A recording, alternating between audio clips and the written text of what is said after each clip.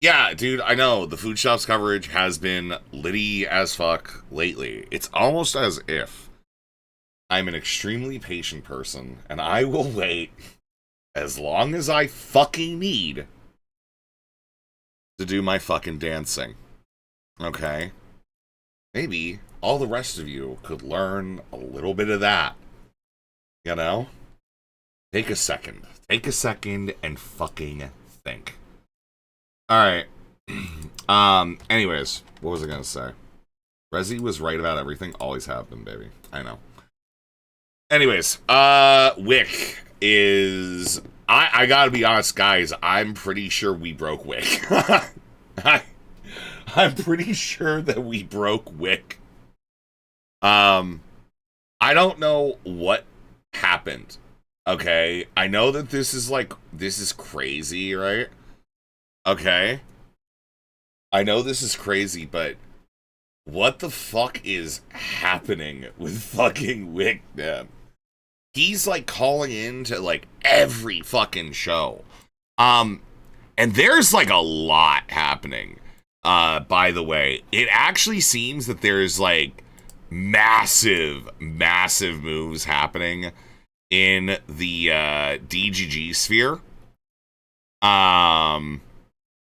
So basically, I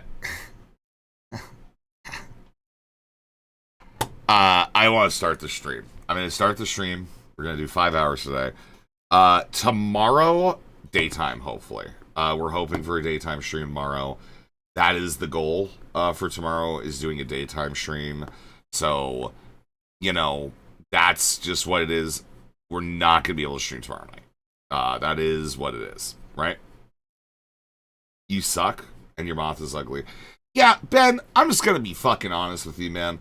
You got to understand that, like, literally, I'm out here, okay? This is me when it comes to you, Ben, okay? Every one of those nails? That's a good deal. Who is feeling the big Wick energy? Hands raised in the air. Okay. Hands raised in the air. Who is feeling the big Wick energy? Who did this moth? Which one? The crucified moth? I don't know. This one? This is Beans. This is Beans. Okay, this is Beans. We'll have more. We're gonna be working a lot more. I mean, it's not. This is an early introduction. Okay, there's a lot happening. So, what I'm gonna recommend, Omni, is you stay fucking tuned, motherfucker, because I swear to God, alright, I know how to use this thing, motherfucker.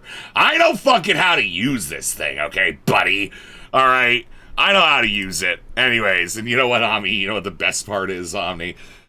I know how to use all 4 of these fucking things, you little son of a bitch!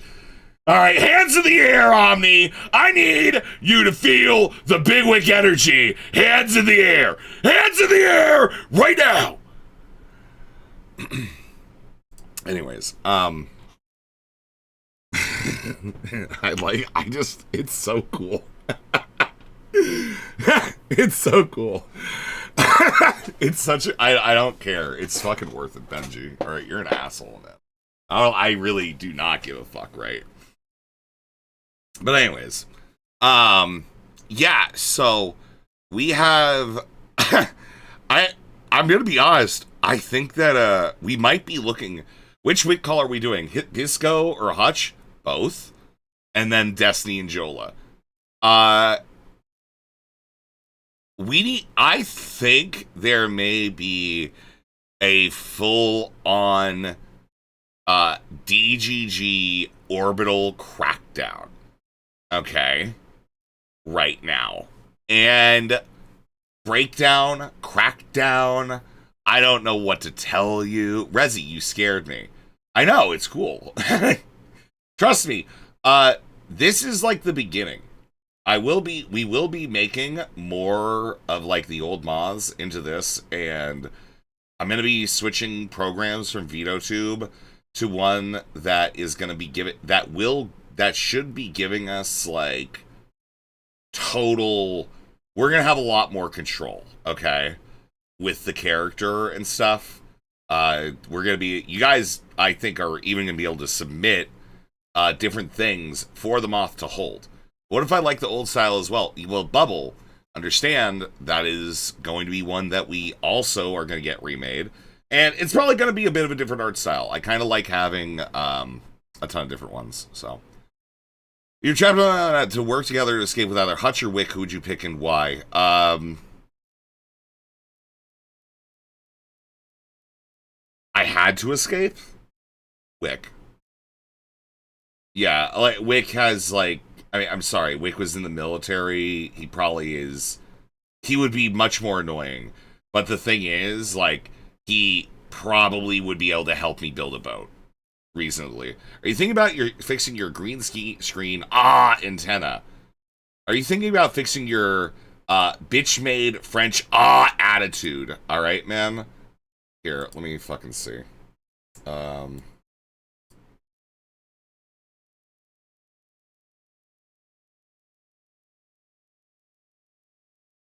No, I can't actually fix it.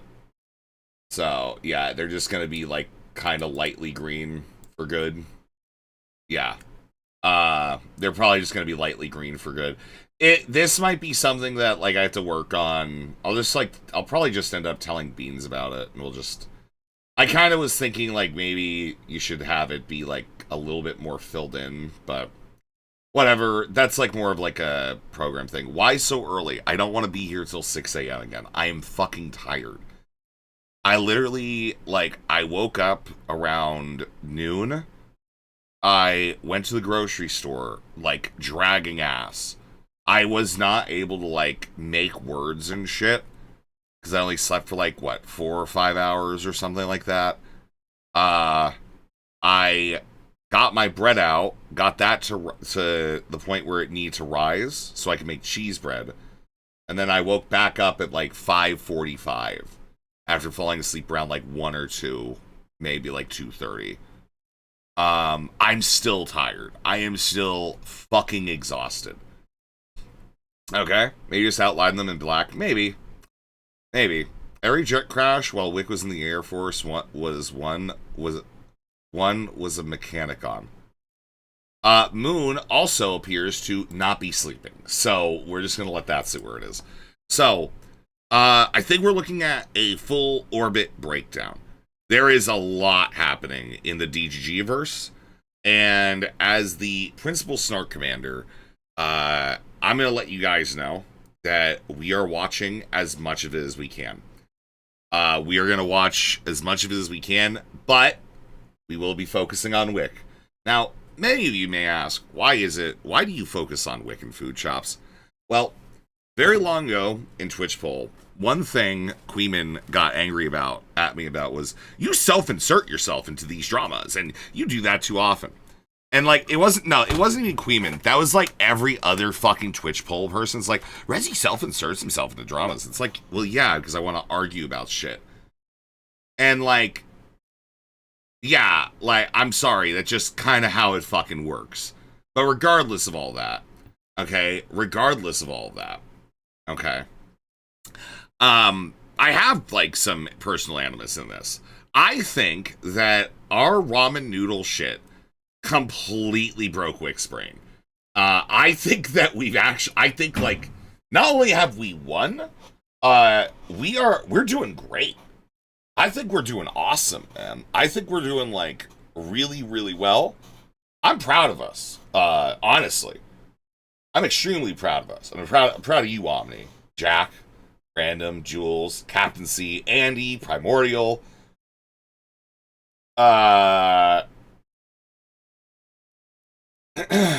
Nate,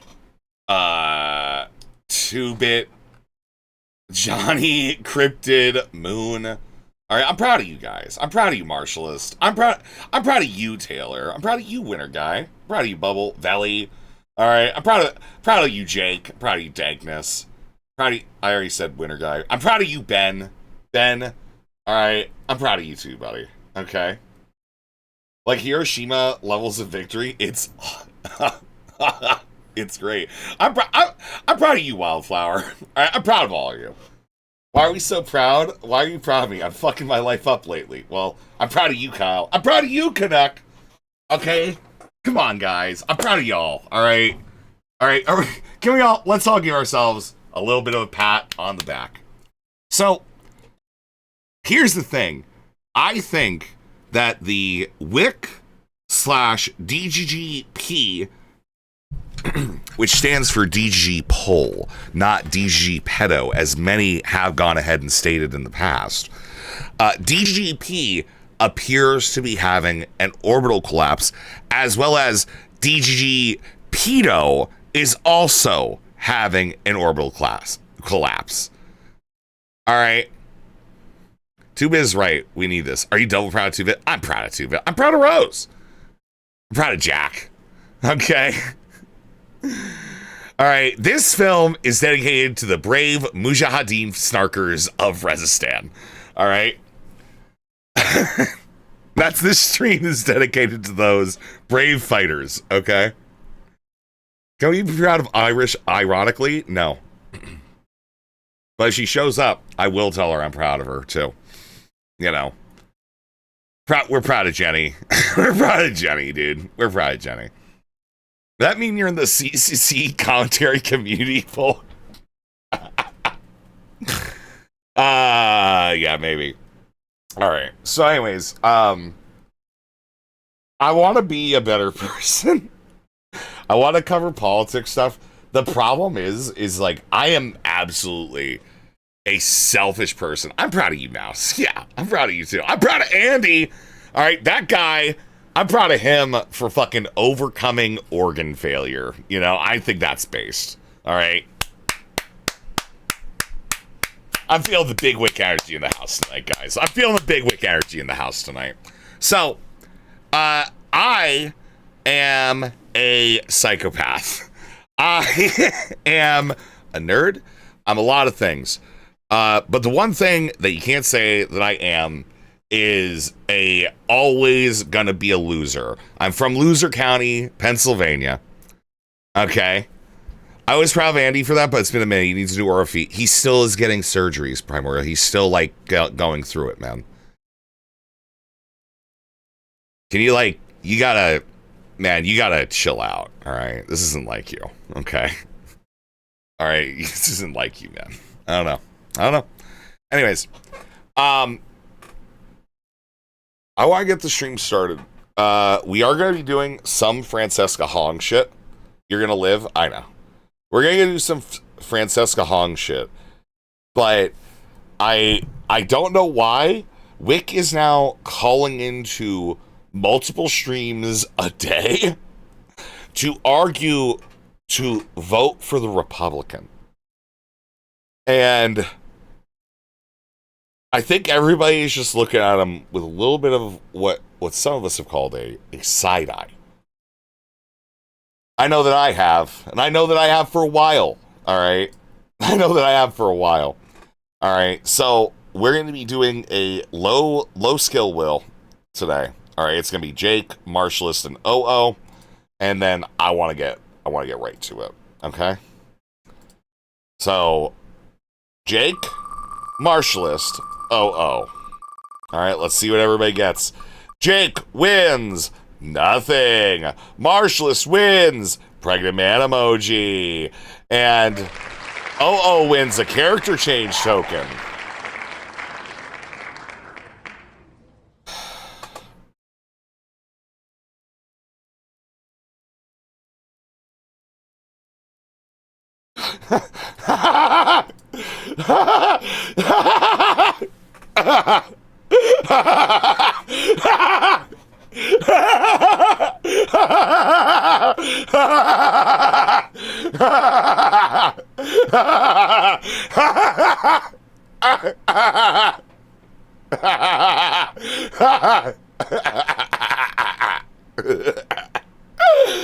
Oh, pregnant man emoji. Pregnant man emoji. I need some pregnant man emojis in the chat right now, man.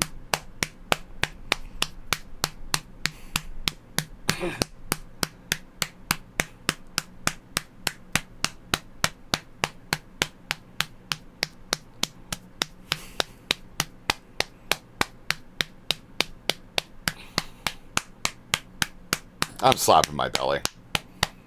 I'm slapping my belly. I'm slapping my belly. I'm slapping my fucking belly, dude. Rezzy, how does it feel to be a bear? Oh, just like the last time, man. Anyways.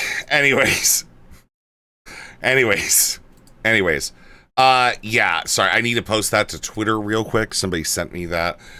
This may become our new background, all right? This may become our new background, actually. You know? This may become our new background. Anyways, so Whick's been freaking out, like, all over the place. But something that maybe you guys don't know, apparently Josiah burnt the bridge. About an hour ago, this is posted on our Destiny. So did Josiah make a statement about DGG or something? He publicly announced on the sub he wasn't going to post here anymore after we bullied him for retweeting Crystal Ball. He also apparently unfollowed Destiny after the Keith Edwards fight. So, you guys might be wondering what the Keith Edwards fight is, okay? And this is something that we've been watching for like a fucking week. Now, you may remember this post, okay? This post from a little while ago by Chris Burnett, all right? Why are you hanging out with children? Well, you know, they're hotter. Based. Let's fucking go. That's why we love him. That's why we love this guy. Okay. To which Keith Edwards posted this. You see how this looks, right? Okay. Now, to be clear, you look at that and you're like, wow, that's like a low level of like, you know, kind of trolling and shit. Well, Keith wasn't fucking done. Okay? Keith wasn't done. We actually watched this last week, where Keith Edwards had this like live stream. Okay? He had this live stream, and during the live stream, he ended up talking a little bit about his appearance on a show called Live and Learn. Live and Learn is like a centrist Democrat, you know, kind of like war table. A lot of people, like, you have the greatest minds of, you know, centrist, leftist, whatever you want to call it. They come together once a week sometimes, and they, you know, talk mad shit on a bunch of stuff. Poli-sci nerds, yes. All right, and we like them. All right, we like Pisco. He's fun. IRI's a little, you know, Hutch is, well, you know, and then Soy Pill. That he's okay. He's all right. Okay, but anyways, so it's a panel show. They come together. They talk about the news once a week. They talk about the shows that they're going to do. We really support Pisco here, even though I'm pretty sure Pisco, probably for good reason, dislikes me. I don't know why exactly, but I just kind of accept that, right? Now, last week, the DSA made a lot of gains politically. We were starting to see this in election after election. You know, a few more DSA people get elected. There might be like a total of like 6 of them in like elected office, man. All right. It is what it is, right? And this is apparently the greatest threat to modern democracy, because apparently a fascist government that does not accept election results, who lies about election results, who has continued to lie about those election results for 6 fucking years, all right, and otherwise has no respect for democracy. That's not the biggest threat. No, the biggest threat is a bunch of fucking, I'm sorry, woke nerds in college, aka the DSA.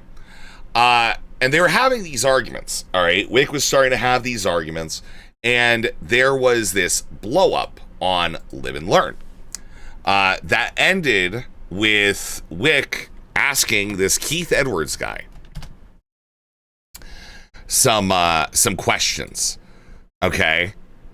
Let's see. Let me get like exactly where it was, because like Whick says this like really cringy thing. He says this like incredibly cringy thing.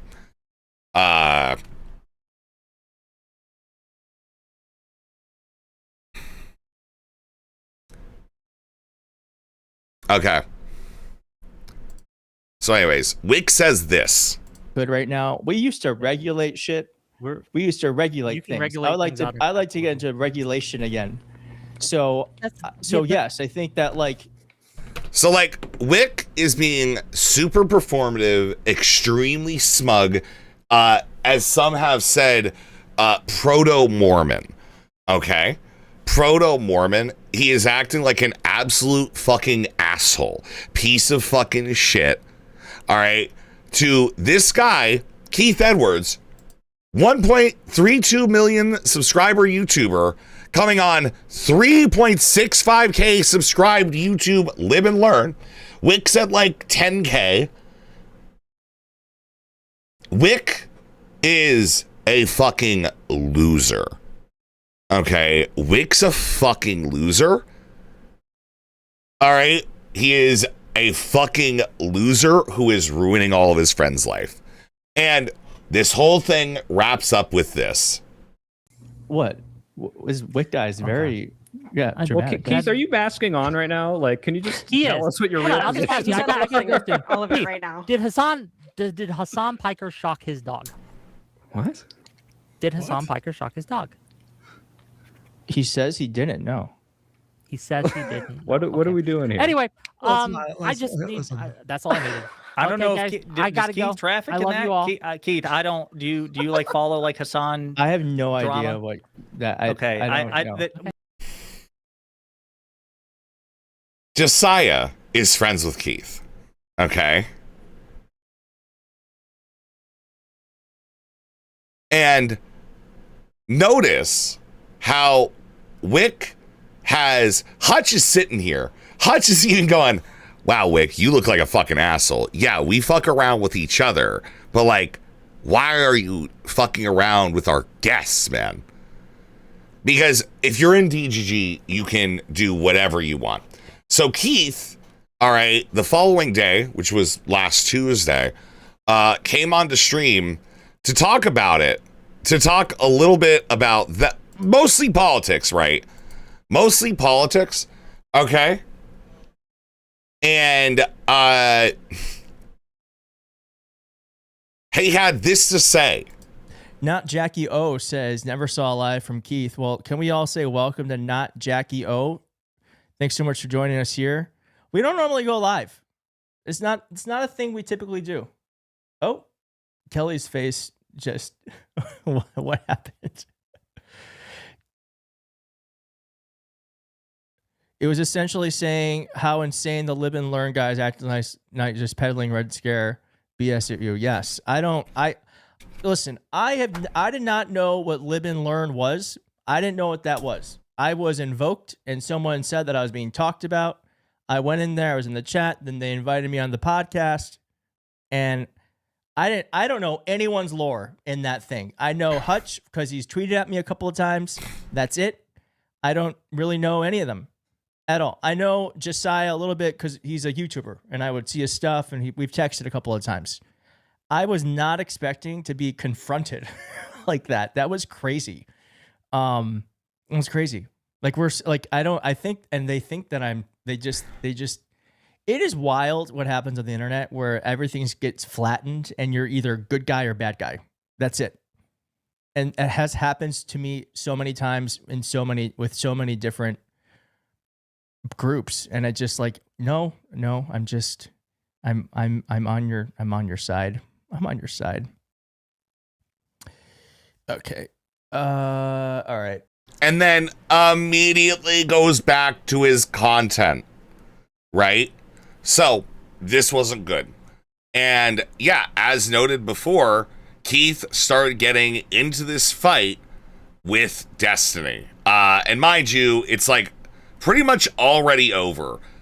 In the sense that, like, yeah, Keith looked at the whole thing. It's like, wow, this dude seems to be a pedophile or something along those lines. All right, and just is out. He's just fucking out. He's retweeting this shit over and over to drive that knife just a little fucking deeper in. He's now retweeting Hassan. Okay, because the shocking thing is, doing witch hunts makes people think that they're fucking witches. Right? And then, yes, DGG immediately went looking for dirt on Keith. And the best they had was him speaking well of a boss who had some allegations, apparently. And I want to be clear, I don't really know exactly. But one thing that Keith did that pissed them all off was adding Nira Tandon. Now, if you don't know who Nira Tandon is a monster. An absolute fucking loser monster. Doesn't know anything about fucking politics. Fucked over so many Democratic campaigns. Dog shit on the mic. Dog shit on the views. They suck. Okay? But Keith Edwards, all right, noticing that Nira was going after Hassan, decided, hey, I'm going to make sure Nira knows this about Destiny, this other person. All right? By retweeting Gato Fumadar, Queen in Yellow. All right? Hey, Keith Edwards, do you ever explain why you promote a blank? Like some sort of shit about, like, this was, oh, fuck, where is this? Where's the original tweet of this, right? And then also posting these, starting to post these screenshots about, like, Destiny's sex life, right? More proof that DGG is toxic to the greater online political sphere. Well, apparently, fucking Nira Tandem doesn't live that way. Okay? Nira Tandem doesn't think that way. Apparently, she's decided to follow in the lines of the pedophile. So anyways, I think that somebody probably needs to talk to Nira and ask her what her, this apparent utter support for the Epstein classes, but in lieu of that, okay, it seems that Josiah may have actually burnt the Destiny Bridge. All right.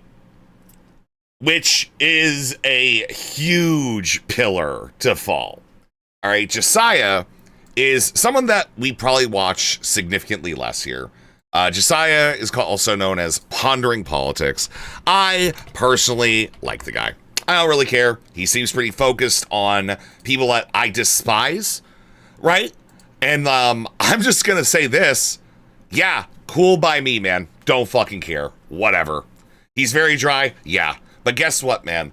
I know that me, as my little moth, holding all my, different implements, all right, I'm not going to get there with people, which is, again, why we've added the gun, okay, to go ahead and appeal to older voters. James from the internet in the audience right now. Question for you, buddy. How does the gun make you feel? Does this make you feel more engaged with the content or less engaged with the content? I know you're old. That's why I'm asking. Holding them with what? My arms. My moth fucking arms, Johnny. Anyways. Regardless. So, I don't really dislike Josiah. I don't really care. I'm not going to watch this shit. Generally speaking, I wish there were more Josiahs in the world. You prefer the moth RPGs. All right. All right. Okay. All right, real quick, let me message my artist real quick. Hey, question. Can you make an RPG 7 real quick with the moth? All right, well, we'll have to see that because honestly, that's awesome. It makes you feel like you're going to kill me. Well, that's like the threat. Anyways. right? Like the bean signal. I know. That's actually like, that sounds like a good idea though. Okay. So anyways, I digress. So pondering politics. I don't really have a lot of hatred for this guy. You can say that maybe he doesn't go after like center Dems that are causing meaningful issues. I don't think that he really had a lot of meaningful critique of characters like Kristen Cinema or Manchin. I mean, honestly, let's take a look. Yeah, doesn't really have much about like those types, but does just continue to drag it on in all of the does seem to drag on all the Republicans. That is his shit, right? But yeah, like, this is 2 years ago. Joe Manchin, the centrist Democratic senator of West Virginia, has publicly announced that he will not be seeking re-election in 2024, effectively ceding the state to Republicans and making an already challenging Senate map in 2024 for Democrats that much harder. But before we unpack all that, if you haven't yet, please hit that like, subscribe, and the alert bell. All right, folks, we're going to start with a clip here, a segment, not the entirety, of Joe Manchin's retirement video. He made... Sorry. Okay, I stopped to grab my bottle of water and take a fucking drink, okay? Sorry. This announcement just a couple of hours ago. We're going to play about a minute of it, and then we're going to unpack what this means for the political landscape heading into 2024. When America is at her best, we get things done by putting country before party, working across the aisle, and finding common ground. Many times, this approach has landed me in hot water, but the fight to unite has been well worth it. Today, West Virginia is attracting more investment, opportunity, and jobs than it has in decades. Here at home and across the country, we are building more roads, bridges, manufacturing plants. What are you drinking? Just water. Just literally just water. And energy infrastructure than almost any time in America's history. After months of deliberation and long conversation with my family, I believe in my heart of hearts that I have accomplished what I set out to do for West Virginia. I have made one of the toughest decisions of my life and decided that I will not be running for re-election to the United States Senate. I don't know how you sit through this without alcohol. I'm just kind of locked in, man. All right, I'm just kind of fucking locked in right now, dude. I don't know what to tell you. Like, I'm just like kind of locked in. I'm like, oh, all right, let's make sure that everybody knows who all these different characters are before we get to the cool shit. And we're going to do the fun shit before we do the cool shit, okay? But what I will be doing is traveling the country and speaking out to see if there is an interest in creating a movement to mobilize the middle and bring Americans together. So he goes on like that, and in the beginning he was talking about the merits of bipartisanship, yada, yada, yada. So listen, I have complicated feelings about Joe Manchin because on the one hand, I intensely dislike him, just as I do Kirsten Sinema, because they have been obstacles at times, critical times, to President Biden's agenda and a progressive agenda for the Democratic Party. That's unquestionably true. His face is so uncomfortably dead masky. Well, here's the thing about pondering. This is 2 years ago. When he was just starting his channel, he was just doing these, like, again, it feels like slop. He has gone on the Zempi. All right, just so we're clear, he has been on the Zempi, and he figured out how to do his face and shit to, like, make it look like he has more angles and shit. Oh, the guy he's watching. Oh. Yeah, well, yeah, he got on the Zempi, and now he looks like this. That is, like, critical lore, and it's just, like, it is actually crazy. I actually have not... I've just, like, kind of been watching him on and off for, like, 2 years, so I never noticed the change. Wow. Yeah, he looks... Huh. I don't know how I feel about Ozempic sometimes, man. I don't know. Anyways, jawline discovered. On the other hand, he is a Democratic senator. He looks healthier before. He looks fine here. Yeah, he looks fine here. You know, he looks fine here too. I want to be clear. I don't think he looks bad here, but you know, senator in West Virginia, which is like a statistical anomaly. Like, probabilistically speaking, that's just unlikely to occur. With Manchin dropping out of the race, the Democrats have effectively ceded West Virginia to West Virginia. 1 hour until polls close. That is correct. So, just as a side note, we are doing drama tonight, but there are some key significant races that are occurring. We did a short thing on Francesca Hong yesterday, who is running in the Wisconsin. I hate myself. Wisconsin governor's race, and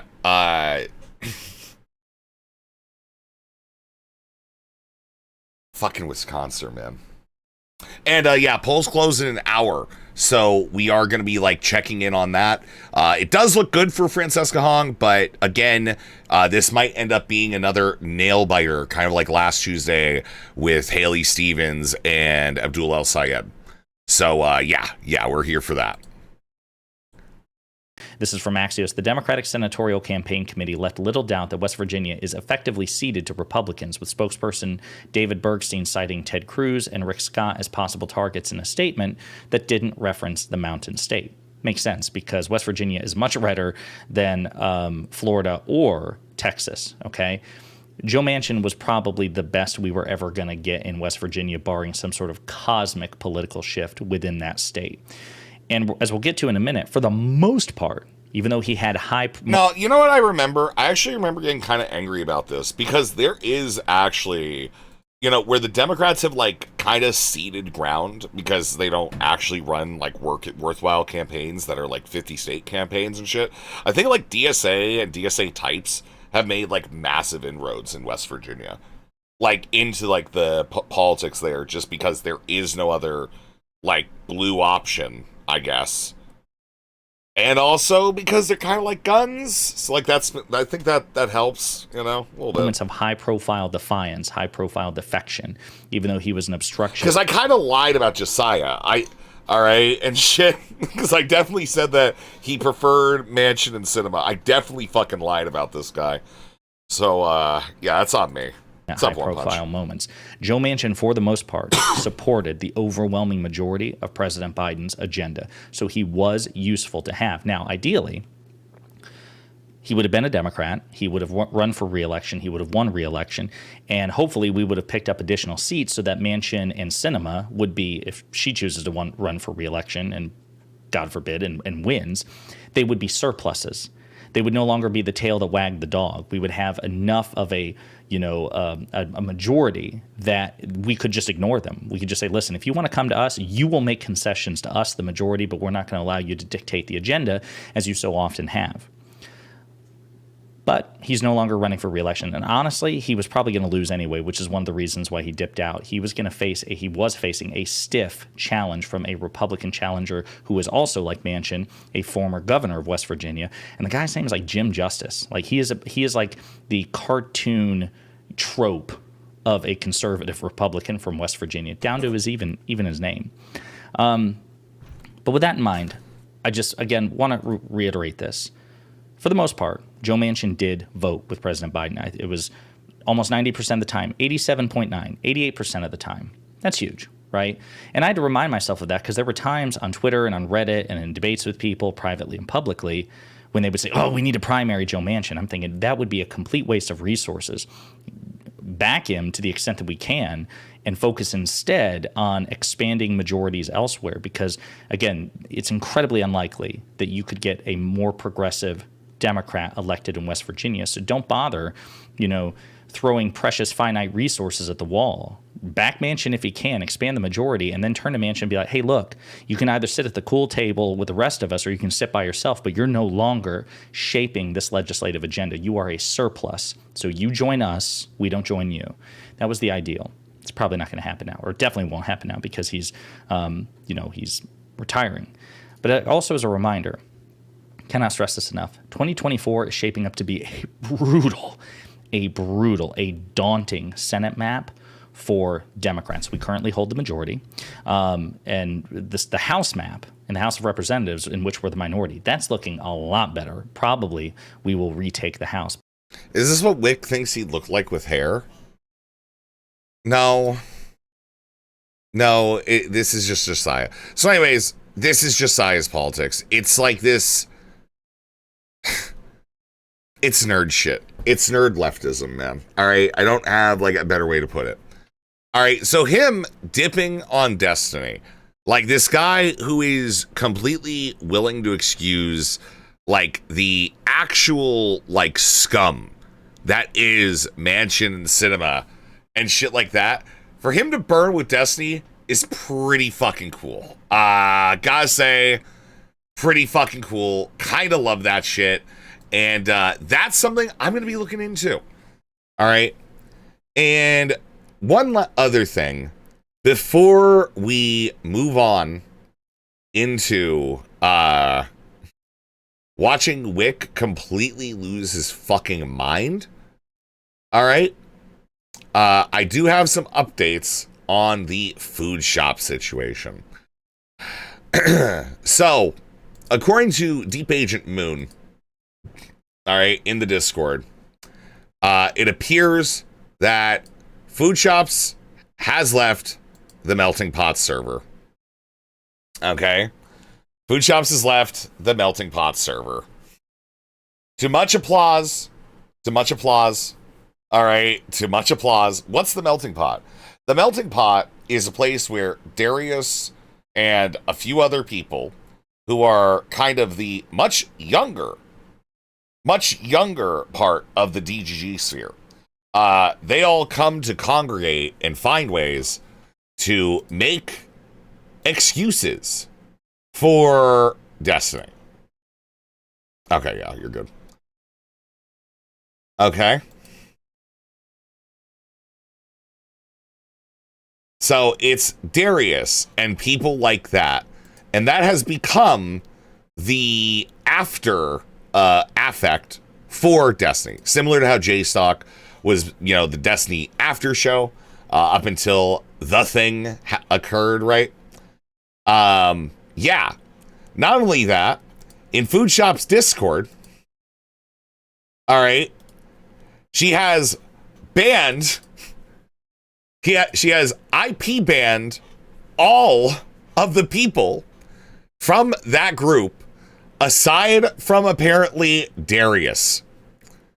Okay? Isn't Darius 75? He's 31. Okay? So, it appears that DGG Social, DGG Drama, there is a full-on break occurring with Foodshops. All right. Foodshops, some are saying that she is splitting. Okay. Some are saying that she is splitting. All right.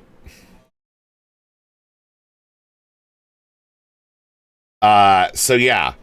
But not only that, there may be some extra food shop shit we do at the end. But I'm gonna be honest, like, this is like low tier for me right now. I have very, very limited whatever.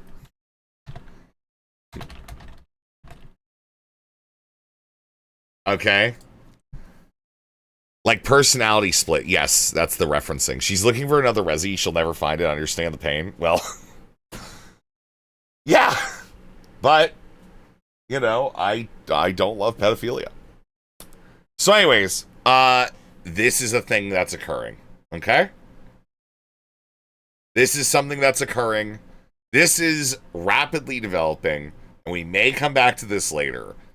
But, for the time being, okay, the man who called me an anti-Semite about like 2 weeks ago because he could not deal with the ramen hat, and then who also started levying becomes the rallying cry for DGG in the recent Pisco uptick, where now Pisco is just arguing with fucking no-names every day.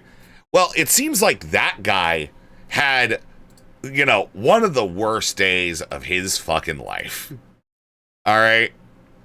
And you know how bad it is? Do you want to know exactly how bad it is, man? It's so bad out here It's so desperate out here. Guys.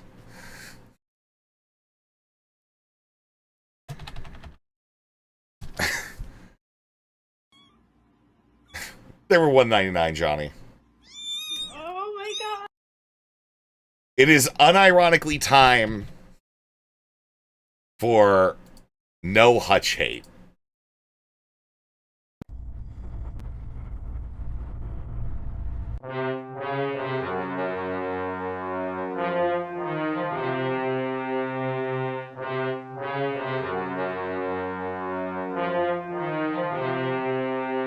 Anyways, yeah. So Whick is going off on everybody, and he argued with Hutch today. He argued with Pisco today, and you won't believe the side that Whick's on. All right, you know, stalwart defender against fascism and you know the failing of the American way and democracy. Whick is now arguing for people to vote for Republicans. He went on Hutch. Yep. It's time. All right. It's time. I like the idea of playing the fucking Hitler song whenever, like, we do a pro Hutch segment. I think there's something there, man. Okay. The mask is just off. Well, we'll see. That is going to set them back. You know what I mean? Like people, other constituencies in other cities and other states are going to be more hesitant.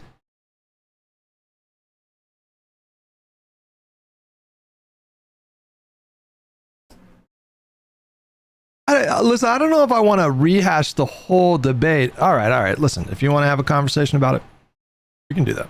Hop in my Discord. I'll pull you up. Dude, it sucks so much. For those of you that don't know about Hutch, all right, for those of you who don't know about Hutch, can somebody send me the clip where Hutch claims to be black? All right. Hutch is a funny little guy, all right? Hutch is a very, very, very funny little guy, all right? Okay, thank you. Let's take a look. Here we go. Hello? Yeah, I shit you not.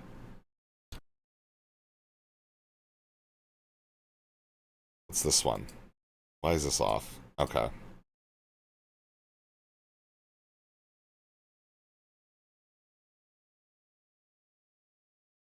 Is what she's saying. Fuck! Send me the child porn. Is what she's saying. Fuck! Okay, that's not it. That's not the one. Okay, that's not the one. Okay, yeah, here we go. I got it. I got you.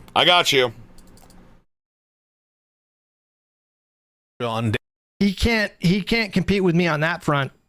He can't. I literally descend from a slave. You're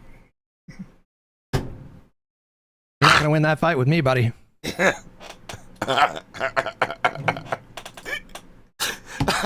So, just so we're clear, I don't want to play the whole thing out. Hutch thinks descending means that his slave-owning grandfather, having raped one of his slaves and they sired an offspring, Hutch thinks that makes him black. And I'm going to be honest with you, none of us have the heart to fucking tell him. No one has the fucking heart to tell him, okay? Alright, what a disgusting thing to be proud of. No, he's just a little bit confused here, Mouse. Okay? He stopped claiming he was black after this stream.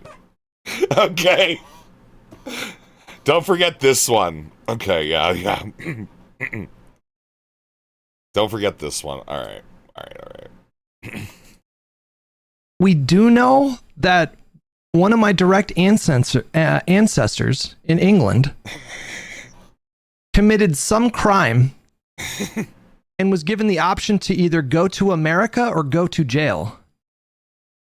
We don't know what the crime was.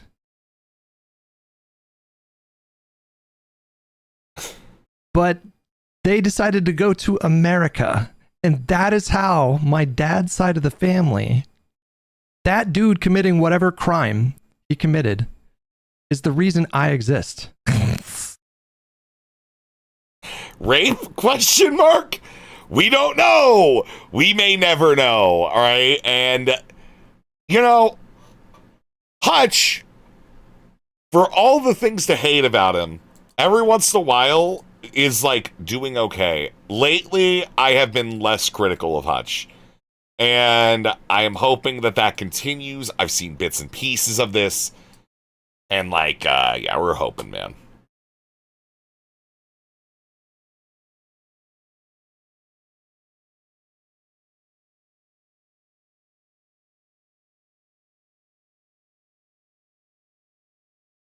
Hey, man, can you hear me?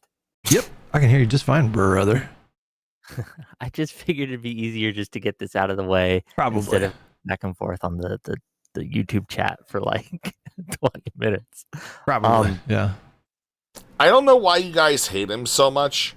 Okay, he's just kind of a goofball.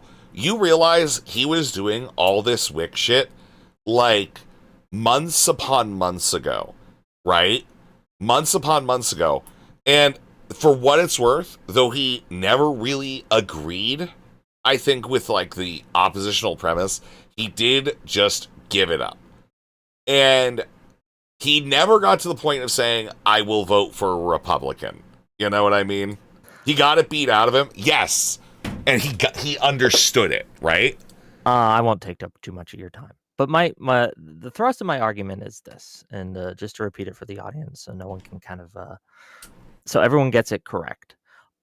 I think that by supporting Hong in the general election and in the primary election for what that's worth, what we are doing is it's going to make it harder for... if Hong wins the general, it's going to send a signal to the DSA and to the people on the far left who like the DSA that the DSA is a winning move, right? Like going to the left is a winning move. Let me stop you right there. Can I stop you right there? Of course. They're already there. Mamdani is their bright beacon, their shining star. And Hong losing is not going to change their logic. Like, you know them just as well as I do. There have been a lot of DSA losses since Mamdani. And yes, they use him as their focal point, and they just ignore the losses, and they just lie. They just overstate their wins, and they just lie. And so I don't think Hong losing is going to stop them from doing that. They're going to make the same arguments. I do think it will make it less likely that people who are on the fence, people who are looking at the elections and thinking, well, we got to beat Trump. Is the establishment working? Is the DSA working? It will make them more likely, because there's more data points, to go with the left and support these people. I think that is going to cause us to lose general elections across the board that we would otherwise win. And for evidence, even though I know he's not DSA, he is supported by a lot of people who I consider DSA adjacent, like Hassan Piker. El Said winning the primary took us from a lean D to a toss-up, right? It objectively has made it more difficult for us to win a general election. Okay, and the idea is that AIPAC wouldn't have supported Mike Rogers over Haley Stevens in Michigan, even though El Sayed already kind of has made this super anti, private ownership campaign, a people's campaign. And that's something he can emphasize going forward. AIPAC would likely have supported Mike Rogers. Be fucking real, dude. It's crazy, gotcha. Whick. And this will be used by these people as a way to convince the more kind of progs, the more kind of center-left people to go along with them. And it's unsustainable. It's going to make it so we lose more general elections in the future. And I am willing, you ever play chess? Yes. Sometimes you got to sacrifice a pawn or a rook in order to win the game. You got to sacrifice a piece. It's politics, and it sucks, and it's not ideal. But I'm again, that is the pragmatic argument. There's a moral argument too, right? I think that communism and socialism is abhorrent to me in a very real way. And I think Hong's brand of it specifically is, I think she's a liar. I don't know if you've seen her response to Thanksgiving, the Thanksgiving tweet, right? Like originally it was word salad, and then she went on to basically lie like Thanksgiving is my favorite holiday. It was crazy. I don't think we can support that on a moral level. I think we don't need to. But pragmatically, my argument is that we can see how going to the left in a primary election has made it harder to win these general election seats.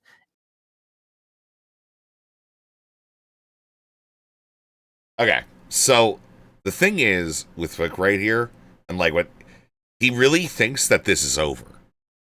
A lot of these people, unironically, think that the great red menace of the 21st century for America is over. It's not. We're not out of the wheelhouse. It's just not happening. And the reality is, I need to do something real quick. I just need to do this real quick.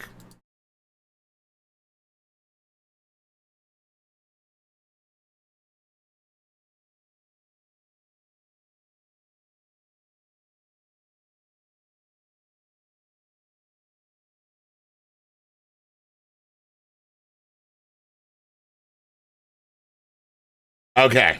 Anyways, what I gotta say, all right, what I gotta say is that ultimately, what it comes down to, all right, it's not over yet, guys. It's not fucking over yet. All right, we're not even close, Whick. We're not out of the doghouse. We're not out of the pound, buddy. All right, we're not out of the doghouse. We're not out of the pound. All right. It's fucked up, man. I know. But, yeah. Dude, I don't care. Rezi, you can't just pause the stream every time one of your Discord kittens sends you a dirty photo and then jerk off. I paused it for hot metal. Okay. You had that in your game the whole time. It's so cool, dude. It's so cool. Okay. But anyways.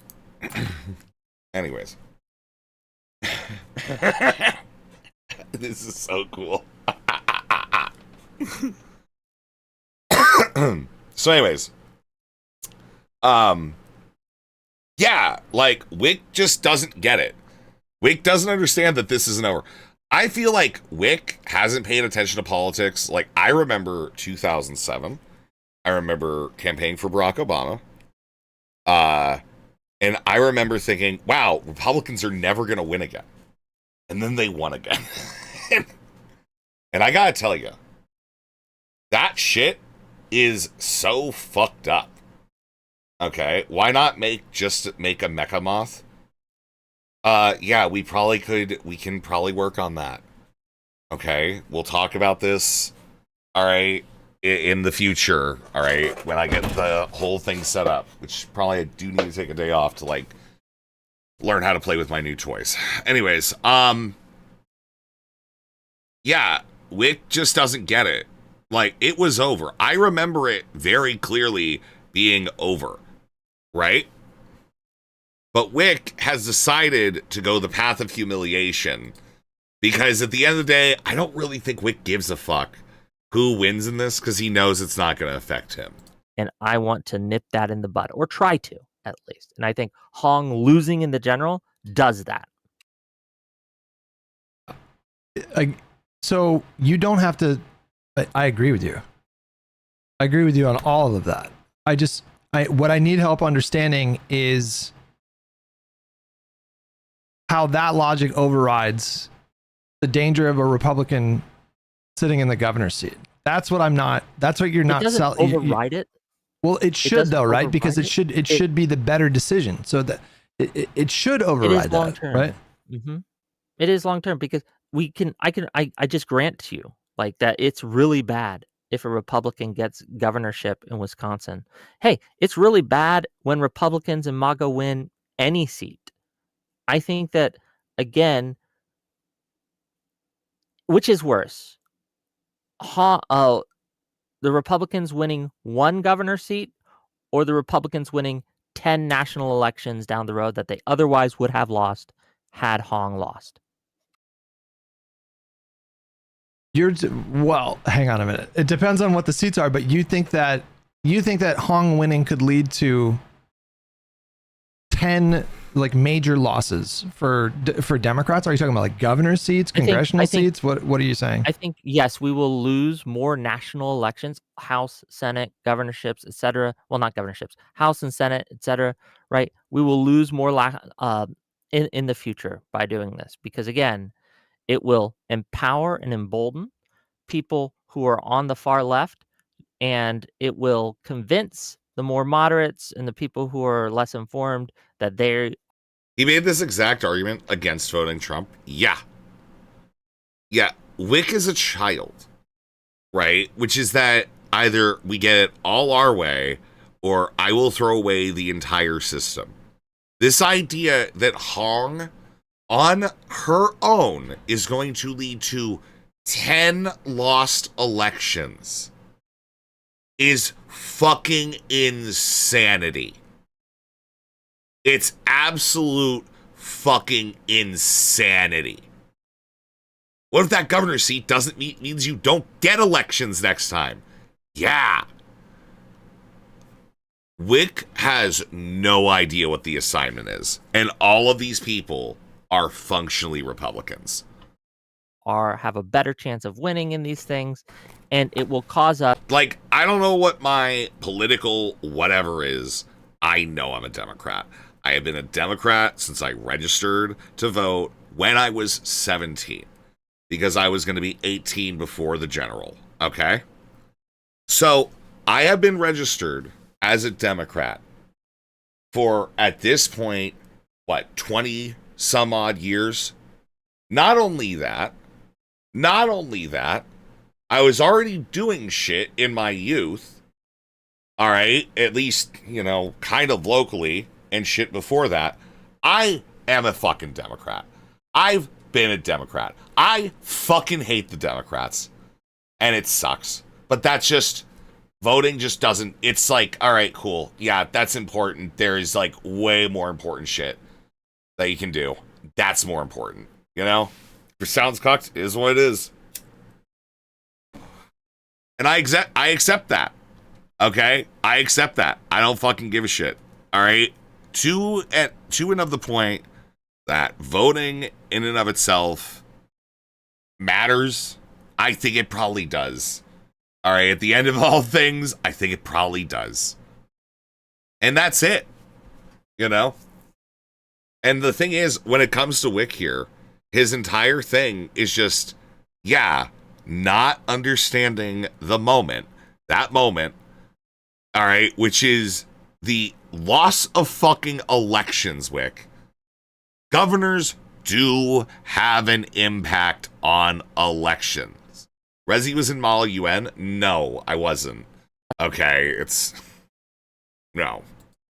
To elect more far-left candidates in primaries, in contested seats, and we just have the data on this. That makes it harder for us to win the general. So obviously, there's going to be more losses in the future. I don't know where.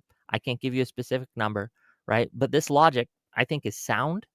And what I will say is, I think we're good, Hutch, right? But people who keep trying to paint this as me wanting MAGA to win, that's the opposite of true. That frustrates me.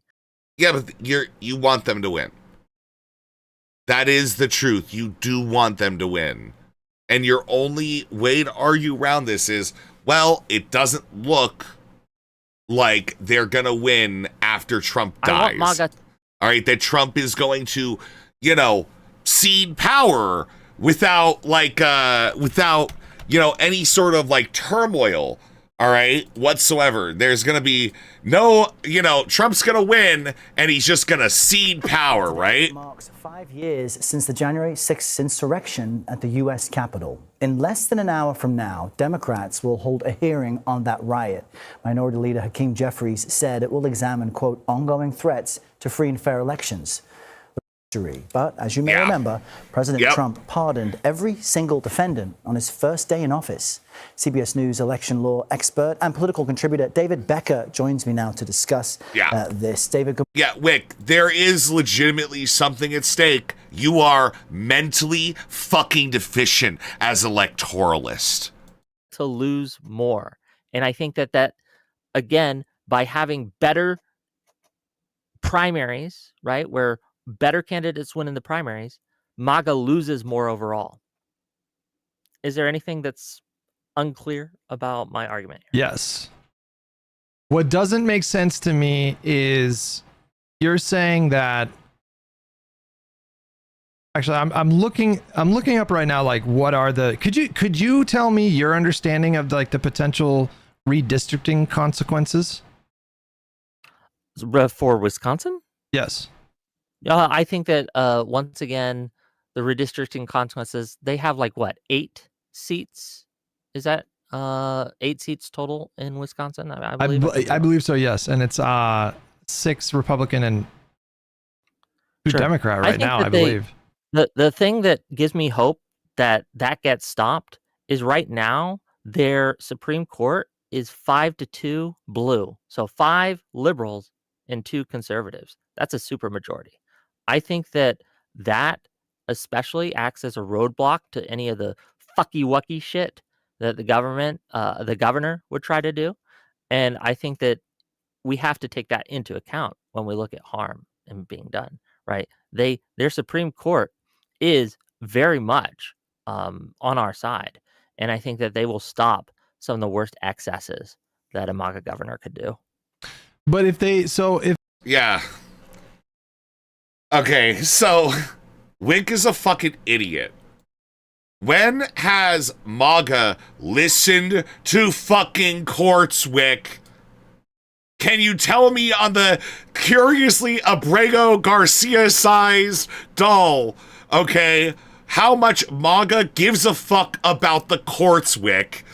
I think the redistricting is done at the state assembly level. Is that right?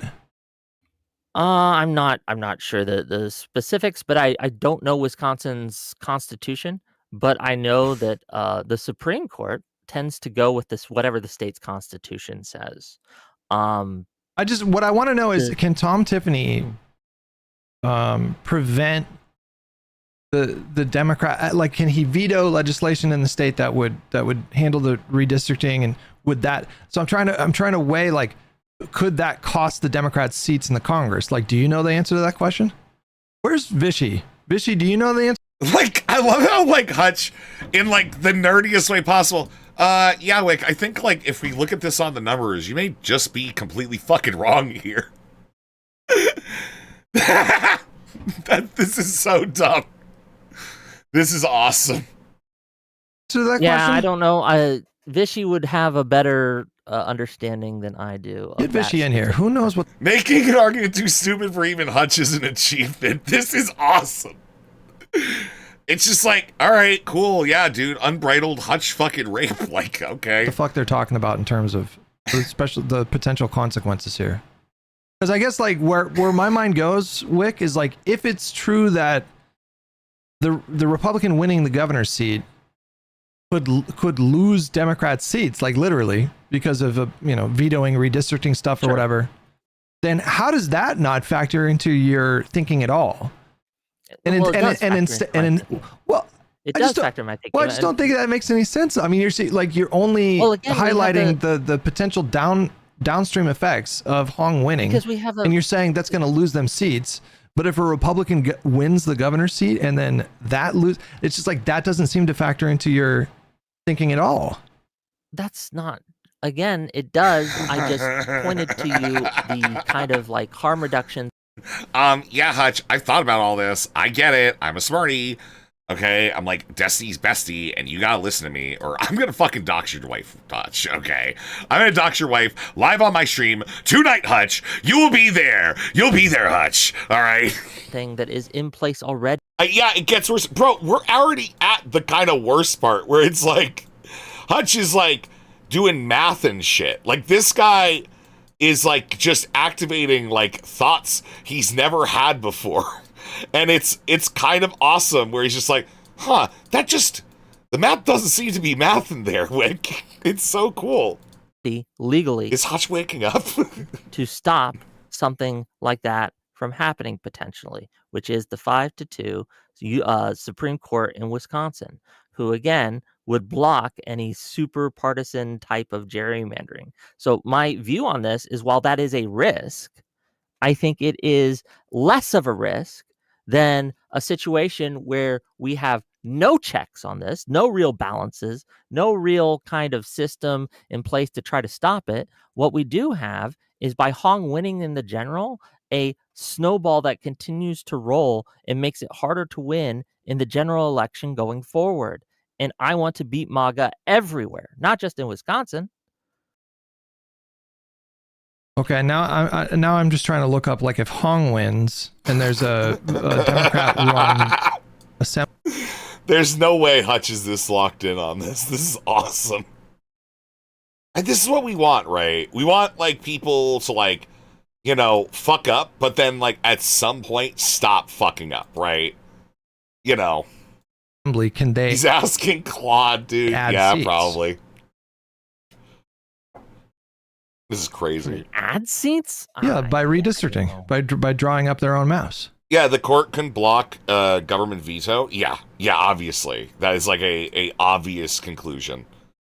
That like, yeah, the veto for the governor is literally like one of the checks on like the court. It's supposed to be one of the checks on like, I mean, it's a check on the legislative power, but it is also definitely supposed to be a check on, you know, judicial power as well. That she would sign off on as governor. Yeah, Whick is not the hero we want, but clearly the hero we need. Yeah, so I don't understand why known fake socialist tuber Brooks here is now going ahead and calling Whick a hero. I think we might need to call Sunday in on this, okay? This is not great. Not great. Shouldn't you know that then? Like, shouldn't you know that? I mean, if this is I'm just like, all of this started because of a server leak that I wasn't fucking in. It's fucking awesome, man. If you're against it, I'm not judging you because I don't. Brooks is a class traitor. Yeah, pretty much. Yeah. Sorry, buddy. Sorry. I don't know, but I'm just saying, like, Yeah, but you're making the argument. You're the one that's making the argument. It's just nice to laugh. You know, it's just nice to laugh. It's better when you're laughing. That it would be better if Tom Tiffany wins, but you don't seem to. The terrifying part is that Whick is a fucking idiot. And Whick is literally the sort of people that, like, lost Germany to the fucking Nazis. And it's crazy to me. It's fucking crazy to me that, like, this is where we're at in the discourse because of a fucking snark server leak. And Whick having to, like, you know, just a million tipple down on whatever the fuck all this shit is, dude. Know the potential redistricting consequences. I don't understand that. So I think, again, the Supreme Court will block any Republican districting consequences. Has, to my knowledge, Hong hasn't even intimated that she would redistrict, has she? I honestly don't know. I have no idea. So, like, if we do this thing where we assume that Hong is going to do all the good things and the Republicans are going to do all the bad things, maybe. But I haven't heard Hong talk about redistricting at all. Okay. So, what do you think her opinions on redistricting are gonna be if it comes up, Whick? Can, like, we just make this, like, logical inference that there probably isn't a problem, and socialists especially probably will not have a problem with redistricting because they do view the districts as something that impedes their ability to acquire and gain power through electoralism in this country. Whick, let's just think for a fucking second about this. What she has talked about is a moratorium on data centers and a Thanksgiving, right? Like, not a lot. So again, I don't know. We watched that fucking that one debate and shit. She seemed fine there and seemed to be like really on message, talking about voters and working class families and, you know, shit that the Democrats used to give a fuck about. we can, I don't know if that necessarily should go into our calculations if it's not something she's even saying that she's going to do. All right, Vishy's in here. Hi, Vishy. He's my guy on the inside. Can you hear me? Yeah. You're a little low. I'll turn you up. My bad. There you go. That's better. Oh, great. Okay. So Vishy works in politics, guys. So give us your thoughts. What's your thoughts on what Whick is saying here? One, I think Tom Tiffany would definitely approve and probably call, even on and off. He would probably call a special session to redraw the seats to try to make it 8-0 if he wanted to.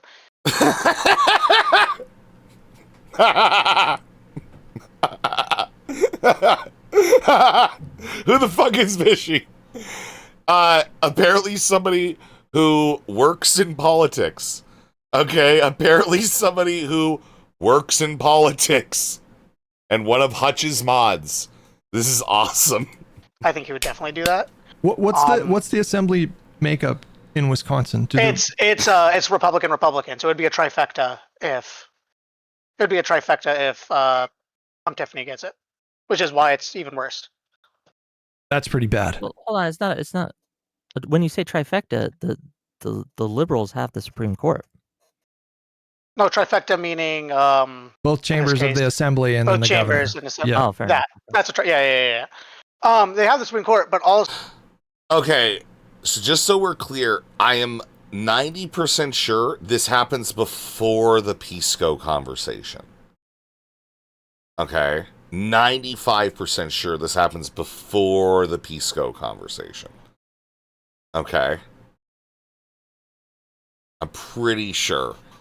I'm gonna be, I gotta be fucking real. If you were to catch me on this shit in like a stream in the morning, you know I ain't gonna be talking about that shit later that night. Okay, easy. So, a lot of the times we could see there's ways where even though I forgot what the makeup is in Virginia, but Virginia even like shot it down. I don't think a lot. Deep Ops agents have delivered me a new image of Wick's current whereabouts. All right, they have messaged me an image of Wick's current whereabouts. Yes. This is we will be reporting back to you on all of this. All right, we will be reporting back to you on all of this. A lot of times, Supreme Courts will actually shoot down redistricting. In Kansas, it's a very liberal Supreme Court, and they just did it anyway with their redistricting. Yep. So a lot of the time, because it's not SCOTUS, those state Supreme Courts have a little bit more integrity, and they will normally, unless it's egregious, shoot it down. But in that case, if they shoot it down, I think if they do shoot it down, then it'll be fine. But I don't think they will, just depending on how bad it is. They could do it in a way where they just make a lot of toss-ups and just hope for the best, but still they will find a way to redraw it, no matter what. But also, I think... You say that, hold on, Vishy.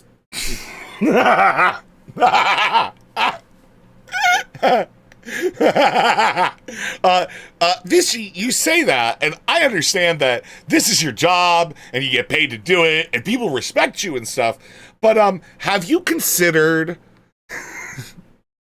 You say that, but we're ignoring the states that, again, Trump tried to pressure. Republican states, Republican-led states, with the Republican governors that refused to redistrict. Whick, brother, you don't understand. These aren't the Republicans. These are avowed MAGA. These are the people that would have gone ahead and gave him the election in 2020. Whick, These are avowed MAGA. These aren't they aren't the type of neocons you think still exist. Buddy, they're gone. They're gone. It's not like what fucking 74 anymore. When were the last time like Republicans were like respectable ish? It's been a while. Probably Nixon, really. And things like that. Like again, what 88? Oh yeah, he probably is a Reaganite. Yeah. What you guys are doing is you're assuming that the Republican is obviously always going to do the bad thing. And Tom Tiffany, to be clear, is a bad guy and probably will try, but that nothing that the Democrats do will ever stand in the way or stop it. And I think that we have a Supreme Court in Wisconsin that is prepped and ready to stop this kind of thing from happening. But you're assuming you're assuming a partisan influence that they would just veto anything that the Republicans would do. But what is that based on? Have we seen state Supreme Courts all over the country just automatically? Yeah, like the issue is, so for the Supreme Court to be able to weigh in on that, you then have to have a case that gets to the Supreme Court. Okay? If you have the governor and then, you know, all the House and the Senate of a legislature of a state government, right? They can just start appointing judges downstream of the Supreme Court. And then those judges will rule against it. And if it gets caught, it would then most likely be something that is removed from any level of ability for Democrats to get to the Supreme Court in the first place. Right? And Whick is a fucking idiot. You know, strike down every Republican map? You guys keep assuming Republicans will always do the bad thing, and this one probably will, but... So, we looked at... Why do you think Elon Musk tried so hard to change the makeup? No, wait, we'll just answer that question, Whick. I mean, have we seen... Can I find any state Supreme Court that tries to stop the Republicans from doing fucky wucky shit? I can point to you on the one I know off the dome. But redistricting is there. The 2000 election, Florida State Supreme Court was liberal at the time, and they acted as a major obstacle to Bush in the Bush v. Gore stuff. It didn't end up working because of the 5-4 Supreme. Hey, you know how like it fucked up? You know how like fucked up and like, you know, the Republicans stole an election in 2000? Yeah. You know,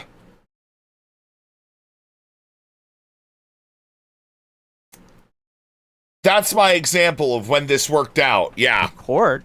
But that is one example of liberal Supreme Court. But you're failing. You're making the argument that there's nothing to worry about in terms of Tiffany. No, that's not my argument. Well, you're making. There's nothing to worry about. Well, it's that's your logic when I say, well, if Tom Tiffany wins and then the Republicans have a trifecta in the state of Wisconsin and they call a special assembly and then they pass a new redistricting measure and then that loses like Democrats like 3 or 4 seats in the House, the way that you're trying to comfort me from that danger and strengthen your own argument that Hong winning would be worse is you're saying, well, you know, we got the liberal Supreme Court over there. Yes. But well, that's not very comforting, though. You know what stops it going from the Supreme Court? Having Hong in the seat. You don't even have to worry about Supreme Court doing it or not, even with the makeup. Yes, but again. But also, you're saying, just real quick. You know what else stops the Republicans voting for the non-Republican Whick? This is awesome, man. This is keto. This is utter fucking keto. Oh, man. Bro, I feel that we are uniquely responsible for this specific Whick crash out. And you know what? I think that's fucking awesome. And I think we need to give ourselves a pat on the back for that one. All right, guys? Like, give yourself a pat on the back. We did it. This was us. All right, we made Whick lose his mind this much over nothing. Over fucking noodles. It's on us, man. We're the fucking champions. Whick, L Wick, W Snark, W Snark, W Snark forever, Wick. This is so stupid. This is awesome. This is so cool. I love watching Wick like lose this badly after like a year of platforming fucking losers like Tallybots and shit. All right? Like the actual fucking like wolf in sheep's clothing that Wick regularly has on his show. All right? It's just so fucking, it's here. It's been here. All right? It's time. Obviously, you have to worry about redistricting less if Hong wins. But then you have to worry about my issues much more. And then we have to worry about redistricting that the people who did not win up. It's wolf in sheep's clothing, not woof. Remember to like and subscribe. Yes, I pronounce wolf like woof. All right? Sorry. Okay? Sorry, guys. I am sorry. Remember to like and subscribe to the YouTube, follow the Twitch, follow the Twitter, join the Discord, do all the fucking things, hit the fucking buttons, whatever, all right? Add time if you wish. I'm tired. I don't care. I'm kicking my feet. I'm having a great day. I hope you are too, you know?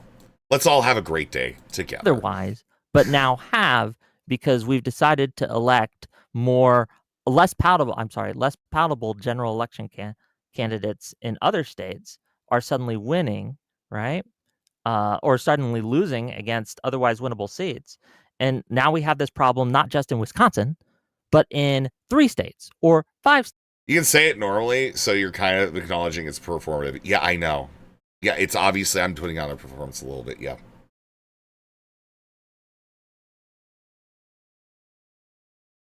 Yeah. It's more entertaining that way, buddy. States or 10 states. It's a real problem. We're already seeing that with just primaries in general. Yeah, obviously, this isn't even us. This is just like, at the end of it, Wick has had these latent behaviors for a long time. We've noticed it, whatever. But yeah, man, let's kill the vibe, man. Primordial, let's just kill the fucking vibe.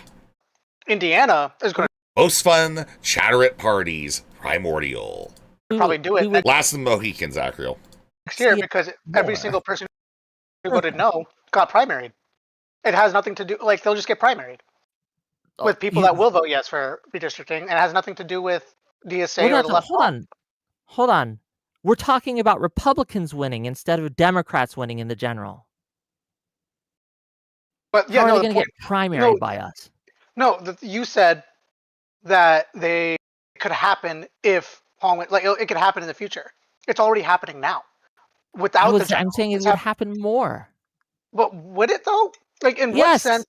No, with DSA winning here in Wisconsin, I think it's a really good case study because she's not going to be able to do all the stuff that you think she's going to be able to do because she's just going to be restricted by a Republican-led legislature, right?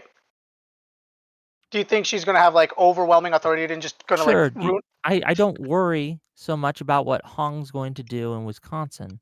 My concern is that it's going to make socialists think that they're allowed to be in this country and not is how she affects the national mood and sentiment and convinces people that going left is okay when we have metrics showing that the further left we go, the harder it is to win in general elections.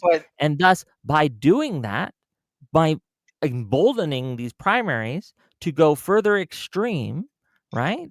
What we're going to be doing is making it so that there is more of a chance that leftists win in primaries across the nation. And that will make it harder for us to win in generals across the nation, meaning that we have more MAGA in Congress, not less. So what is wrong with that? Hold on. What is wrong with my logic?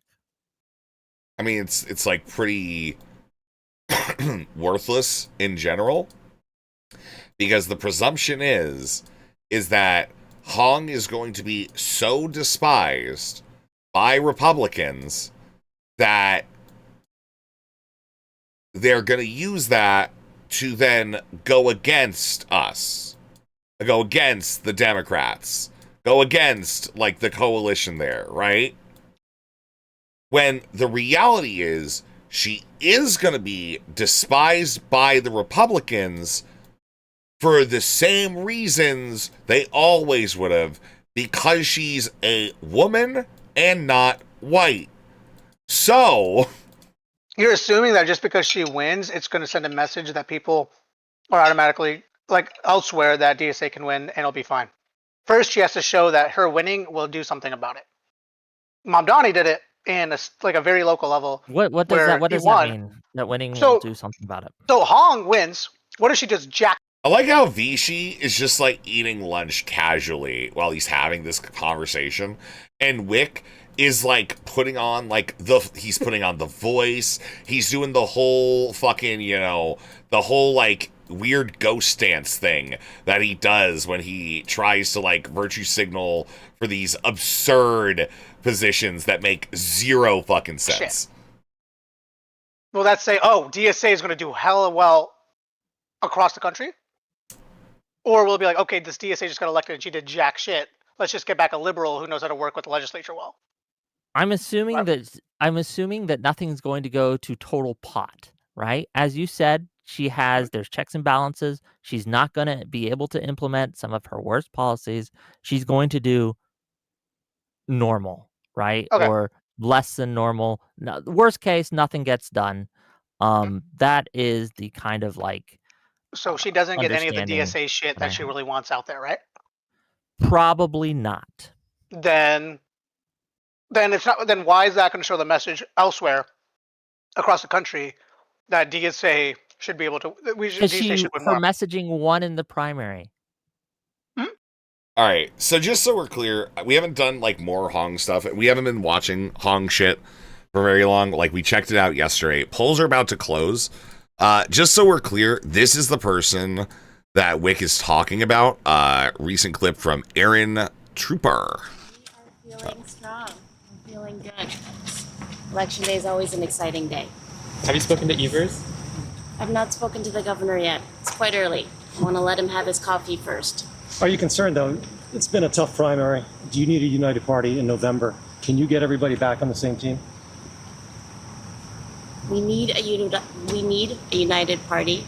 We are ready to unite not just the party, but working class people all across the state to defeat Tom Tiffany in November. Do you feel like your policies are the future of the Democratic Party? I think our policies are ones that are the solutions to deliver for working class people, permanent affordability, so we don't come back to moments like these. I think the Democratic Party, we are a big tent party, and there's always room for better policies and always room for more people. Do you think you were prepared for this intense pushback that you've received, especially from Republicans framing you as far too extreme for Wisconsin? What's extreme is Congressman Tiffany, a longtime DC congressman, has voted against the interests of Wisconsinites over and over again. What's extreme is that he's an election denier. What's extreme is he continues to protect Epstein and pedophiles. What's extreme is that he has voted to help raise gas prices and make life harder for Wisconsinites. I think what people of our state are ready for, the good people of Wisconsin, are ready for a government that actually puts them first, not Trump. Who would you hope to campaign with? She makes veiled threats in this tone, which is cool. Kinda. That's kind of cool. Yeah. Yeah, there is like those moments where like there is like that little bit of a mask break. And like, I'm gonna be honest, she is kind of terrifying. But yeah, I think we should actually be seeing some stuff come in right now. So let's check it out. Steve Kornacki. Is Steve Kornacki up? Did they drag out Steve Kornacki, do you think? I wonder. I mean, this is supposed to be starting like soon, right? Got nothing in at all. Okay. What? It's 9:02. They just closed the polls, right? So when did they close polls for? That would have been Central Time as well, right? That would have been Central Time as well, I'm guessing. We got Kornacki cam. Let's go. All right, sorry to break up your drama coverage All right, but you know what time it is. 20% or so of the vote is probably coming out of Madison. Probably about that is coming out of Milwaukee, too. What Adam just said is very significant, though. These are typically, recently, Madison, Dane County, this is like, it just gets bluer and bluer. You see it in presidential elections, we're always talking about this. This has become more, this used to be the sort of the heart of the Democratic, of Democratic Milwaukee. Now Dane County is. What Adam just said is like, they're updating significantly the estimated vote in Dane County particularly.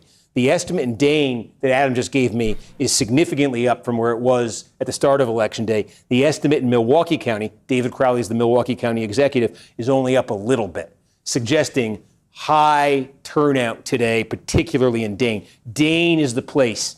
Dane has got to be like the epicenter for Hong, for her campaign. So that is an encouraging tidbit for them before anything, for her campaign, before anything actually comes in terms of results. But keep in mind, I think one theme we'll be stressing as these results come in tonight is keeping in mind what we saw in Michigan last week with Al Sayed, with his victory. Where did it come from, right? Remember, we spent so much time talking about like East Lansing doing well in places where there were younger populations, younger median ages.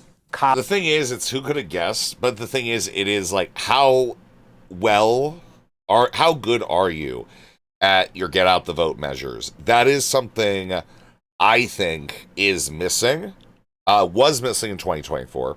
I think that is missing in the Democratic Party now. There's going to be other places, here too, Is he a hoghead? I don't know. Will look like La Crosse. Young median age, in La Crosse, right there on the Mississippi River. We'll look at like I remember like back in the day, like it was always just like, if you want to get people elected, you just got to get them out to vote. That was always one of the main things. I don't know why it just like, they just dropped the messaging entirely. Milwaukee County, those wow counties, they call them, right? Like, Waukesha, right? Washington, Ozaki, Ozaki, very wealthy, super educated, high income suburbs outside Milwaukee. These are the places where the Stop Hong side wants there to be like flood election day turnout. They're hoping these are the I knew like one guy who lived in Milwaukee and he was just an alcoholic. That was his entire life, was just drinking all the time.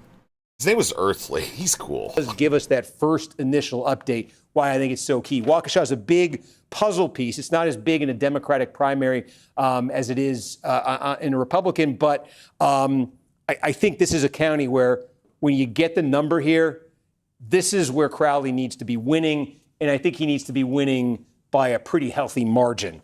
So that's why I said if we do get a Waukesha update off the bat, and we talked to the clerk in Waukesha County today in anticipation of that possibility to clarify, to make sure that the votes that we see reported, that there's no sequence to these where there's like a batch of vote by mail, a batch of election day, because it's so important. Just everything I was saying about what happened in July, understanding, what the sequence of the vote returns is. The clerk there told us, she told us today, everything that comes in their office is coming in precinct at a time, voting unit at a time. It's all bundled together.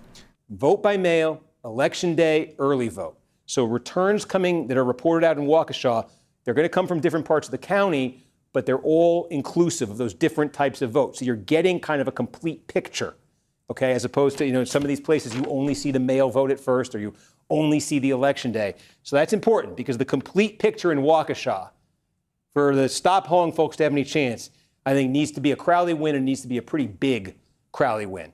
So that's why I think that's, if they do give us an initial report, other places to keep in mind.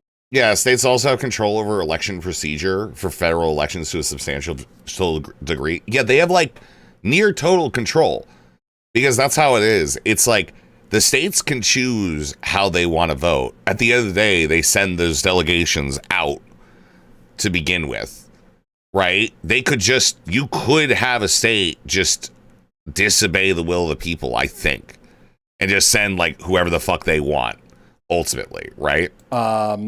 Ozaki. I said Ozaki. I think needs to be a really big Crowley win. Washington's a little small. I don't know anything about El Sayed losing in counties that weren't majority college educated. I don't know anything about that. Could be right here where Appleton is, Outagamie County.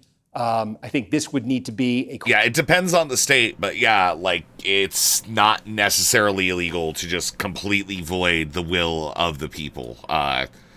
Yeah, democracy is uniquely fragile. Valley versus those suburbs right outside of Milwaukee. Milwaukee County. Okay, here we go. What do we got? Very small here. 3% of the votes, like probably a precinct or something.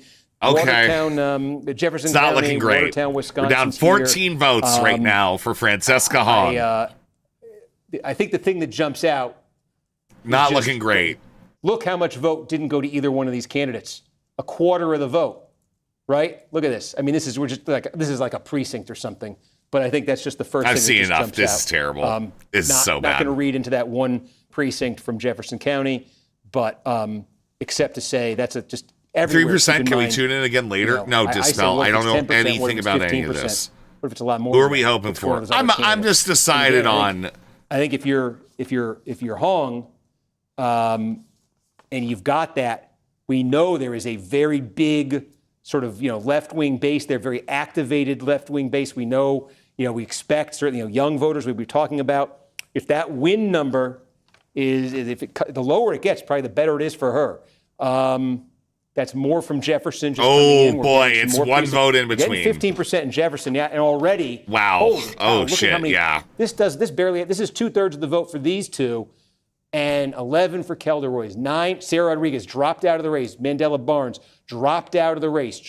Missy Hughes out of the race, and yet you are seeing 1/3 of the vote here go to the other candidates.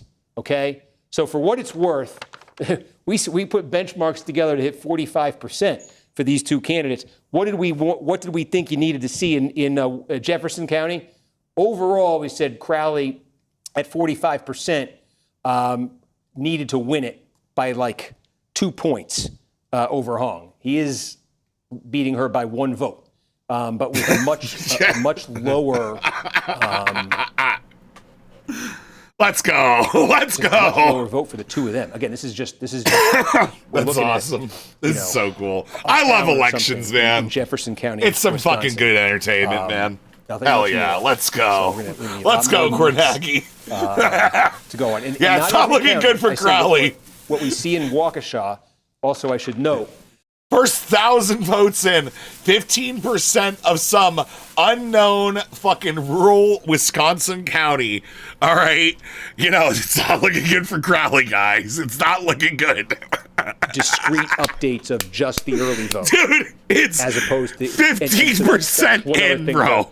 To keep in mind the possibility here that you're looking at, because there's so much vote here going to the other candidate. Jefferson has Madison. No, you can see that this is the early vote. You can see on the map, Madison is right next to it. Okay, here we'll make it. Oh fuck, they moved it. Oh shit. About 4 precincts, and it looks like it's a few precincts scattered around the county. They don't break out vote modes, right? But it does look like it's a couple precincts around the county, right? Okay. And another update from Jefferson. We're up to Jefferson. Did they do this in the judicial race too? I think Jefferson was giving us potentially, yeah. Now it is interesting that what just came in there, Crowley again leading Hong here by a point. Point and a half. Their share just jumped up almost 10, about 8 points. The combined Crowley-Hong share. So again, just in terms of trying to discern, were we looking at more early skewed vote versus election day? Bottom line, though, is, this is the kind of county that between. Can we break it down by zip code? Yeah, there's this like really stupid fucking Onion thing I watched recently about like the Onion voter analysis. And it's like, yeah, it takes this, like, it does this shit. I wish we could have this, right? I wish we had this. Polling out this week shows a tight race in a handful of hotly contested swing states. Joining me now to break down the numbers is ONN's Jason Copeland at the Big Map. Thanks, Dwight. We're seeing some really interesting trends in a lot of key battleground states. Let's start with Pennsylvania with its coveted 19 electoral votes. And I want to focus for a moment on Erie County up here. This is a crucial swing county. It goes Trump in 2016, narrowly back to Biden in 2020. Now, I want to go in even further than that. This right here, this is Mill Creek Township, District 2. Polls are showing momentum toward Harris and areas like this. But to really understand what's going on, let's go even closer. Zoom in a little bit more. Right here, right here. This is 114 Hilltop Lane. Now, I want to take us inside the bedroom here. Bear with me. There we go. So this is Nick Camden, 37-year-old registered independent. He goes Hillary in 2016, Trump in 2020. Which way is he going to go in 2024? Really hard to say at this point. It's pretty early, but we know it's going to be close. And Jason, what are you seeing inside this person that might indicate movement one way or another? So this is just a very ordinary Rust Belt body, small town values, predominantly white. It's got the lungs, it's got the vascular system, the heart, but I actually want to show you what's in here.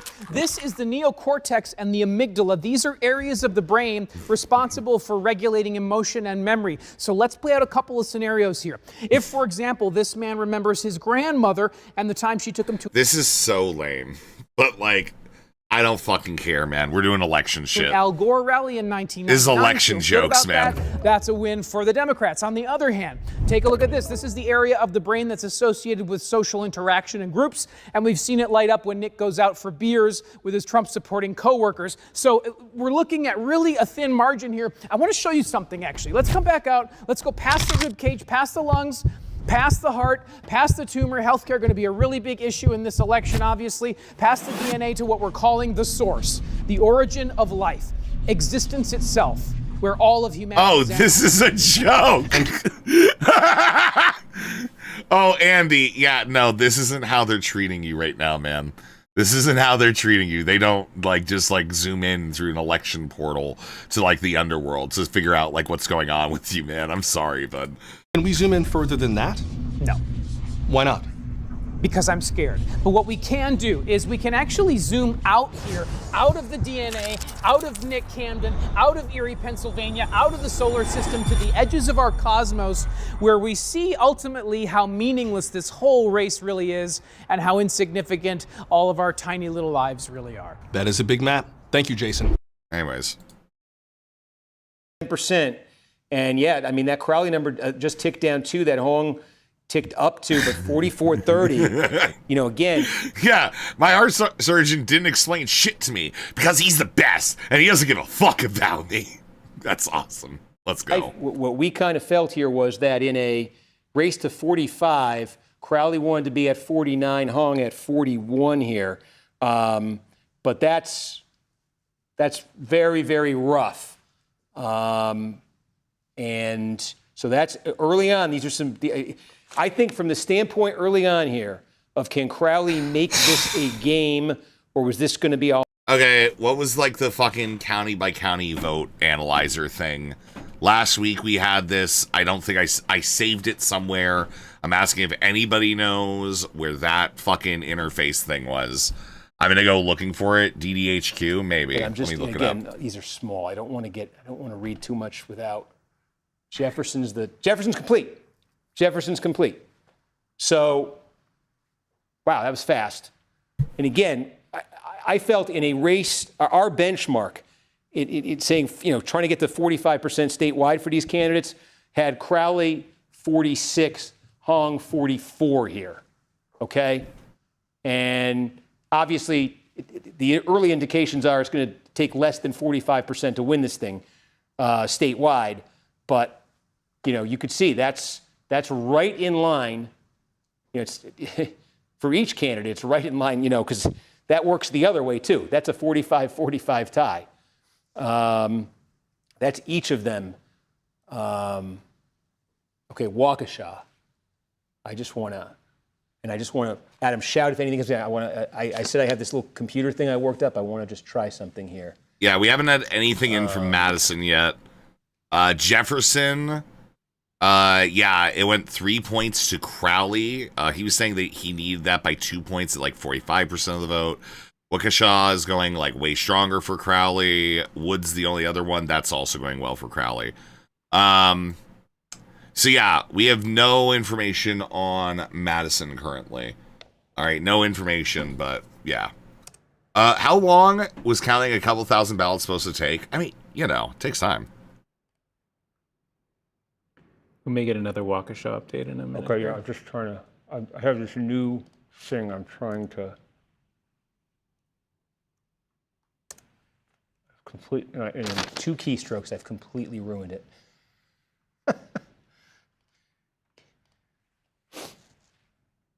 This is supposed to give me a projection.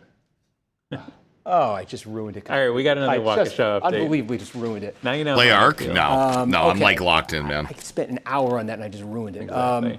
All right, we're at about, I mean, look, Crowley, we thought to get to 45% statewide, okay?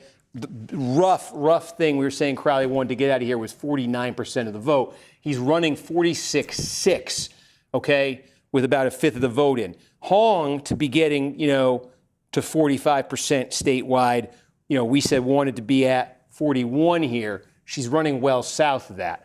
I want to say, though, that if Hong misses her numbers in the WOW counties, she can make up for it with bigger than expected turnout and bigger than expected numbers in Dane County.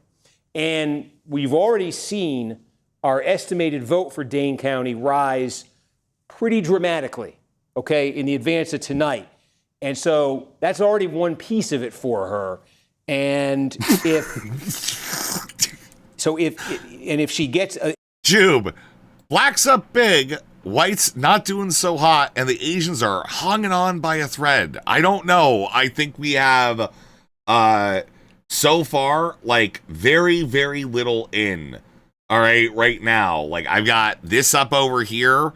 Not a lot of votes in right now. Like not at all close. We're at like 2% right now. Thought there was. So you can see that was at 95%. We thought that was complete. I should always say when it hits 95, it's potentially complete. That's when our decision desk goes and looks and makes sure that the estimate matches up and that there's not remaining vote. There was actually remaining vote.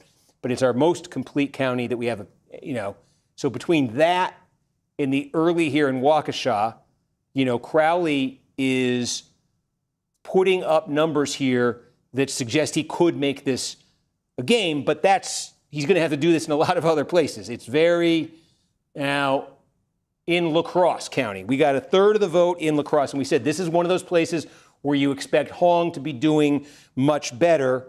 Again, I'm immediately struck by how much of the vote here is going to other candidates.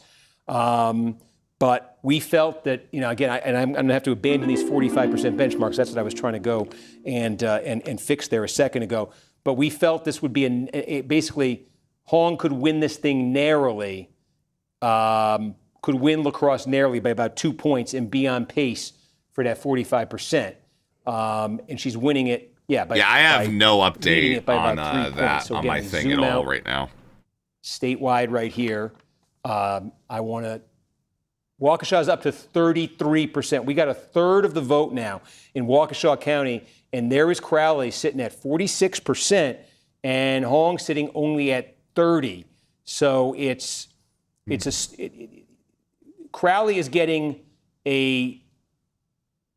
Yeah, this is like behind I right want to put now. this in the context of the total statewide between Crowley and Hong is sitting at 75%. Meaning a quarter of the they're vote running on Aleister Crowley. I don't think they're running on Aleister Crowley, my man. If that lasts, if the other candidates end up with a quarter of the vote, then he's getting faster results than this thing is, though. That's for certain. To win statewide. 33. Where else is there? Let's just go through significant vote. The percentages are going down for Hong on their like little couchy type thing. Eau Claire right? County. Now, this is interesting because I would put this in this is a county Hong should be winning. And she should be winning this thing by a pretty convincing margin over Crowley. And again, this is just 12% of the vote. We don't know where it's from. She was at 100%? Oh, yeah, pretty much, yeah. Again, this could be a geographic thing, but this is a county It could be early votes, dude. When this 12% gets up, Hong probably could be needs to be winning here. but you know. So you continue to see. We have like very early little on in. here. Okay. You know, in lacrosse. Ooh, I have a she's sort of Madison just update. About where she'd want to be, I think. Early vote in Madison is not looking good for Hong. Up there. She's running right? low here. 37 to 36 right now on this. Yeah. You know, first Cook batch County, from what do we have Madison, here? We have a not half looking the great vote. for Hong. You know, again, this is a county that Poly Crowley market's wants to dropping be hard. winning. Yeah. You know, he wants to be winning. He'd want it to look like this. He'd want it to look like this.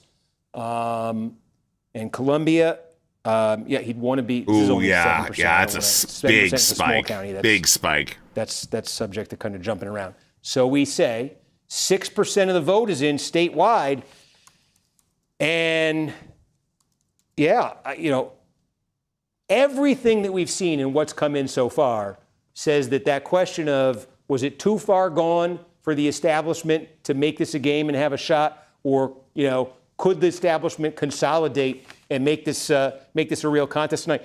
So far, 6%. It's spotty, and I'm trying to qualify this, but so far everything is saying they're making this a game tonight. Crowley is making this a game tonight over Hong, and there really has been some serious consolidation here behind him in a very short period of She time. went from 98 to 69%. Yeah, I'm really, seeing. you know. What did the polls say? Heavily weighted towards Hong. The thing that's in my head a little bit Hong. as I'm saying he's hitting numbers here, is what happens in Dane County, again with that through the roof turnout apparently that we have in our system here. If you give me 2 minutes, maybe even less, Enthusiasm gap, likely skewing polls, that might be it. Yeah, I want to try to. People willing to answer poll calls and shit. Yeah. Right. This thing that I screwed up.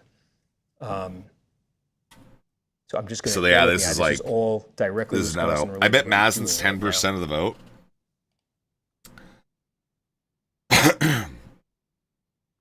Maybe. I have like reporting from Lacrosse right now that has Roy's at 37%, Rodriguez at 35%. They were leading months ago, I feel. Right? I don't really care if Hong wins, but Whick will do victory laps until Horse decomposes if she doesn't. Okay, well, we'll see. We'll see, all right? Again, I think it's early. It is just, that's just the way I see it. I think it's early, you know? Okay. I think it's like way too early to fucking pull on any of that, you know, right now. We're doing electric coverage all night? Yeah. Yeah, we're living it. Lacrosse is a rundown river town. I don't think Hong will win there. Great. Yeah, I would assume that's like early votes. That's like the strongest one. It does look like Hong has the Kenosha vote. All right. It does appear Hong has the Kenosha vote. All right. One keystroke and it doesn't let W. you do the Kyle. back arrow thing. W. Kyle, I guess. You know. All right. Wow. Good job, Kornacki. All right. Let's let this develop for a bit. I'm gonna watch stuff. And we're gonna get back to Hutch versus Whick for a moment. Okay. I mean, Commissioner did win the primary, but could we also take it as she's splitting? She basically had an easier way. Are you because seriously they're arguing fighting? that they're not going to use all these wins, right? Hong, El Said, even though El Said isn't DSA, right? Yeah. Mamdani, all these things, Chevrolet, Merlot, Kilut, what the fuck is her name, right? The one in Colorado. Maylot Heroes. Yeah. All these ones, and going to use that as a message and a pitch to primary Democratic voters to say, hey, look, Can we put Pisco and tomfoolery on the docket? No. Probably not. I'm going to say probably not. We're making fun of Whick tonight, okay? can win in these elections. We can win in these general elections. You should vote for us. You don't think that's going to happen? Yes, but the thing is, I don't care if it happens if they don't do shit with the wins they have. If they win, look at this. We saw it with Jamal Bowman. and Cori Bush. They got primaried off the face of the planet, right? Because Jamal Bowman pulled the fucking fire alarm. Right, but that's our but you're making our point. With her touch. You're making our point for us, though. Like people with those politics, and the ones that behave that in that kind of way, they have very short careers in DC, and so how is that not like a moderating sort of force? I think that again, it can moderate in the governing of things. Like these people won't win. She's at 46-42 on Polymarket. Yeah. So 42 to 27. All right. I am seeing that. The thing is, we are starting to see some counties come in. Burnett fully counted. This is in the middle of it looks like in the middle of fucking nowhere. Hong is winning there. Hong's winning in La Crosse. Still don't have a ton in from Dane County or Madison County. Kenosha staying strong for Hong. I don't know. I think it's like kind of just like it is very early, and yeah, it is crazy. In fact, the Decision Desk HQ has actually tipped it over to David Crowley already. Okay, so all right, we will continue on. Like, I'm still going over this like insanity from Whick. I don't give a shit. Overall, they will get defeated, whether by us primarying them or people in the or the Republicans in the general in the future. But right now, and yeah, I got more Madison in. Hong is winning, but not by a ton, not by a lot. Only by a couple hundred votes. Okay, only by a couple hundred votes is Hong winning in Madison right now. You need maybe way more Whick alerts? It's hard to find something funny to play? I don't know what to tell you. Yeah, probably. Environments in which the Democrats are running away with it, what it's going to do is it's going to stymie our ability to capitalize on that. And this is something we know is true. Look at the Tea Party back in 2012, 2010. A bunch of kooks won their Republican primaries, right? A bunch of kooks. And again, they suffered in the general for that. They suffered. They had winnable seats that they could have won, but they didn't because their kooks kept winning, right? And we can look at this in 2022. The DNC actually promoted the kooks as a strategy on the Republican side so that the kooks would win their primaries so that they would crash and burn in the general. And that worked. We took, again, a midterm election, which they were saying was going to be a red wave, and it became a red fucking trickle because this strategy works. I don't know why you guys keep trying to relitigate something that we know have patterns of behavior. We have the data on this. But I already... Yeah, but like we're losing, man. We're still in the negative zone, Whick. We haven't left yet, brother. Grant you that. I already grant you that. What I don't. Yeah, like Decision Desk HQ has David Crowley up big. Super, super big. All right. Right now. Okay, that is kind of, big numbers. All right, Polymarket is like, it's drawing ever fucking closer. Okay, there's still like not a ton of votes in, but yeah, Hong seems to be underperforming. Go ahead. What I can't make sense of, Whick, is this idea that Hong winning is going to set Democrats back, and which will result in a loss of institutional power, like vis-a-vis state assembly seats or state legislature seats and congressional seats. But you don't even... Crowley was a sex magician, rape magician. That's a little different. Seem to acknowledge the obvious danger of allowing Republicans to win instead. Okay, all right, this is weird. Decision Desk HQ had all the votes in for Douglas with Duluth, and they just took them all away. Okay. All right, man.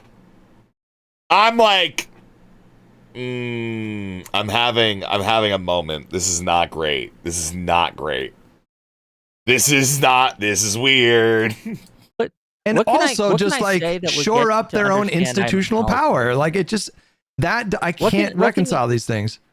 what can I say? What words do I need to say to get you to understand that I am recognizing that danger? That yes, Tom Tiffany winning a Republican governorship, being who he is and the stances he has, is really fucking risky and dangerous. Not just for redistricting, but for the 2028 election, perhaps the Republicans doing fucky shit with the voter rolls. These are all things that I acknowledge. I'm taking. I literally descend from a slave.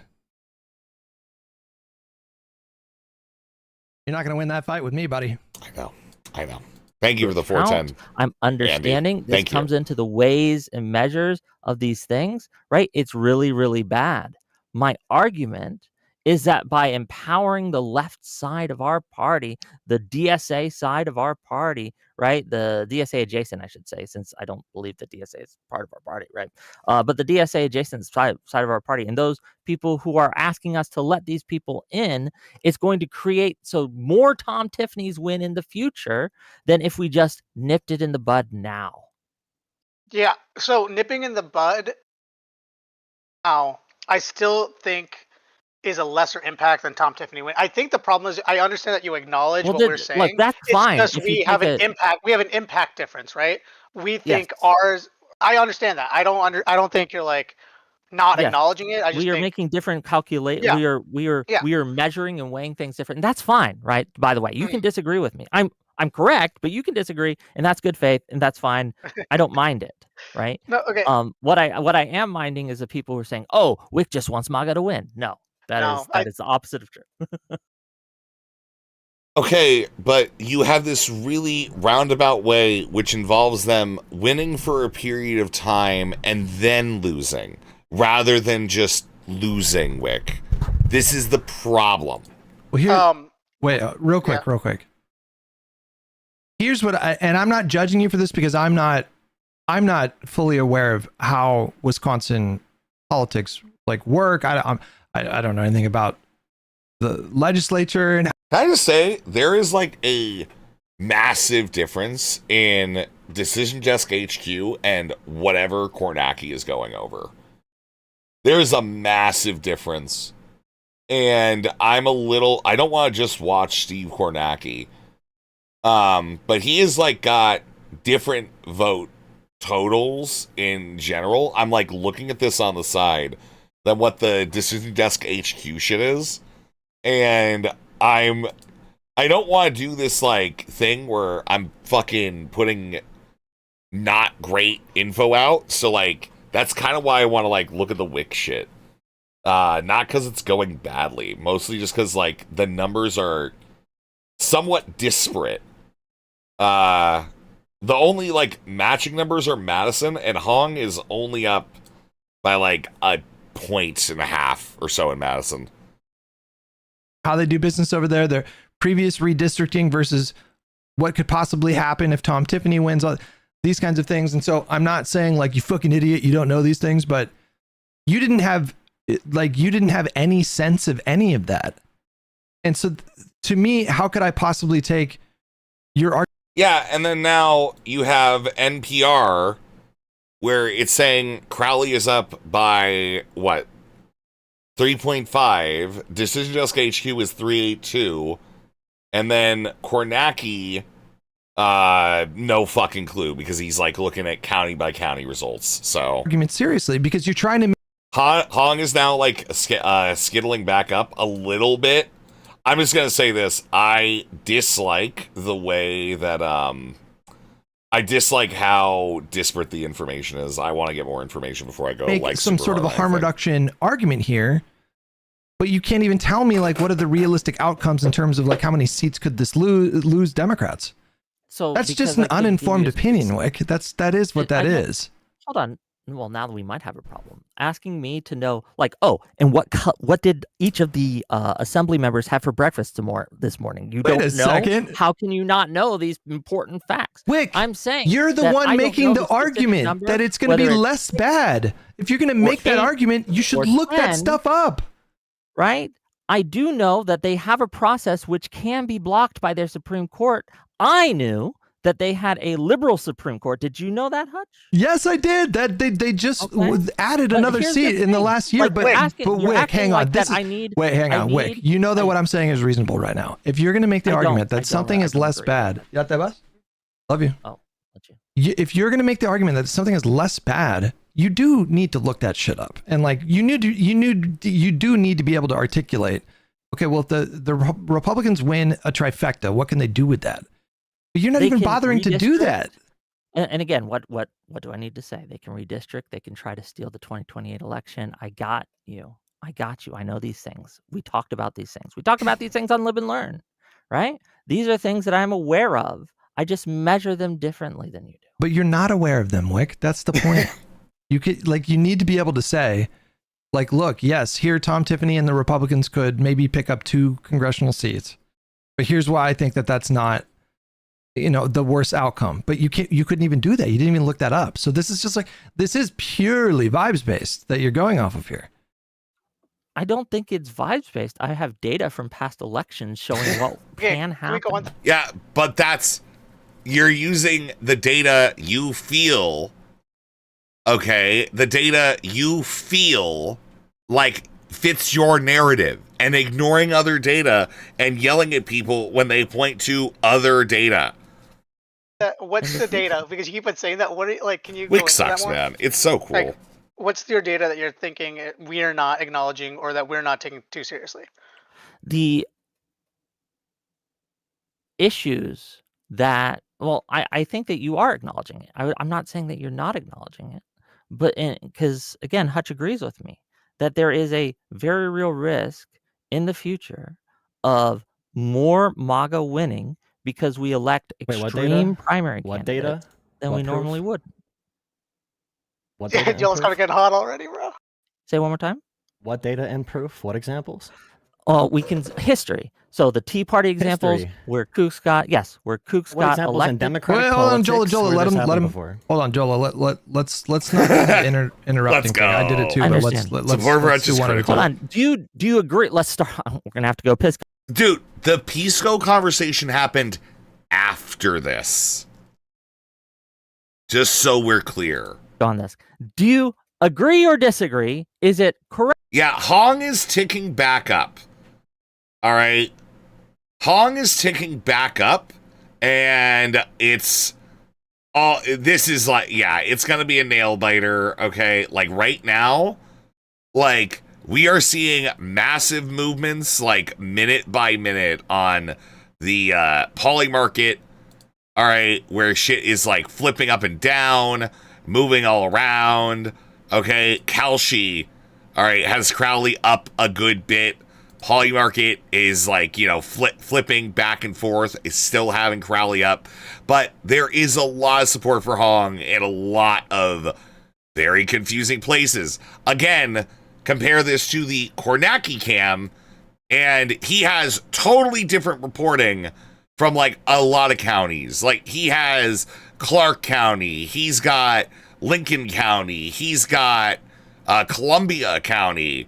I don't have those. And then at the same moment, I've got Barron. We're still wondering what was happening in Bayfield and Douglas County, but that's just me. So anyways, it's anybody's game. Correct or incorrect to note Hong that is in ticked back down. 2010s with the Tea Party era that the Republican Party in their primaries elected kooks or extremists, and that this cost them seats in the general election because less people were willing to vote for extremists than a moderate candidate. Is that true or untrue? Not necessarily. Is not necessarily which? Because you can look at what was happening with our economy to judge, or you can look at midterms to judge election results. You could even look at 2020, for example, and you can see that Trump being such a crazy radical probably would have won if it wasn't for COVID, for example. America chose Trump again after January 6th. The point is radicalism and radical politics not being electorally, successful in some sense for the Republicans. And will Democrats suffer? What was that? Did COVID exist in 2010 or 2012? You don't even. But there were different. Hold on, we're getting a little lost in the weeds here. I mean, Wick, if your point is that the voters typically punish perceived extremism, that is just firmly established. Yes, we know that 1,000%. It lost the. Oh, dude, huge update. Forest County is in. 2 votes Hong, 2 votes Crowley. It has the unique flavor of having this very pleasing diagonal neon pattern. Woo! Very pleasing diagonal pattern. Hell yeah, let's go. All right, sorry, I just had to show you guys that. That's just Republican Party over 20 congressional seats. Yeah, and during the era of Trump, you know. With me, however, but you know, like I'm trying to start. He asked me what data, and I'm giving him the data, right? And he's challenging me on this data. And Democratic politics is my concern, because I look at someone, for example, you probably would have said the same about Cori Bush. She came in, she won for 1 term.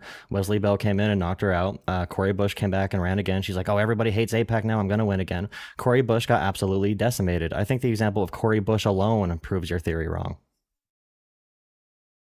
I think that one outlier when it comes to Cori Bush does not prove the general rule incorrect.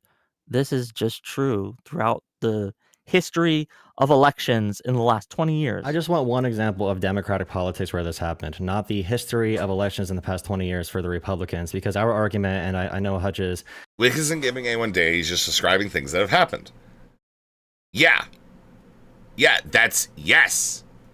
Yeah, abso-fucking-lutely. That is exactly what Whick is doing. Whick just says whatever he fucking wants. That's it. That's all that it is. Kind of hinges on this as well, is that Democratic voters are different than Republican. Like, Whick is a dishonest person, and he is the quintessential DGG operator, in the sense that, well, no, you like the things that I am suggesting to you, and more people agree with me. But eventually, when those people don't agree with you, because we get, you know, fucking bought the fuck out again in 2028, or 2024, well, 2024, yeah, you don't know how to deal with the loss of popularity, and then you're also surrounded by sex pests. Grats, Whick, congratulations. Voters, so that's why it usually does not happen. So you want one Democratic example Party. of us electing a extreme candidate in the primary that would go on to lose the general? Well, the example would be that you said that it'll hurt races all around the country. And I do not think Cori Bush hurt our election chances all around the country. She was annoying on Twitter. She did some protests, but she was knocked out after 1 term and everyone forgot about her. She tried to run again. She got decimated. Why is that not going to happen with Francesca Hong? So because Francesca Hong is being nationalized in a way that the Cori Bush election was not. Right? You understand that as these elections get national attention, right? Like the Plattner stuff got national attention. Like El Said versus Stevens got national attention. Hong versus Tom Tiffany is getting national attention by the media, right? For a host of reasons. Absolutely, it's going to have a more impact nationally than a House seat that did not get national attention. That's just I just don't think that at a very micro level that Wisconsin governor race is going to affect some like House district, like any type of election to the chance where. Sure. Do you think that Republicans are going to try? Yes.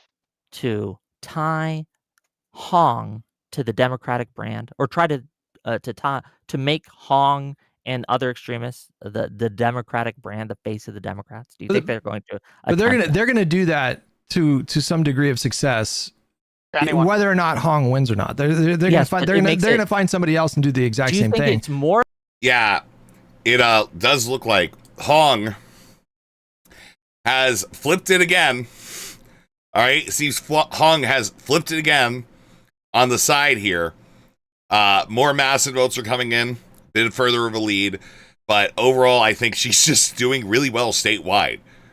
Yeah, I don't know where you're saying. Oh yeah, 4 votes separating in Marathon or Wausau County. So, you know, effective or less effective if Hom wins. Because I agree. She's an easy target, but she's an easy target. But I'm just saying that they have a lot of other options. And also, real quick, Whick, you know, I think your own argument could be used against you here, because Tom Tiffany is an election denier. You know, he signed on to like Ken Paxton's lawsuit when they challenged that election. And so he's exactly the type of Republican that lost Republican seats in the 2022 midterms. And so if you're making an argument that elevating an extremist... Hong is underperforming in Milwaukee, yeah, but I'm saying statewide, I think that it's a lot closer in a lot of excellent counties like Dunn, Eau Claire, stuff like that. Like Hong is a liability for the Democratic Party. Well, so is Tom Tiffany. And, you know, yeah, Andy.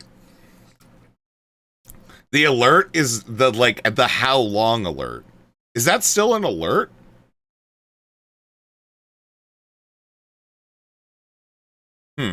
Democratic Party, they're going to do their thing too, and they're going to focus on the more extreme Eau Claire should be Republican Stronghouse politicians. You understand that, right? Yeah, and no, like, I mean, the thing is, the unions did back Crowley right before the election, right? So I don't know, man. All right, I was like seeing like the notes, and it's like it does seem to be going like ticking back up for Hong. No one's using Don Bacon. I understand that. Second mod, have you solved the mystery of how much of a bitch Whick is? Yes. But my issue right now is with the Democratic Party as a whole, not what the Republicans do with their extremists. My focus right now is us competing with their extremists by like Hong is like now up like 5% in Dane County. You know, Target County for I would say I feel it should be higher, but again, titrated by a lot of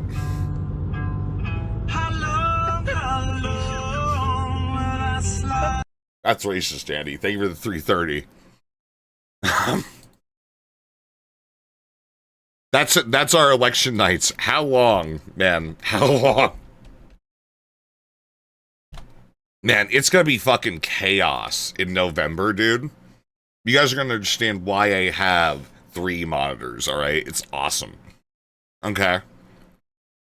So, yeah, like it is like tipping around. It's literally Crowley's only up by like 2 points, right? So I don't know. Honestly, I don't really know a lot about the polling to begin with.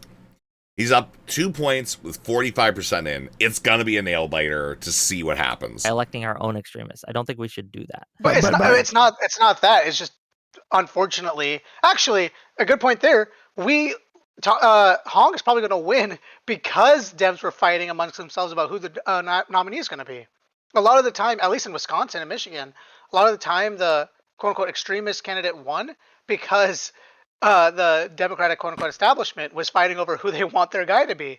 First it was Mandela Barnes, and then Evers was like, nah, we can't do that. I don't think Mandela Barnes would win. Let's bring Crowley back into the race. Well, right? didn't Barnes have some sort of scandal? I believe with a younger staffer claimed that he abused their power dynamics. She said like they were hooking up, and then she looked at it and realized so he this was a isn't rising the star and took advantage. Democrats or something like that, arguing about whose it's going to be. He had a scandal, and he kind of got dropped. Was this during this election cycle? If it is, then I'm just dumb. Okay. Shouldn't you know that when you're making these arguments? Shouldn't you know that kind of information? Shouldn't you have that kind of data? Hey, I'm not hot. Yeah, but there's the question is like, why is that Democrats can't learn to not shit where they fucking eat? Like, come on, man. Okay. Don't hotch me here. Don't get set. Listen, come on. Okay, Whick, but wait, one more. Can I do one more? William Lawrence, Michigan 7th. Everyone knows him as the creator of the Sunrise Movement. He won. Why did he win? Because everyone split between Macedon and Brink. That's the biggest example of, I bet if Bridget Brink was just the nominee and Macedon kind of dropped out, William Lawrence would have failed. A lot of the time where these like people are winning is because the Democratic establishment can't pick their candidate or they fight. No, I agree with you that sometimes the moderates fight amongst themselves and they lose because they split the ticket. This happens. Yes. This happens with progressives too. Look at the Chicago primaries. One of the things that the progressives say happened to them is they split the ticket and the moderates were able to consolidate behind one candidate and they won. That's just true. That's just a politics stake. I don't see how that's applicable to our argument here. Gotta be honest with you there. You can't use Chicago because the more progressive candidates hated Kat because they called her a carpetbagger, and So they literally hate split the Kat. ticket. No, they wouldn't have voted for her even if It's they not wouldn't have voted just for her. her election, though. They lost primary after primary on a quite a crowded field because, again, Crowley back up to 70%. I know.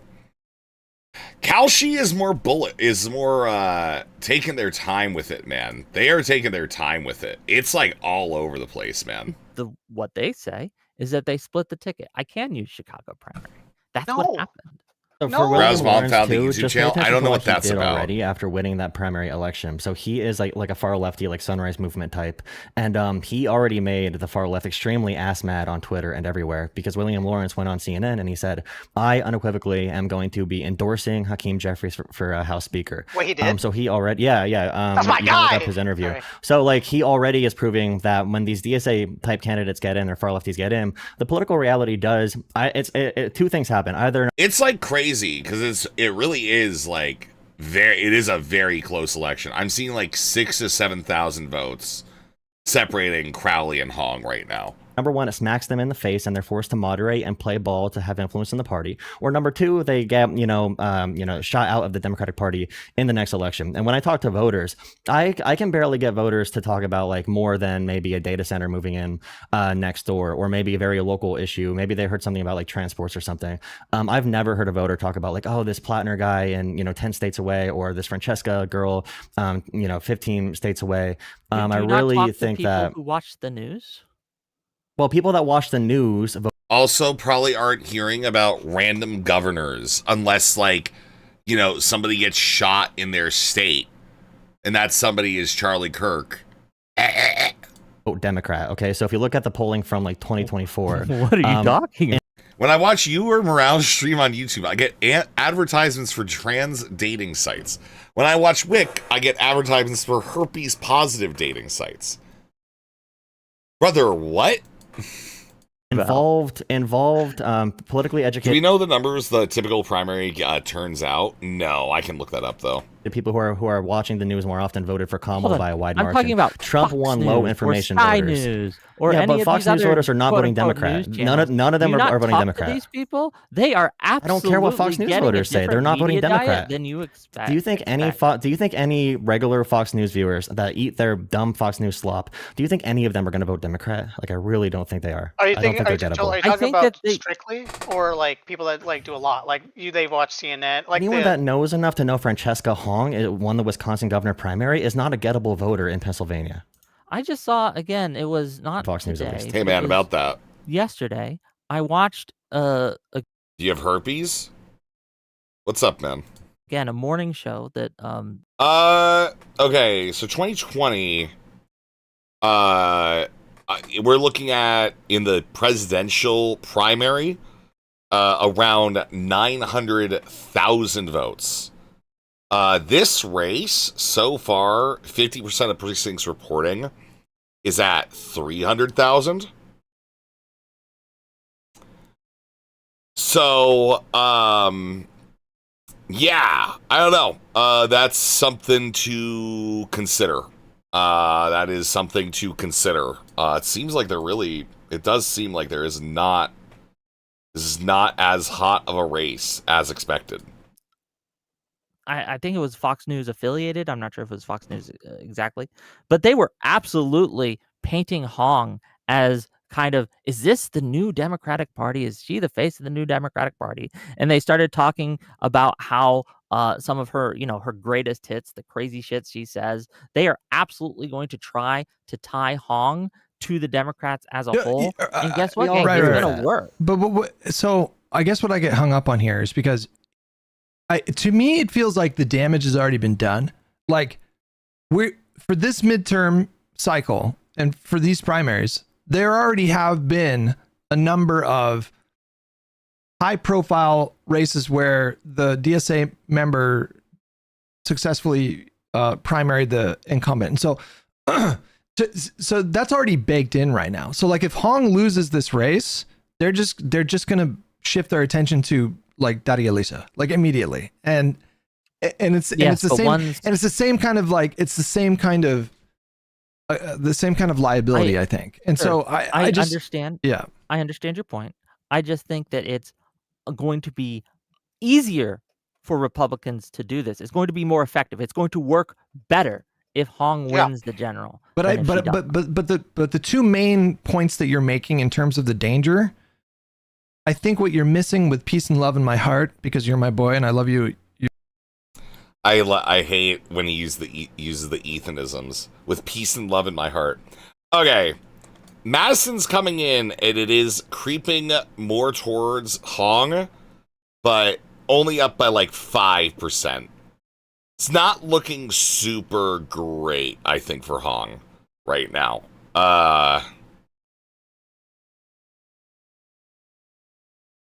It's not looking super great for Hong. Okay? That's the way I'm seeing it. So, the actual Poly Market website is like, you know, yeah, it is like gone ahead. It is flipping heavily for fucking Crowley. But yeah. You are my boy. Is you can take these things and boy status gang. Okay, you can take these concerns that you have and fears that you have and apply them just the same to Republicans. And so, like, for example, you said, you know, Hong winning would be bad for the Democrats because they're going to elevate her and force her to be a liability for other Democrats that are running in more competitive races. Okay, fine, I grant you that. But you could say the same thing for Tom Tiffany in Wisconsin. Like, the Democrats can do that with him, just the same that they did with that will make it right. Sure. So like, and then the other thing. Well, no, hold on. Well, Let's it was a stick on 2 point. It was a 2 point, really quick, right? Okay, but I want to put a pin in that. But yes, make your second point, and then we can. So there's that danger in terms of like damage to the party, which I grant you, right? Like, and then there's also the institutional power. Like you're saying that it will allow the Republicans to like shore up their institutional power. Not only that, right? Not only that, but it will again embolden the kind of left flank of the Democratic Party, and again convince the primary voters to maybe take a chance when they otherwise would not with more extreme lefty candidates. And I think that that's going to be bad for the health of the party overall. No, they have to. No, you have to take a chance if they see results from the people that won already. That's And why the you saw New result York. being they can win in No, competitive it's what they districts. do with That's the win. the results that the primary voters are looking at. No, they're That's what looking at if they'll do well. Hold on, because stop, they won. Vishy. What? You're What? saying that primary voters do not take electability into account? Okay, they take electability into account, but they also take results, which is why Yes, New York saw because some of them do. That's true. But you're trying to ignore that one of the main thrusts that, at least in the last few cycles, that I have seen primary voters take a look at is who is more electable. It's not the only position at play. Right? Button it back up, Hutch. Button it back up, Hutch. Also, mighty chest hair. Hutch, you're distracting me right now. I should turn off. The left flank is pissed, not emboldened. Losses just means more anger. No, losses just mean, cool, we're going to get angry for a bit, and then we have to do more again. That's it. That's all it is. Question for Whick. It's hard to argue with your chest hair just out there like that, Hutch. Anyway. that is very seductive. Can I ask you one question, Wick? So why God, do I you hate think, these people. or I guess I'll ask you in the most even way possible, like, do you not believe that Democrats can overcome those attacks? Crowley is down again on Poly Market. Crowley is down again on Poly Market. All right, like he was up to like 80%. Oh no, it just ticked back. Never mind. Do you think all that's right. too powerful? It's all over. Is it going to give? Are you saying it's going to give Republicans a power level that's, you know, it's already hard to defeat? It's going to make them even more powerful with the same strategies they've already been doing. And also, do you think Francesca Hong? Do you think that she is better? Okay, so and what percentage of MAGA politicians do you think she is better than? Would you prefer her over, thank you so much for 5 gifted. Literally every single one, no matter what. As bad as Republicans. So you can answer that in 2 different parts if you want. But okay, I'm going to try to take these one at a time. So your first question is, do you think that the Democrats can overcome the burden of Hong? Is it possible? It's possible. I just don't think it's going to be very easy. Mythos is 5, thank you. Right? I think that we have, again, good data that bad candidates, right, or these extreme candidates, I should say, right, It is crazy to just have Whick just say, yeah, if your guy wins, I won't vote for him. But the only thing Whick ever offers is voting for the guy that wins. That's all it is. Whick throwing away his vote blue no matter who card for a race that was already in the bag for his side is rough. It kind of fucking is. It kind of fucking is, man. It kind of fucking to win is, in yeah. the general, but again, extremists winning. Again, it is still extremely close. NPR is reporting like 5,000 votes between the two. Decision Desk, it's like 56% in, plus 1% for Crowley. Kornacki is saying 41.2 to 40. He's got like less than 4,000 votes on his. He seems to have more votes than NPR and Decision Desk in. So it's literally like I think it's way too close to call. Primary emboldens the Way too primary close to electorate call. because one of the things I think you guys are missing. Like, if this turns out that like Hong wasn't like, I would say the thing that I get this certain like feeling about with regards to this is that Hong didn't utilize early voting well enough, and that's something that I find concerning about the strategy. Because right now I feel like we're getting in a lot of same day voting, right? Usually early votes come in first, same day is later, right? Seems like a pretty bad fucking move, you know? Same system as Santa Claus, and she's not fan of Christmas. All right, man, chill. Is that the primary electorate is a different thing than the general electorate, right? The general electorate has different things that they look at. There's a different makeup of all these things. But primary electorates for Democrats tend to look at these things more closely, tend to see the results of primary elections as more of a thing that they go for, and of general elections too, the results of general elections, right? And so primary electorates on the Democrat side will look at a Hong victory in the general as kind of a piece of evidence that allows them to be more comfortable voting in extremists when they should not be. Now, Can we overcome that? Just to answer his question, to make sure I don't forget.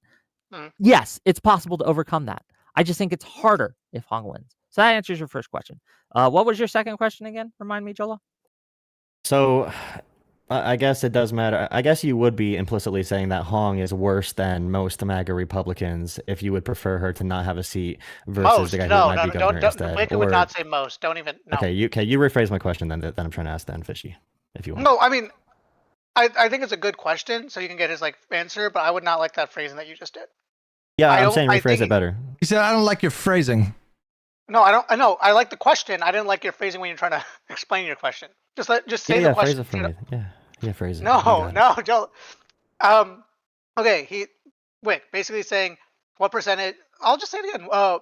Hong is better than what percentage of MAGA Republicans? I mean, I look. I don't know the specific. I don't know how the specific percentage. It's 100. It's 100%. Yeah, big Thanksgiving sends its regards, kind of, you know. I think in a vacuum, yeah, if we were looking at a single race, Hong I hate America. is preferable. That's the case, dude. But I'm not looking at it in a vacuum in a single race. I am asking, what are the second order consequences of Hong winning a general election? How will that affect the national environment? How will that affect... The thing is, and it's getting closer on like a lot of different sites. Like, I hate to say it does look like it's staying extremely close. All right? Like, Kornacki has Crowley up by 1%.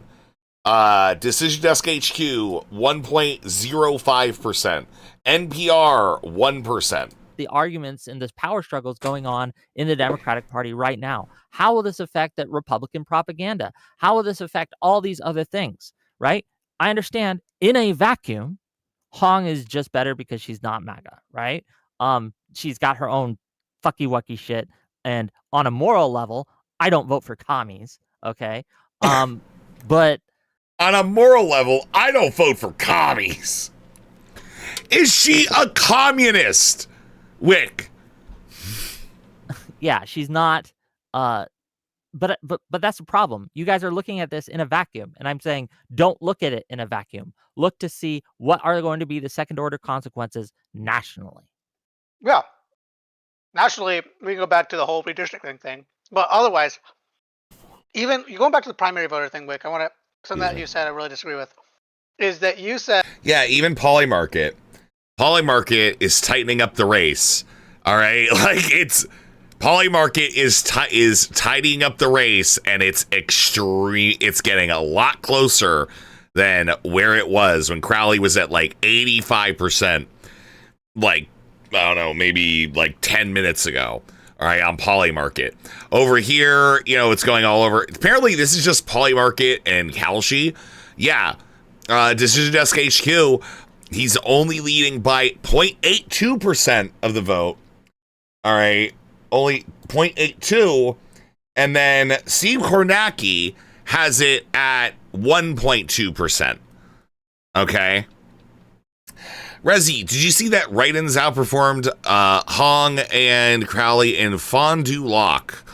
No, I did not see that, in fact. But we can see that Fond du Lac is right here. And we can look at Fond du Lac and their stuff, right? Can you, like, open up, man?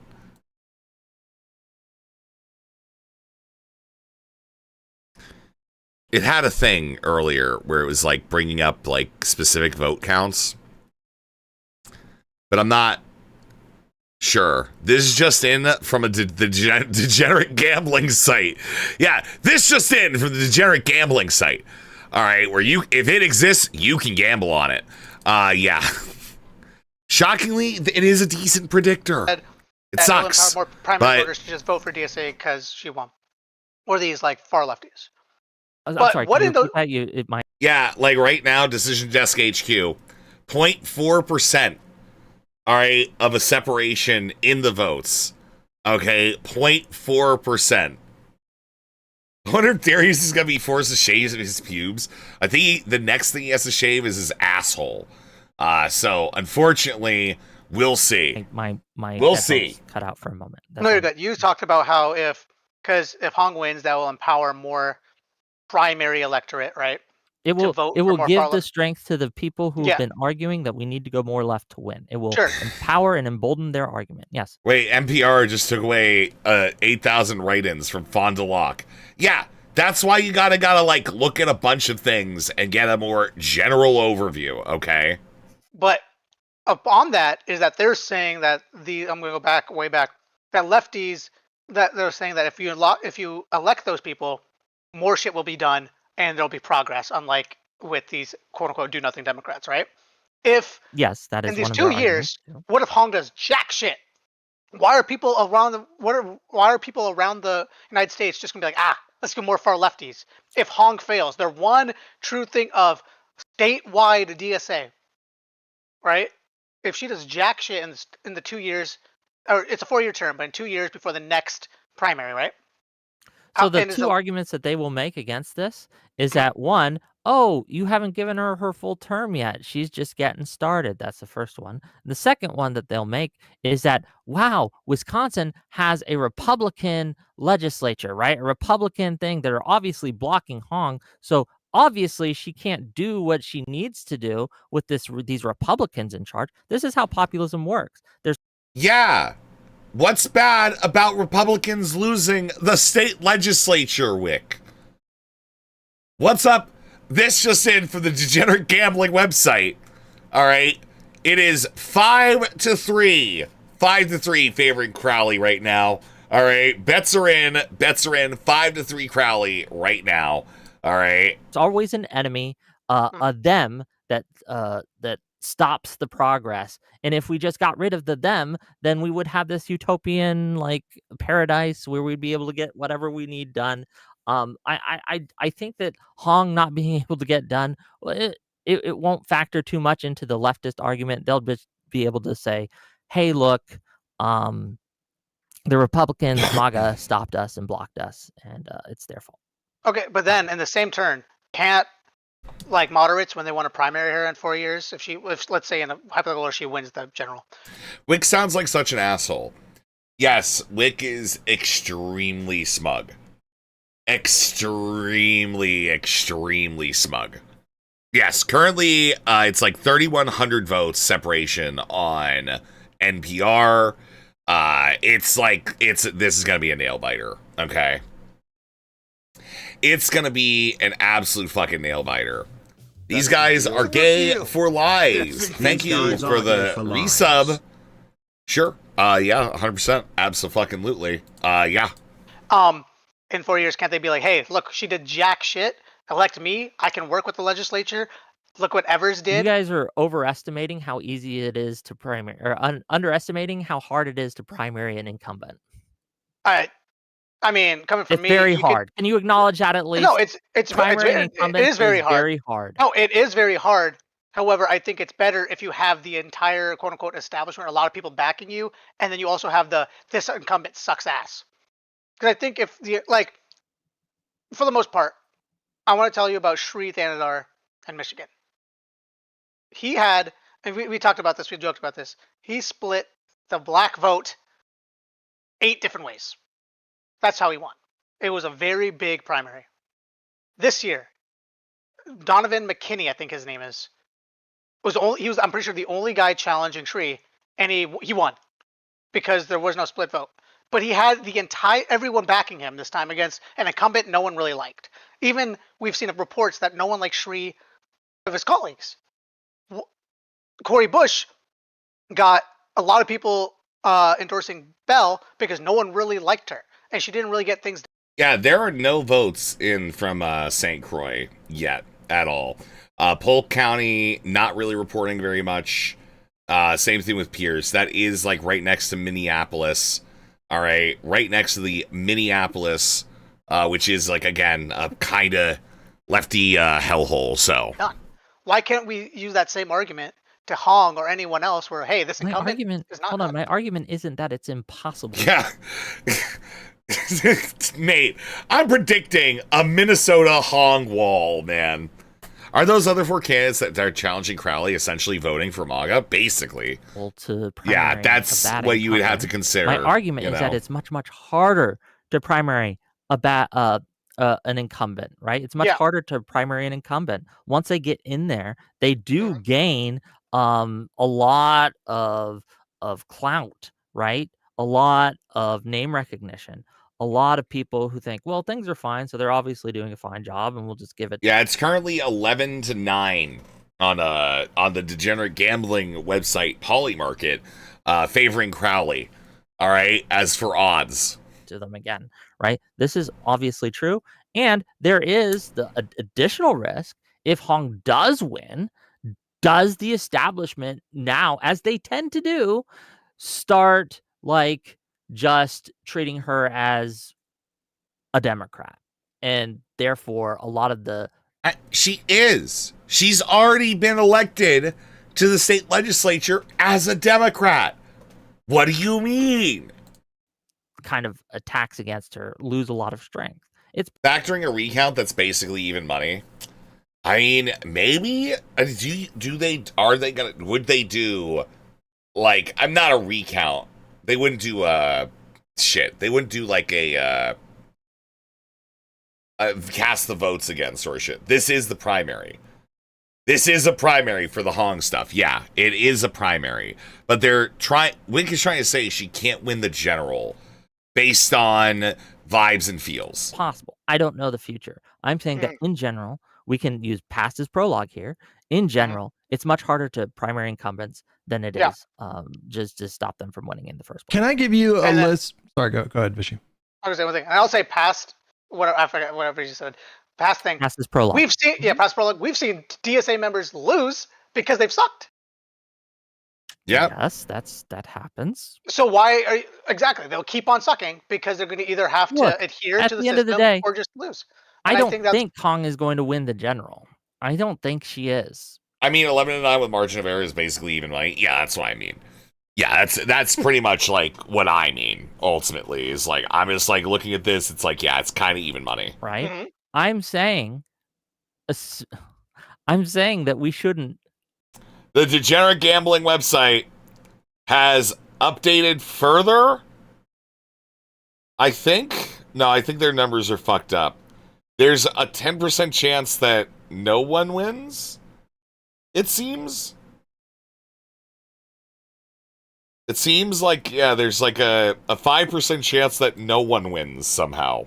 That seems a little fucked. Again, vote for her. We should choose the couch. We shouldn't vote Tom Tiffany either. We shouldn't go out and vote for him. He's Whick TV. I was memeing, but it's almost 40% in and he's still ahead. This isn't looking like a 25-point loss to me. We'll never need to have another poll talk. Awesome, Whick. Great. Wick's gonna crash out again. This is so awesome, dude. MAGA. He no clear violates victor. my red lines, right? And a whole tons of Yeah, ways. that could be it. But Hong is going to lose the general, whether we sit out or not. And by giving our credibility, right? This is crazy close. Like just everything. Plus less than 50% up, or less than 0.5% up is like Crowley everywhere right now. So yeah, this is fucking A. It's been a while since I gave an update, but locally we're at DoCon 9. Going out and yeah, this is kind of wild. Wick is firmly on Destiny's poll. Let's talk about it. If Crowley wins, we stream immediately to celebrate, Wickers. I want to reply so bad. You can't say that, white boy. I want so bad to do it. His Twitter is crazy right now. Dude, I think he's like just skitzing out. Bro, Wick doing an emergency stream after the crash out streams earlier today and being like, look, I'm validated. All right? I'm validated in all the things I was yelling about earlier. It would not do that. That's not what would happen. He would not be validated at all. Like, he's just saying, in a hypothetical world, he's losing it. There's a world where Wick's anti-Hong, anti-DSA content was the key to a Crowley upset. If it's close enough. You should call in and call him a slur. I'm not going to call him the hard R-N word, okay? I don't know what to tell you here, buddy. And endorsing her. We lose I'll tell him to show me his, like, magical underpants gnomes. You know, that's it. credibility because we gain nothing from it. She's going to lose anyway. And we have decided to implicitly back a lot of her crazy ideas. You could easily twist that into we did our best to defeat MAGA, even if it did support someone that we don't agree with, and then we're gonna that doesn't look and good. then we're gonna replace her with a really good candidate. Yeah, like, dude, look at the fucking Kornacki cam. All right, this guy is looking at out of Dane. Dude, look at this. Statewide, he's got like barely 2,000 votes between. She's got room to, boost that. We were saying kind of going in, she wants double digits out of Dane. It'd been 2, 3, 4. She's got it up basically to 6 now. If there's a lot more Madison to come, and that expected vote goes up again, there's still a chance she could get she could get that margin up closer to where we thought going in she needs it to be. But look, bottom line is she's basically 2,100 votes behind statewide right now. This is awesome. Give me a sense here of the. This is close. This is great. Obvious opportunities for each candidate that exist on the map. I'm just looking kind of back in here at remaining. We're at 760. Our statewide expected vote sits at 767,000. Dane remains the biggest single outstanding source of votes. Milwaukee second with, again, how many times have I said? I think it's that vote by mail that's left, but we've seen that our estimate for we've revised several times our estimate of that total vote in Milwaukee up. It's going up, so it may not be just vote by mail that's left from the city of Milwaukee there. Racine, yeah. In Dane, it's an imperfect measure, but of the precincts that have no votes reported, 28 are from outside the city of Madison and 27 are from inside the city of Madison. That's useful. That's useful. So, right, and again, inside, it's a very big split Adam was describing between what's happening in Madison and outside of it. So what just came in? Something ticked Crowley up a couple hundred. Was it anything? Oneida was the most recent one. Okay, but nothing from. So yeah, again, this is happening to small. He's not even sweeping like. Oh, this is small share. 13. 4%. This was. We thought that we earlier we thought they were basically done in Douglas, and I was saying, boy, what a good number that is for Hong. There's still a lot to come here now. It turns out as that expected vote's been revised, and so it creates the possibility in a place like this, if that remaining vote is good for Crowley, there's room for him there to end up getting making this county look a lot different than it did when we checked in 20 minutes ago. What I'm kind of getting at here is, the small northern Wisconsin counties that add up, if they become kind of a uniform Crowley block. I know you're seeing the Hong shade here in some of these.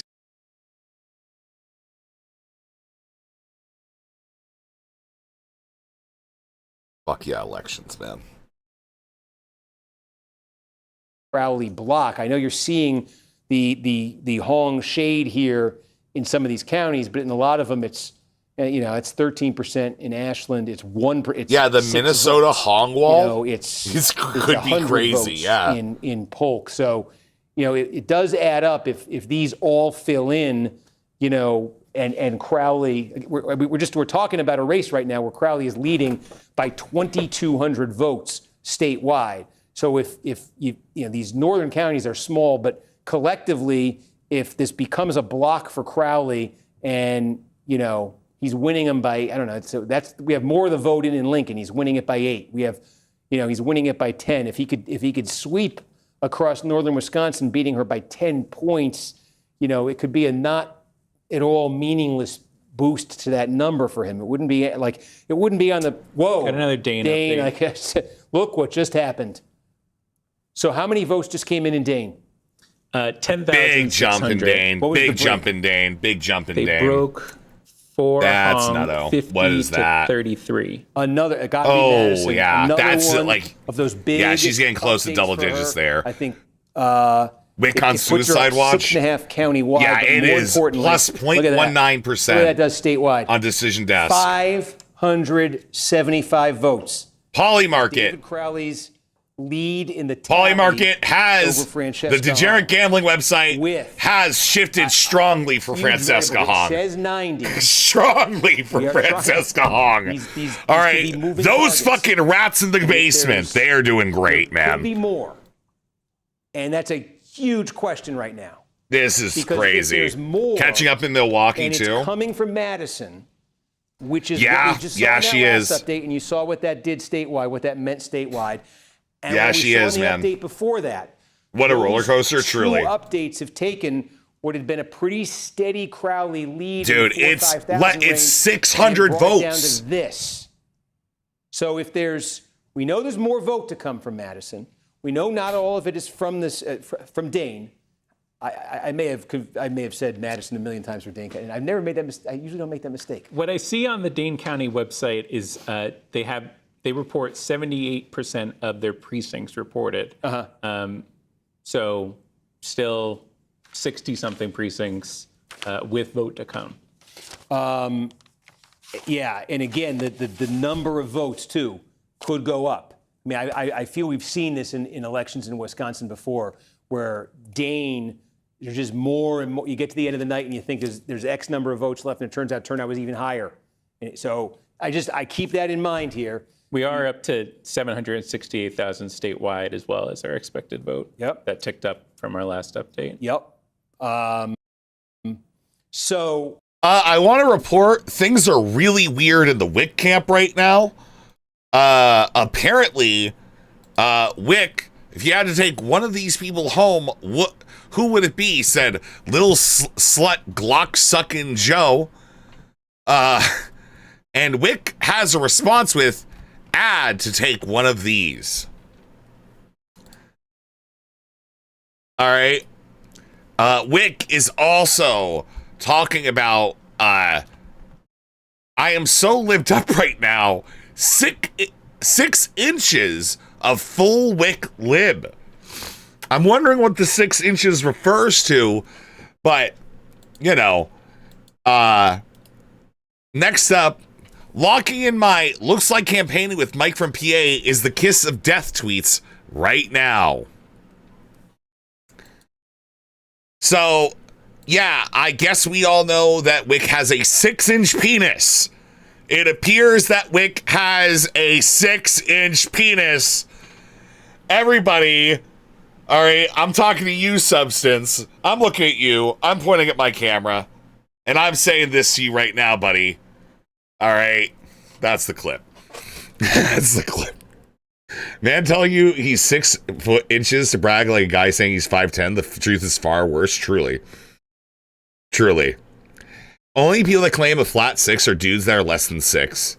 Well, can we talk about the big Whick energy in the house tonight, guys? Hands in the air. Hands in the air. Big Whick energy in the house tonight. That means our decision desk has looked at it and said, no, turnout was higher in Brown County. So, and again, it's not a huge margin here, but Crowley's leading here. He could get more of a pad out of Brown County. As I say, if in these small kind of rural counties in northern Wisconsin, even I'm just going to look kind of through the drift list. I should go to a county that actually has votes in. Through kind of the driftless area. Resi, my on-the-ground team is reporting that Whick is having to be restrained and sedated. Tragic. We will keep everybody updated moment by moment. All the vote here. Hong wins this one. Could win this one. Speaking of Minneapolis, our decision desk is flagging that they do expect a Hennepin County update in a minute. Oh, okay. Shit. 1 minute. 1 minute. In St. Croix. Yeah. Now I think this is very interesting. Here, I think our benchmarks. I think Crowley wanted to have a much better night in St. Croix than this. This is bedroom community. I mean, you could just see it. Bedroom communities of. Yeah, I don't even have this yet. That's a very good number for Hong. 70% in state. I don't even have that yet. 773. But. All right, just came in for me. Yeah, Hong's up in St. Croix. What? The Minnesota Hong Wall rides strong. Rides strong. Yeah. So much of this is, gosh. Yeah, NPR. More than we're like 700 votes. Is it very 700 votes? 700 votes, man. What on earth will the Central absentee look like? Bro, I swear to God, in Milwaukee, dude, Karnacki is just like, what are we doing? What are we doing? It's anywhere, man. Here? It can go either way. This is crazy. This is awesome. Votes, Let's fucking go. It's a nail biter. I love it.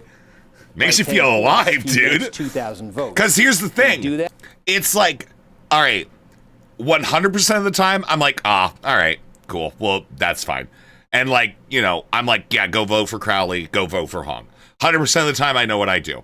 However, Whick only knows what he's doing, according to the degenerate gambling website, approximately 39.1% of the time is he telling you to vote. So he's got a 60% chance of having a bad day. All right, and those are odds I'm willing to take. All right, let's go. He just got a sizable update somewhere. Where was that? Can you? Yes. Hey, go ahead with the Minnesota Hong Wall. And he nets about 200 votes or so. Okay. Yep. This is one of the smallest wows. That puts Crowley we'll back get there. ahead by 1,000 statewide. Yeah, I mean there are a fairly spread out geographically number of places on the map where I can see Crowley, and I think he just look. Yeah, okay, Iron County, small, northern Wisconsin. He's winning by 15 votes, Karnacki. I think this was Hong's shade of blue earlier. I'm not going to make much of it, but it's 15. But again, it's like if he wins the Iron County, we're talking about hundreds of votes by 50 to 100 votes. The thing that's crazy is that 15 votes difference is gigantic in a race that is this fucking close. So I could just see collectively 1,100 votes separate now, man. This is fucking pod racing, dude. And the driftless area. I could see Crowley getting votes that bring us Yeah. up. Not in a huge. It's literally 50-50 on Polymarket. Okay, it is 50-50 on Polymarket as we speak. It is flipping rapidly between Hong and Crowley, back and forth. Ass to ass, as some would say. Friendly for Crowley. These are all places where we're talking on the order of hundreds of votes, maybe in the case of Racine, thousands. He could pad this margin. Whoa, he just got something big. What was it? Racine. That was Racine. Yes. Okay, whoa, okay. What did I say? We said he could maybe get 2,000, right? And he gets 1,763. So not necessarily all of it. This is where we check. We find out, is it higher? But this is a lot of it. This is probably most of it. And so there it is. That's exactly, it's pretty much what Crowley wanted to get out of there, I would say. But if you're Hong, you're saying, okay, you just took your shot. Was that your best remaining shot, Crowley? 2930. He's got something else. What else just came in? We got an Iowa update. We got Jackson update. Oh, this is where Rodriguez was leading the early count. Right. Okay, again, just small, but this is what I'm saying. From Crowley's standpoint, if he's doing this is the kind of thing that adds up.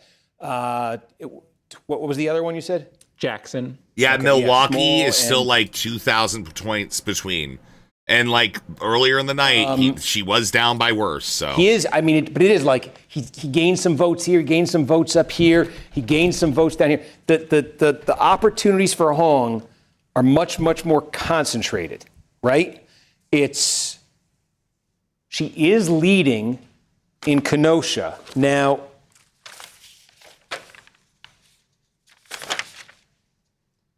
Kenosha, we should say, City of Kenosha is central count. So that vote by mail, that in fact is perhaps what is left. That is probably what is left in Kenosha County. And I think why that number's been there for a while. The central count of absentee. We got another Outagamie update. Early in person. Okay, Outagamie, where she has continued to lead. What did she win that update by? 38-36. How many votes roughly? 1,500. There were 50. Right, she won by then dozens of votes. We're saying. Yes. Okay, yes. Okay. 30 yeah, votes. we're just at this point. It's not. I'm looking for raw votes because it's just we're just. So he just got something else because it went from 29 to 3,100. What else? there's a chance Whick is about to go live. There is a chance that Whick is about to go live. This may reach new levels of awesome. He's gonna watch the Crowley loss live. Oh boy. Does anybody else feel the big Whick energy in the house tonight? Hands up. Hands up, everyone. Hands up. Okay. I said, does anyone else feel the big Whick energy in the fucking house tonight? Hands in the air. Hands in the air right now. God, I hate you guys. Gang, I had to do it. I had to stream again. I am libbed up so hard right now. So hard, okay? I got full lib chub going in my veins. I am watching these returns avidly. The race. We are praying. We are fucking praying that we get to do this one. All right. He will call me an anti-Semite still. Let's pray. Let us pray. 46% to 11%. Bro, this guy's fucking coverage sucks 38% ass. to 9%. Bro, what is this? The look at gaps the we're talking. polls. And then I want you to take a look at the actual results. With 74.4% in, Crowley, the absolute mad lad, is beating Francesca Hong by 0.5%. It's razor close. And we gotta talk, ladies and gentlemen. We gotta talk about how freaking bad the polling has been in these primaries. Look at this craziness. Look at what is happening. Okay, there is a world that exists. That rhetoric such as mine, and I'm not the only one who's put forth this rhetoric, the anti-DSA rhetoric that has been spouted forth by DGG, by Destiny, by Whick, by Hutch, by other members of the Democratic Party who want to win, right, these elections and see DSA as a weight around our neck. There is a world where that rhetoric, where our streams would make the difference. I don't know if we're going to win. It's going to be super close. I don't know enough about Wisconsin to know where these votes. I have no idea what I'm talking about, but let me just tell you, I'm feeling it tonight, guys. Refer to himself in the third person? Yeah, because he's a character. He's a joke unto himself. Damn. If this ain't just vindication, okay? Vindication. People are rallying against DSA, and it's because we've called this out, right? Someone in my Discord said, "Oh, Whick, surely this means you'll do less anti-DSA content. Surely this means you'll do less anti-DSA content because the DSA lost." Yeah, Whick, maybe you'll stop being an asshole. I think they're losing. It's because my anti-DSA content's working. It's working. It's driving the polls. Now, look, I'm overstating it a bit. Obviously, we're memeing a little bit, just a smidge. We're having fun with it, okay, gang? Because obviously, like, I know for a fact that at least one of my community members that lives in Wisconsin voted for Crowley.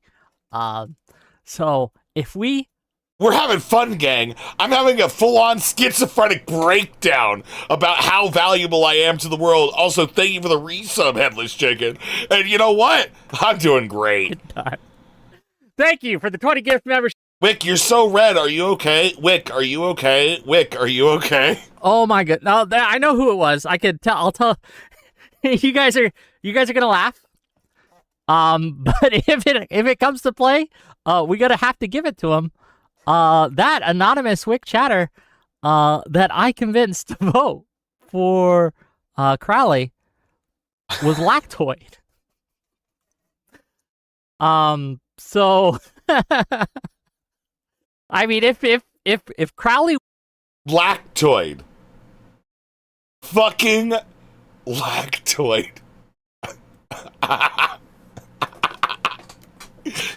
What do you mean? Lactoid, the guy who capes for Republicans constantly. The Russian wins this by one vote. You guys are going to have to thank Lactoid. Okay? You're going to have to thank me and Lactoid. This is awesome, man. And that is very funny to me. That is very amusing to me. Oh, that Lactoid. It is 2,996 votes between the two, with Crowley in the lead currently. That's gonna be crazy. We have not gotten a new update from Madison in probably about 10 minutes or so. I would say probably about 3 minutes. I think actually, that we're going to win by way more than one. I'm bullish on this, gang. Okay, let's look again. Let's see where we're at. We have 74.8% of the vote in right now. 75.3. My apologies. And it's razor thin, gang. It's less than 3,000 votes. But damn, it's close. Damn, it's close. I am on the edge of my seat, okay? I am on the edge of my seat. I wish I was more familiar with Wisconsin. So I know that this is bad for Hong, okay? Dane County, the seat of her power, right? The seat of the communist stronghold, is only going for her by a few percentage points. That gap. It's close to 10. It's almost 10%. The vibes are popping as they're playing Spice Girls at the watch party. We are so fucking back. Apparently, the Hong watch party has Spice Girls. A little less than 7 percentage points is not. Imagine they lose and Whick just dies on stream. I'm gonna be fucking honest. I'm still posting this. I could literally watch the life fall out of Whick's eyes. I'm still posting this on Twitter. Okay, I'm still posting this shit on Twitter, man. I don't give a fuck. He's winning. I'm fucking evil, man. Double digits here in Dodge County, and only 78.2% is in. Again, double digits in Columbia, and only 6.5% is in. Sock, I don't know how to say these names. Like, this dude doesn't know how to even look at this. Like 4% and 83.7%. Yeah, like stuff like Crowley this, where it's like you have like 20%, then you can start extrapolating out. But it still can turn, and a lot of times it tends to like close up a little bit more, right? This is awesome. If establishment Dems have lost urban areas, they're cooked. I think it's different for Wisconsin. Doesn't look because Madison is. We know who Madison people are by a lot. Let's see, Ashland, again, not a huge population center in here. She's up. I think this is the most we've seen her up by double digits. But 26.4% in. She could perhaps make stuff up in here. But, like, look, a quarter of the votes in, and we're talking, like, 100, like a 50 vote difference. It's right? Crazy, man. Let's see what we got. In Dunn County, it's razor close, 87.9% in. St. Croix, 95% in. She's barely hanging on. Polk County, barely hanging on, but she can make up some stuff here. But when we look at things like Rusk County, yes, it's not a lot, but he's winning by 40%. There's less than 100 votes between the two, Whick. What are you talking about, buddy? Can we Whick, wake up? Whick, wake the fuck up, Whick. What is wrong with you, my man? What are you doing, Whick? Holy shit. Points. He is so crazy. Dumb. Sawyer County, winning by almost double digits and only 16.2%. Again, not a lot of votes here, but all this is adding up. And he just dropped a percentage points. And I'm on the edge of my seat. I'm on the edge of my seat. This is crazy, gang. This is crazy. Whick is fucking plugged up, and I believe that I'm getting word in from Dickers, the Dickers logging agency, the DLA, saying that yes, Dickers, there does appear to be new Levens activation points coming from London. All right. Coming from London. No, I will not breathe. We have to win, okay? I will hold my breath. But he was up 50% just a second ago. Exactly. But we have to take W's here. Oh, we're bringing my friend Alice. Alice! Oh! Hey, give me a second. Oh, no! Oops. Wait, Alice? Oh, can you hear me? Wait, is that the same Alice that went on the Joe Rogan Experience to talk about snarkers and said, snarkers are cruel. They have a bear named Resver, and he has sex with dolphins, and the people all watch him. All right, is that Alice? No fucking shot. Okay, how could it be? Overthinking how things. Could it it's be? Only 30% in. There's going to get a huge drop for Hong, and she's going to pull ahead. And but it's I don't know. I don't know who's going to win. I have no idea. What are your thoughts? Come on, give it to us. I'm rambling here. I'm ranting. Go ahead. Yeah. Okay. Oh yeah. Because I'm forgetting. There seems to be really, really big moves for Hong, according to the degenerate gambling website. Okay, it seems like there are huge moves for Hong in her quest. All right, she seems to have gone ahead and taken the lead at the degenerate gambling website that is ruining our democracy, but is shockingly accurate. Yes, there are things happening there. Anyways, let's go back to the live logging of Whick. Has been campaigning with him. The governor and Bernie Sanders and AOC distance themselves from Hong. So it's a really weird race where it's between one guy, Crowley, who took a break and then came back as like the guy to save it. So he was not in the race when all the mail-in voting was happening, versus a presumed frontrunner who people don't actually really like, and now that they're learning about an alternative, are switching sides. I'm so happy, right? Like I think, look, I don't know who's going to win tonight. I hope to goodness it's Crowley, but it's one of those things where him overperforming as he does, even if he eventually ends up losing, sends a message. And I think that's an important message. Like, first of all, I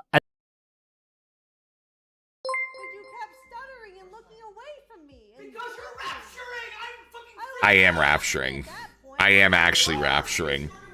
Can I'm wondering, do we have any of the wonderful fucking people out there who can somehow change the hog rider thing? Okay, to hog rider. Do we have anybody that can do that? We need some backup.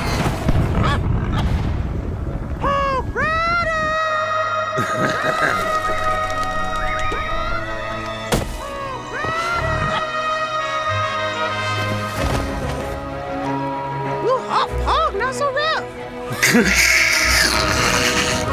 What is this, dude? Why did they do this?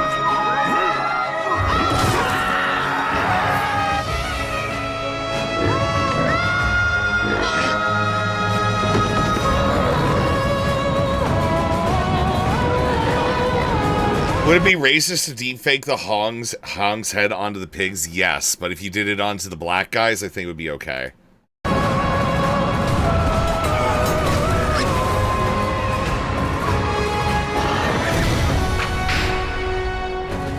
and this are. Anyways, I'm just saying, all right? I'm just saying if anybody wants to be a really cool person, they could probably do something with mail-in that. ballots are what, like the early voting, right? When Crowley had dropped out for a little bit. If that's what does it, that's gonna be. Yeah, we are less than okay. That's gonna 0.1% really hurt my feelings. 0.1% difference. NPR has us down to 1,800 votes between the two. It's 0.17% up for Crowley on Decision Desk HQ. I'm sure Kornacki is having an ovary. Far more places where he's able to do that. What he just did here in Marinette County. Right? We saw him do it. We were talking about Iowa County a minute ago. You know, there's a lot of places like this. We saw it in Crawford, not as much, but you know, and it just so she takes one fell swoop, and then he sort of brings it back up with the Marinette counties of the world, the Iowa counties, and then it just comes down again. Where did it just come down? Marathon County. Okay. 4,300 votes. Yep. Hong wins 1,906, and Crowley gets 1,400. Okay. And this. This is one I think on paper Crowley probably wanted to win. This is a good number. This ends up being a good number for Hong. 0.2 of a point. You know, so it's not. I say there's more breadth to his, but there are places like that. That's the sort of. It's not. We probably won't have a projected winner until like 6 a.m. I mean, you can extend the bar and shit. Okay, you can extend the bar if you'd like. All right, so. We said we thought like this would be bellwether, and she's winning it. We thought Kenosha be bellwether, and she's winning it. So that's why this is, you know. Milwaukee and Madison won't finish till tomorrow. And we just don't know. He just like sheepishly clicks it. All right, and shit. Yo, Remy, thank you for the gold coin. I love how he just sheepishly clicks that shit. It's awesome, And dude. if it's more, and those more are from the city of Madison. Thank you, Remy.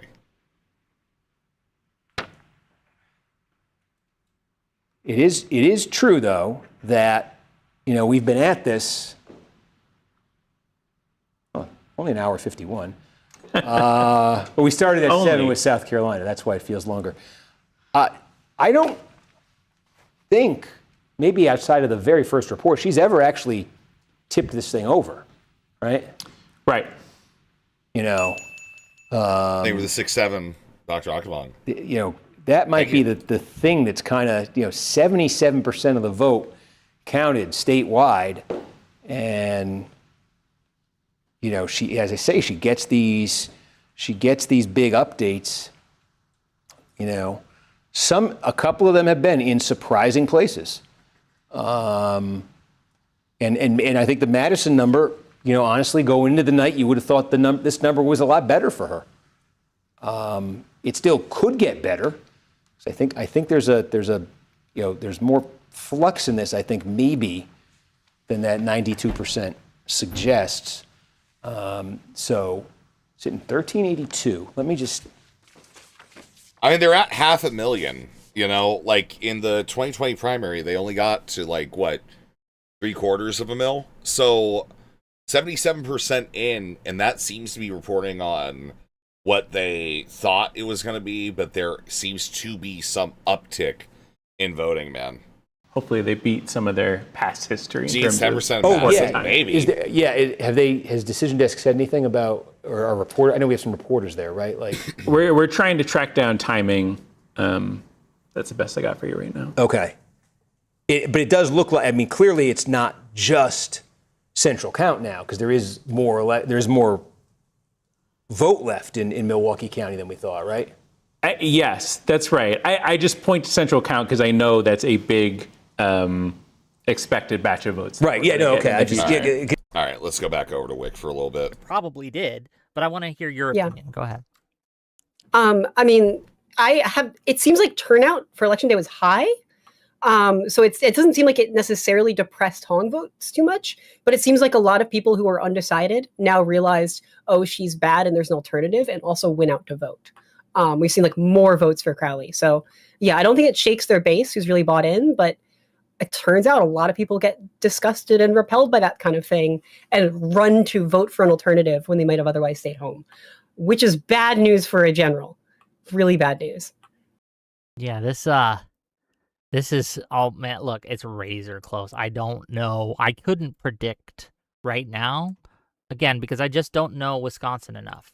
I don't know what counties are, Vilas County isn't in at all. We have no votes for that. Is Vilas County a left-leaning county or not? I don't know. Is it a rural county? What are we looking at? Bayfield, same thing. 0% in. We have no idea what we're talking about, but hey, I'm winging it, dudes. All right. Do you feel the big Whick energy in the house tonight, guys? Do we have any Wisconsiners in chat? Any Wisconsiners in chat that know the state that can speak to any of these places? Any Wisconsiners in chat that want to hop in right now? Okay. I've also been learning something. I've read the book by Ben Wickler, who almost got, he almost got DNC chair. Ben Wickler. Bro, you can't tell me that there's a Whick in the DNC. Shut the fuck up, man. That's fucking bullshit. Ben Wickler. Reality isn't real. It's not, man. It's the Wickler. Oh, we're coming for your Gimblies. Fucking the Wickler, bro. And fought back and are cruising back towards a blue trifecta after a decade plus of work.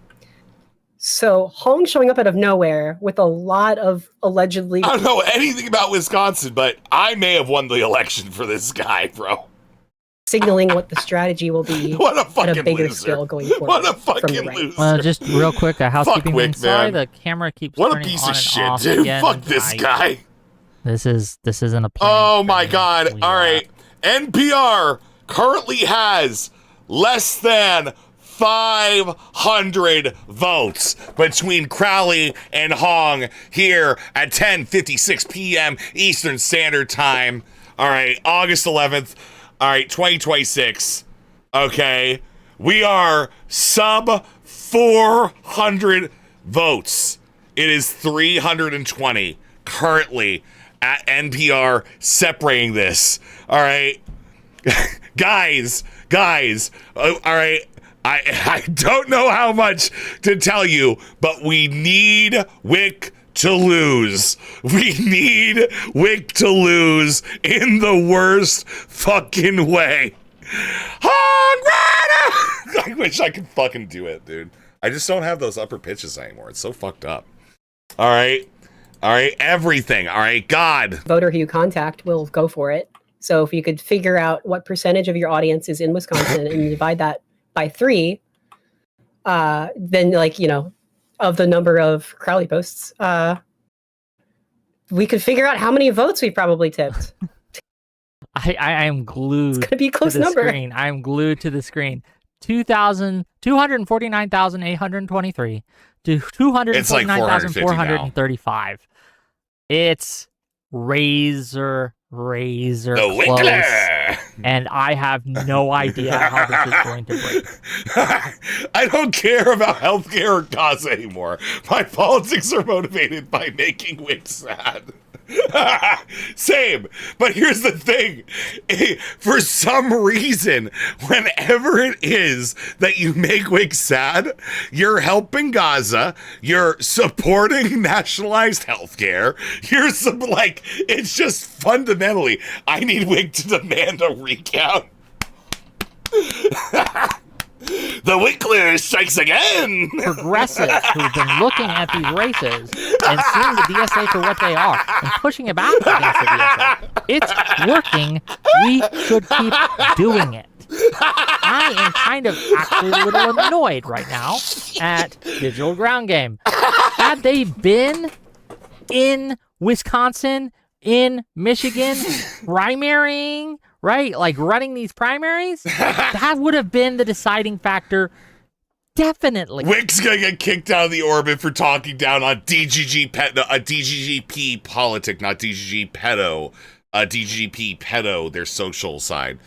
I've been pushing it, but they said, well, we're not ready yet. So, and I'm not blaming DGG. Okay, I'm expressing annoyance that we didn't get our act together sooner because DGG could have had an influence, right? I don't know.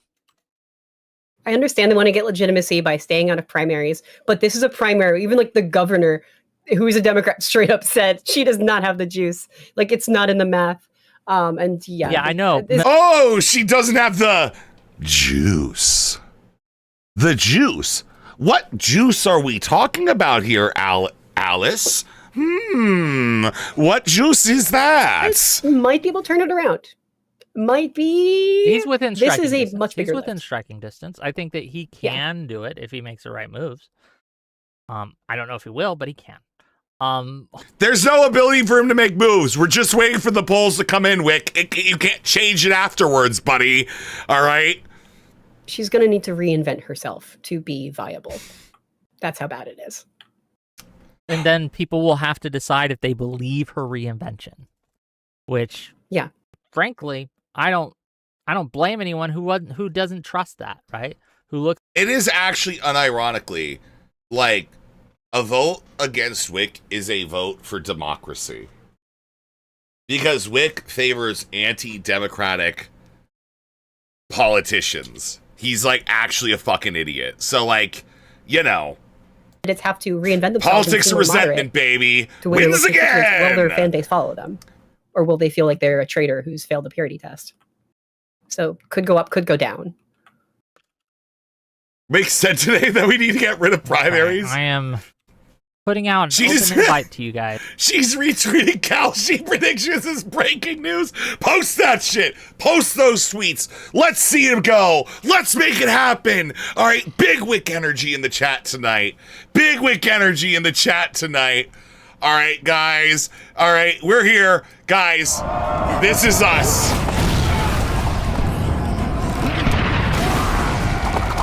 We need some backup. Hong Rider. Hong.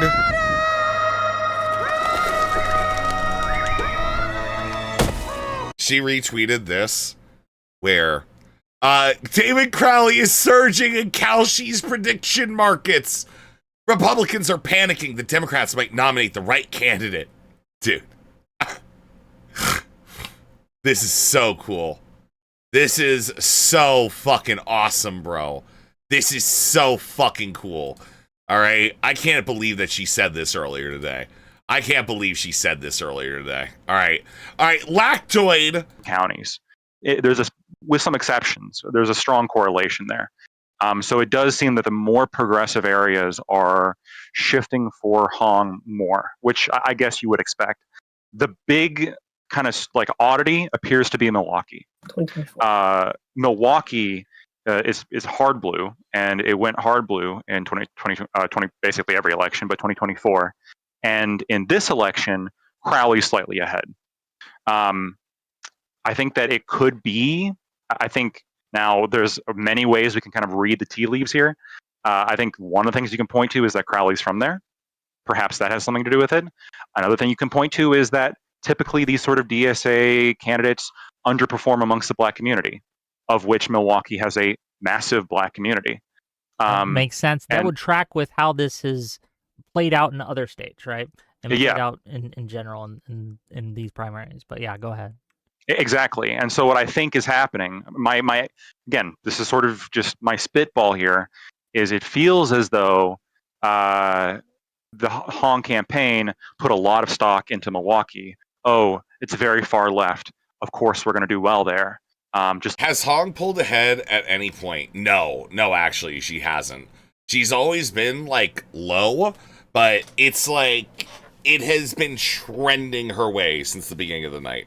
Like we're down to like around like 600 votes right now, in between the two, and it's really could go either way. Not even close. Yeah, I could look if he wins, this is gonna be like a Bitcoin regret, right? When I didn't buy into Bitcoin, I'm like, I could have put like $1,000.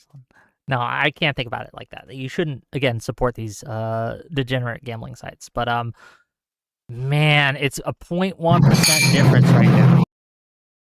Bro, what just happened? Oh, whoa, what the? Opinion, and that's just not the general makeup of Midwest states, and certainly not the Democratic primary electorate. So I don't know what that means for the general. Like, I'm not like an expert on any of this stuff, but it just seems like directionally correct to me. So I support everything Alice says.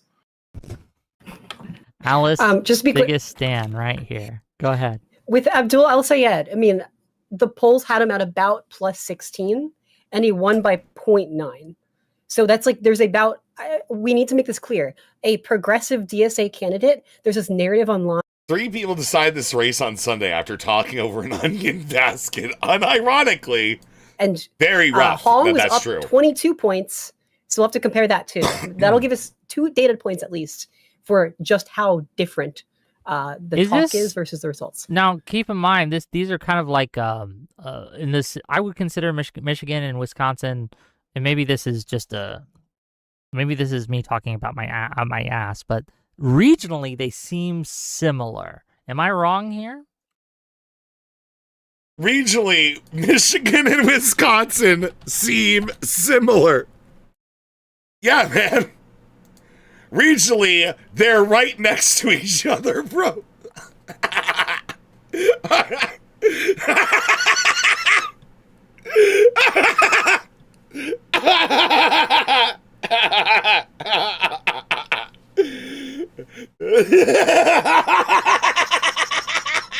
What the fuck is this? This is so stupid.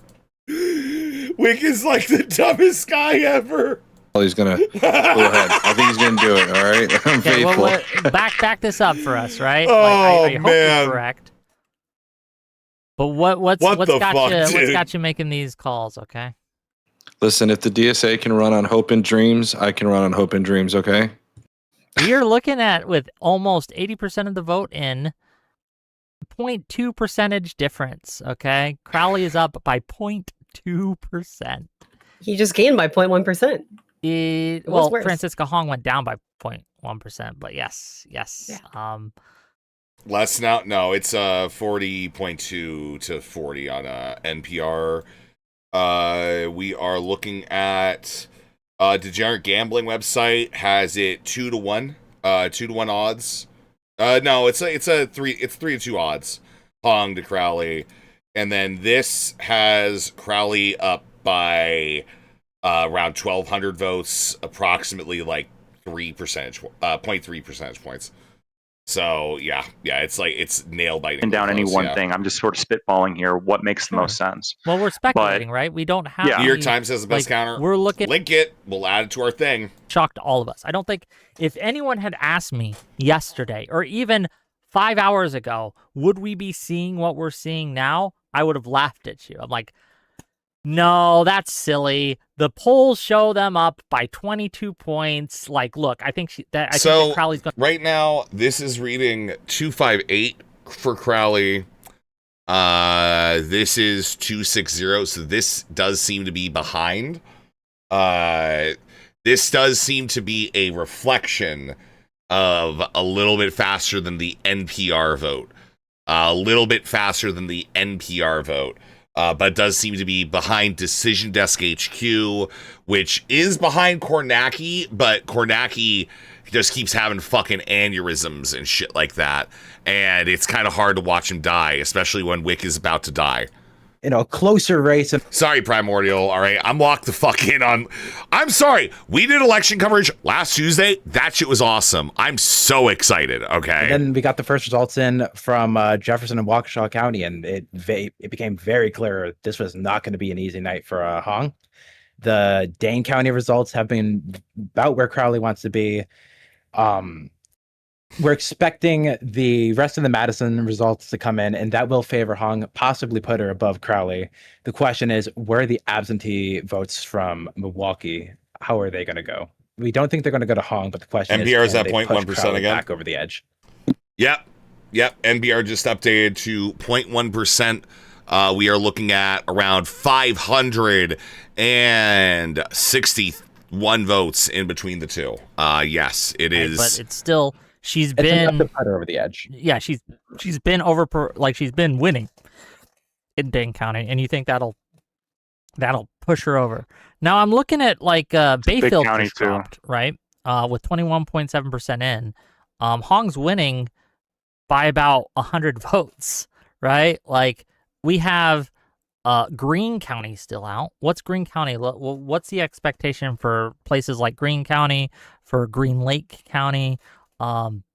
What do we think that these are going to go? Green Lake, I'm not entirely sure. From what I was hearing from some folks, expect to be probably more Hong favorable, but the more rural counties are expected to go pretty hard for Crowley. Again, the big thing it's really looking like it's going to come down to is those Milwaukee absentees.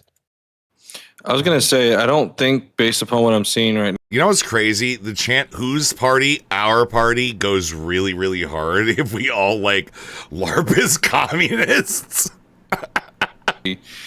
Really kind of a lead ahead, and it could go to Hong if it comes in, and Dane, but I don't know. We'll see how this turns out. Yeah, this is going to be one close election. Yeah, hard for anyone at this point to look at this and say, What do you mean, oh, LARP? I know exactly. You know what how I this mean, is gonna or we perform, gotta keep right? it on the down low, right? I'm stunned. I'm stunned by this result. How much? And this is to all of you. I think I asked Alice this earlier, but I want to know the rest of your answers. How much do you credit the? Yeah, if she expands at all in Madison County, I think that's a big sign, dude. Because then we're gonna be getting closer to those early point leads where she should be up by 10%. You know what I mean? Ways, right? It's kind of, and this is some upset of the season. Whick vindicated. Watching live results, bro. This is everything about this is wonderful, dude. Dude, why would you do this? Why would you do this? Knowing that you're getting these small as shit. There's some places where 90% of the votes are in and it's less than 2,000 votes. And there's literally even 6% left in Madison at this point is probably 10 to 15,000 votes. Decision Desk shows that he's 0.7 ahead. Yeah, it's I mean it's in between there. All right, I'm getting some in between numbers on that. I got 0.18 on mine that I'm looking at. We are looking at 700-ish votes on NPR. Okay, Kelda is definitely gaining in the polls, so that's something. Okay. Exactly tied. So it's all comes down to the very late arriving absentee ballots from Milwaukee City, which normally favor the moderates. However, in this case, there's kind of a wrinkle where the candidate that we're rooting for, Crowley, he like dropped out like a while ago while the absentee votes were still being cast, and so he came back in like literally 2 weeks ago. He's been running for like 2 weeks, like that's it. And so there's a chance that the absentee, like it might not go to him that much because he was dropped out of the race. But in theory, like normally, like that would be good for the moderate to have absentee votes from a place like that. Oh, that would look, if I'm Crowley and I figure out that I lose because I dropped out too early. Yeah, the Degenerate Gambling website has 2-to-1 odds for Hong right now. Yeah, 100%. Have you been like following this race like closely? Because this is one of the races where the quote unquote establishment, like they kind of shit the bed because like they refuse to align themselves behind any moderate candidate until like 2 weeks before the end. And this primary has been going on for months and months and months. And they're I'm just grinning been, from like ear to all ear. these different moderates just like. It's just like, imagine bringing together a war room when you're up by a couple thousand votes. All right, with upset of the season, Whick vindicated as your title. Okay, there is no word to the amount of what this will be amazing soon. Okay, it's so cool. Some sort of So financial... yes, that was with Sarah Rodriguez. Her campaign manager like was reporting like some expenditures is like doubled on their things. I think it was like for every single thing. So it added up, and so that caused Rodriguez to have to drop out basically in the middle of July. And then like 2 weeks ago, Mandela Barnes dropped out because there was a scandal with like some staffer and like some sexual accusations and stuff. I didn't really look into that one very much, to be honest, but he dropped out. So. And here we are. Aiden, I have a question for you. Oh, go ahead, please. Sorry, Wick. Sure, go ahead. So I'm working on a theory here, kind of spitballing it after these results. Tell me if this might pass the muster. So after Chevalier won in New York, right? Espaillat was like way ahead in those polls. Do you think that's not true? That's not true. There was one poll released by each of their respective internals. What the hell? Did this become a whole cope session on his stream? Yes. But he's calling it the upset of the season. Whick vindicated. Okay, Beans? Understand, this guy decided to roll the dice and live stream the possible humiliation of liberals again. Will you acknowledge my nature doma status if Madison, Milwaukee, and Hongwall prediction becomes true? Yeah, man. Yes. Okay. We will start listening to you, but you do also have to start voting for Democrats because you know that the way things are going, you should just accept the way things are going to be. Okay. Lefty people is that they genuinely think that like they can just say like I'm FDR, New Deal. There's still a good chance Hong takes it. Like, yeah. 80% of the There's a very good chance, and it's just not going to happen. That's never going to happen. You're not just going to LARP as FDR and then win FDR's margins. It just doesn't work like that. I'm sorry. Politics is way more complicated than just saying a certain thing and then you win because you said that thing. Well, this reminds me of like, when I've looked at how the DSA performs, I'm not looking at how they perform in deep blue states. Dr. Akban with the 200 joules. Thank you for the flow states. As the litmus test for how well their policies are doing.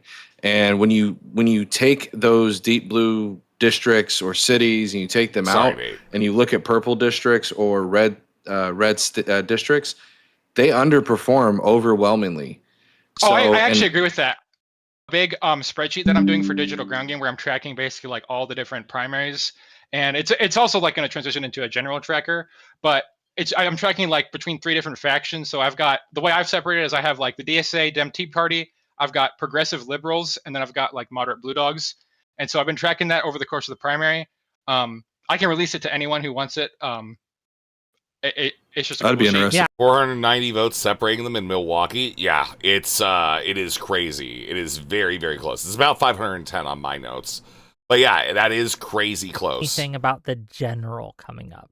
I know primary electorates are much different than general electorates, but I wonder if this is just kind of like, all right, Degenerate Gambling website has odds 7-3 for Hong. The line candidates are going to underperform in the general. Is that a valid concern to have, or am I just kind of being crazy here? What do you guys think? It's definitely a valid concern. I wouldn't be. I mean, it's probably a good concern to have. But I wouldn't be I wouldn't be concerned about them underperforming by more than other Democrats. So if there's a poll, I kind of worry, like, Def Not Ryan Thomas is saying, dude, stop making fun of Whick. And, like, he's, like, worried about it. Why is Alice Poole on the panel? Actions of the Democrats. Well, if you didn't know, Alice Poole is, like, part of their media wing. Went on Joe Rogan to talk about snarkers today. All right? To talk about snarkers today. And they pretty much just had this to say. Snarkers are cruel. They have a bear named Reservoir, and he has sex with dolphins, and all the people all watch him. It's crazy, dude. The absentee ballots are gonna kill Whick. Truly, a lot of the primary polls have been push polls. Like, that is one theory I've heard. I don't know if I believe it, but one of the theories I've heard haters will say it's AI. Especially more should have lefty workshopped the candidates text. Have been it got doing sent in push to me, polls okay, man. in these primaries to push Hung up early different in candidates Winnebago as inevitable, says and Nate. they're just entirely out to lunch. I don't know how accurate that is. What are your thoughts? It's certainly plausible, and I think my odds are. I think I would be very, very confident saying that there are a lot of push polls being put out. It's not like an entire ecosystem. Like for example, in Michigan, Adam Carlson. I don't know if you know who he is. He's like a super pro El Sayed guy, and he runs. I forget the pollster's name, but it starts with a Z, I believe. And they did a poll in Michigan that had him up by 15, and he recently made a post where he laid out a bunch of reasons why he thinks they got it wrong. But I do think, especially with have you heard of have you seen this pollster called Wedgwood? Have you ever seen Wedgwood? Wedgwood is a fake poll. Quote tweeted them earlier. Did you see the tweet I posted earlier? I'll read it to you in the chat. Hold on, give me a second. Wait, because I saw them not coping really been on Twitter. Please tell me. Coping about their myths. Wait. Yeah, Zenith is Adam Carlson's pollster. No way. Here. Please, what was it? What did Whick say? This is from Wedgwood. Yeah, you said was fake. This was put out from them. Yeah, an hour ago. They are kind of unhinged. Like their pollster spends a lot of time arguing with people about lefty candidates and Twitter and stuff. It's just not very serious. Like, they did a poll of the Louisiana Republican runoff, and they were off by 18. It's just not a very good polling org. Sure. Well, this is what they say for themselves. Our poll is currently nailing Hong's vote percentage. It looks like the consolidation effort post-Barnes dropout was extremely effective, and Crowley got the vast majority of Barnes' votes. We will have to wait to see who ultimately wins, but this looks like another big miss for legacy pollsters. It is entirely possible Darius might have to bleach his asshole tonight. Okay? Stark support group. Darius goes begging for money.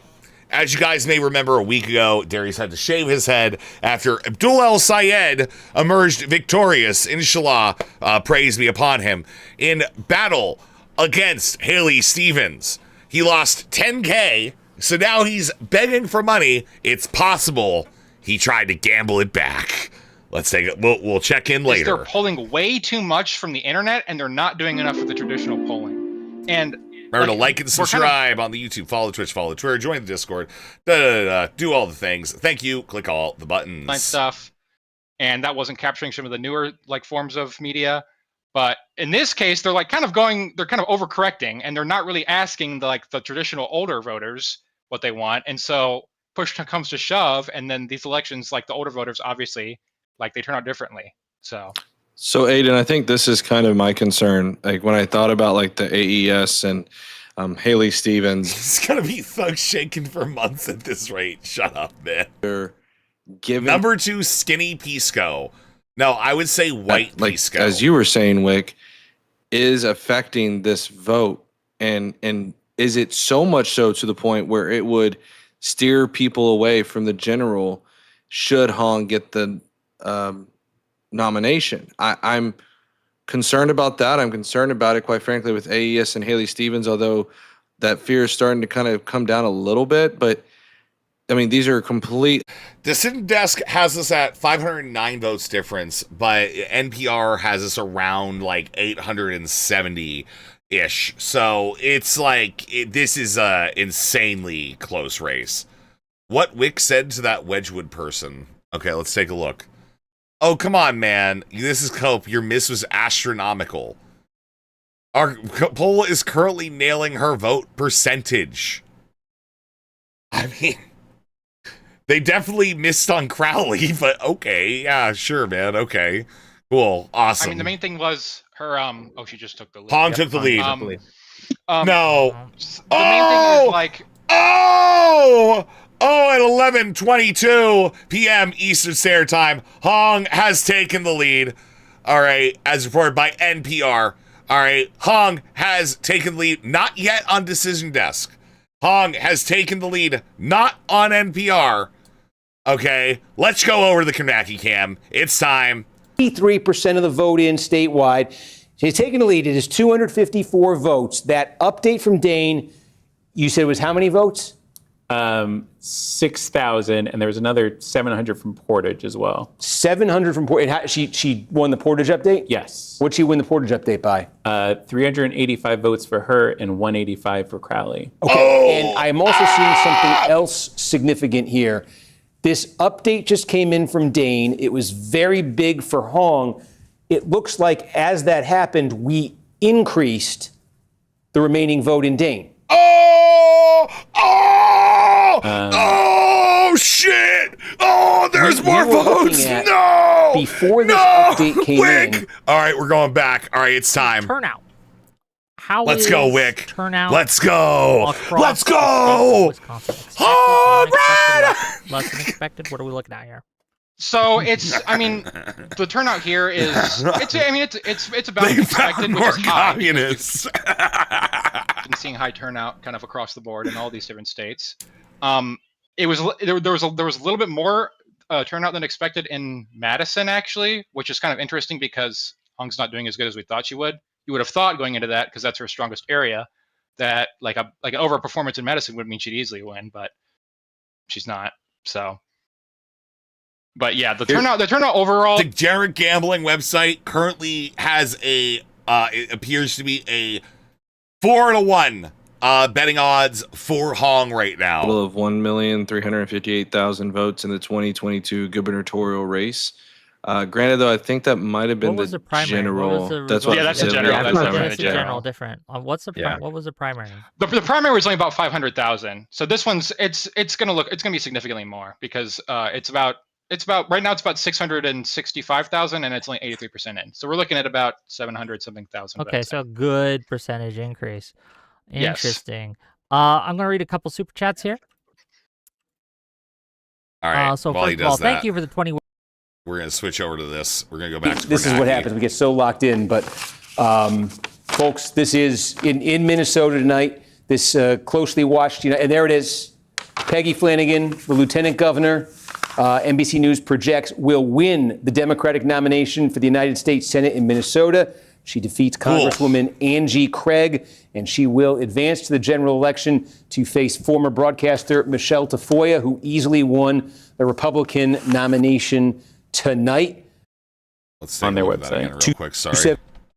I want to look at those exact numbers. Closely watched, and there it is. 334, 225. For Flanagan here in this, Flanagan tonight again. That's good numbers. Low Those are good expectations for numbers. Minnesota. That's in terms good of numbers in the Minnesota. timing. I was really not expecting Those are good numbers, having like that high of primary participation and shit like that. Like that, those are good fucking numbers, right? From Who the the poll start, say because would win? this thing, I don't know. From the word I go know. has been a puzzle. 295 Those are good numbers for Democrats. votes. So Francesca Hung leads David Crowley by right now. Okay, I still do need to. Yes, and they're ready. They're ready. Okay. Okay. I mean, if you don't mind, just leave it right on this screen, and I'll be right back. You're free to come up, Adam, but I'll be super quick. I'll stay here. Thank you. Okay. He has to go poop. What a fucking loser, man. Lock in, they get on the same page, they have a plan, a narrative, and one person way further in advance that they decided than we do, and they're running through it, right? We basically been doing this with 2 weeks. So maybe we do need to, like, not necessarily, you know, put our hand on the scale in any way, but like, just, hey, here's the guy, here's a plan, and then get everyone else to drop out and start talking about a candidate early. She was leading So, before. like, this week, No. I'm going to find some races to follow through. No, like some of the early reporting may have had her up like less than 0.1% of the vote in. But yeah, she has not been in the lead until now. Now that which it's is scary. definitely surprising, right? One of the biggest memes is leftist infighting, right? And I think that made us a little lazy going in here, right? A little lazy going into this primary season where we should not have been. We should have been much more involved, much earlier, and gotten hit the ground running. I think this is a lesson going forward for the liberals to learn. That said, I will reiterate, the anti-DSA messaging is working. Keep doing it. It's just it's obviously having an impact, I think.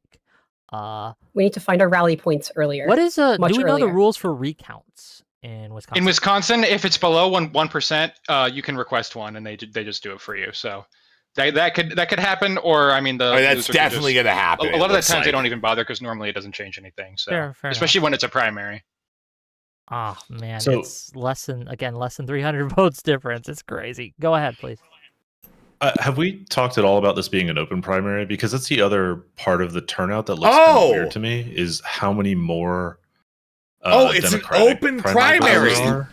I was literally just thinking the exact same thing as I'm looking right at it. I'm like, there's an insane amount of other candidates that are pulling in like 20,000 votes each, which is kind of wild. A lot of that is going to be early absentees that were Right. in like before like everybody kind of dropped out and all the crazy stuff happened. I told you that earlier. All right, Succession man, was chill. Rodriguez and Barnes, and then Yeah, But versus this the is Republican primary, I wouldn't worry about that because they were the Republican guy was unopposed, so there was no primary. Well, but basically. that's the problem with an open primary, though, right? Is that who knows how many Republicans are voting in the Democratic primary? So that's I understand that concern, but the problem is, I think you're kind of overestimating the intelligence of the voters.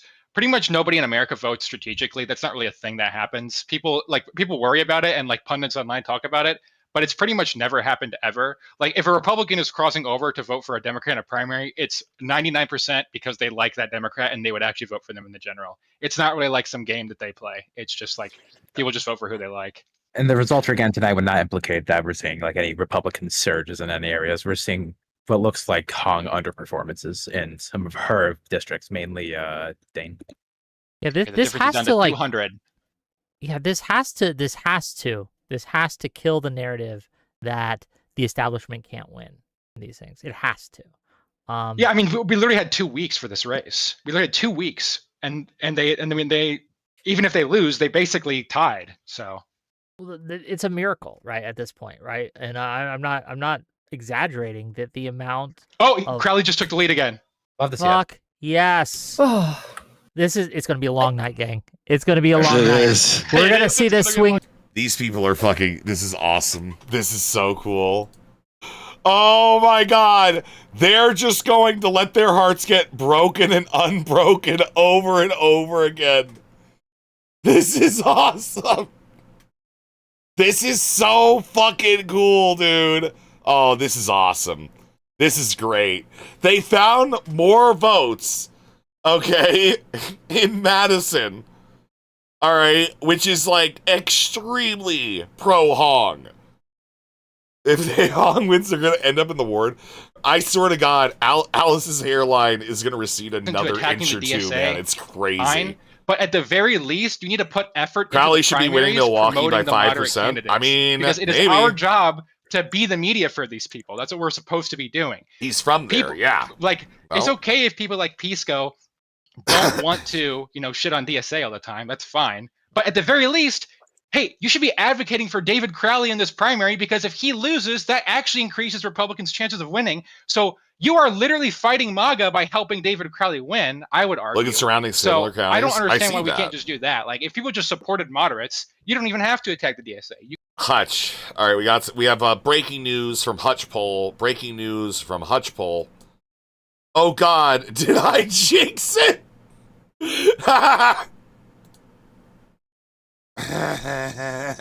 Go sit in the corner quietly until this is all over, Hutch. Oh man, dude, this is awesome. While we might not need to attack the DSA, I think we should.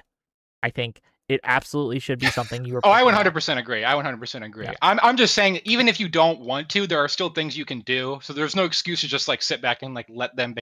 Centrist Libs and Whick trying to get Crowley over Fran right now. Okay, yeah, that was all right. Synonymous with DSA. This online narrative. They're Crowley's popular, ahead, so giving people what they want. They do great. Because the thing is, it just means that they're gonna vacillate, which means that they're gonna freak out because they're lol cows. Rundo, that's the point. Sorry, they're not necessarily pedophiles. They're just losers. Sorry, I'll make that simpler for you. That's what we need to like. That's the lesson. That's the takeaway. DSA means underperformer, which is true. That's in the data, and it's getting more significant the more attention and like visibility they put into their people. Alice, honestly, good, calling to be clear. Calling Hong yes. only one step left of AES is very generous to Hong. I was gonna say, Yeah, that's true. Hong You know? is pretty crazy. I was gonna It's a ask, what's logarithmic scale. Yeah, it's got to be. What I really wonder going into these primaries is like when you look back at some of the ones that moderate Dems lost, mainly Colorado and New York, like I really wonder, especially with the victories for Malat Quiroz and Chevalier, if Democrats had really just put more effort into holding those seats, I feel like the margins were so small that they could have Yes, been. I would Remind me like of to the say that- margins of not Chevalier, but Valdez was Chevalier. 20%. Valdez was 20%. Chevalier was like 4%. It was extremely close. Yeah, Valdez. I don't know if we could have. I don't know. That district is know. genuinely extremely like it's probably like the furthest like left district in the United States. It's not the I'm pretty bluest, sure, yeah. but ideologically, I would say. What it's about the most left-wing Colorado district. race? So that race was basically the moderate incumbent who had been there for like 40 years just got caught off guard. Like she just got caught off guard and she lost because of that. And I would say that that's actually if we're going to take anything away from like the whole primary like anime arc for this election cycle, it's that the establishment got caught off guard basically in the middle of summer. That's what happened. And if we had been more coordinated and organized from the beginning, we could have probably prevented a lot of this.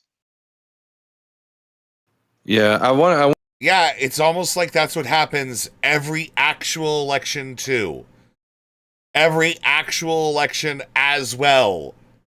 Dude, it's so fucking cool, man. Very much left of AES.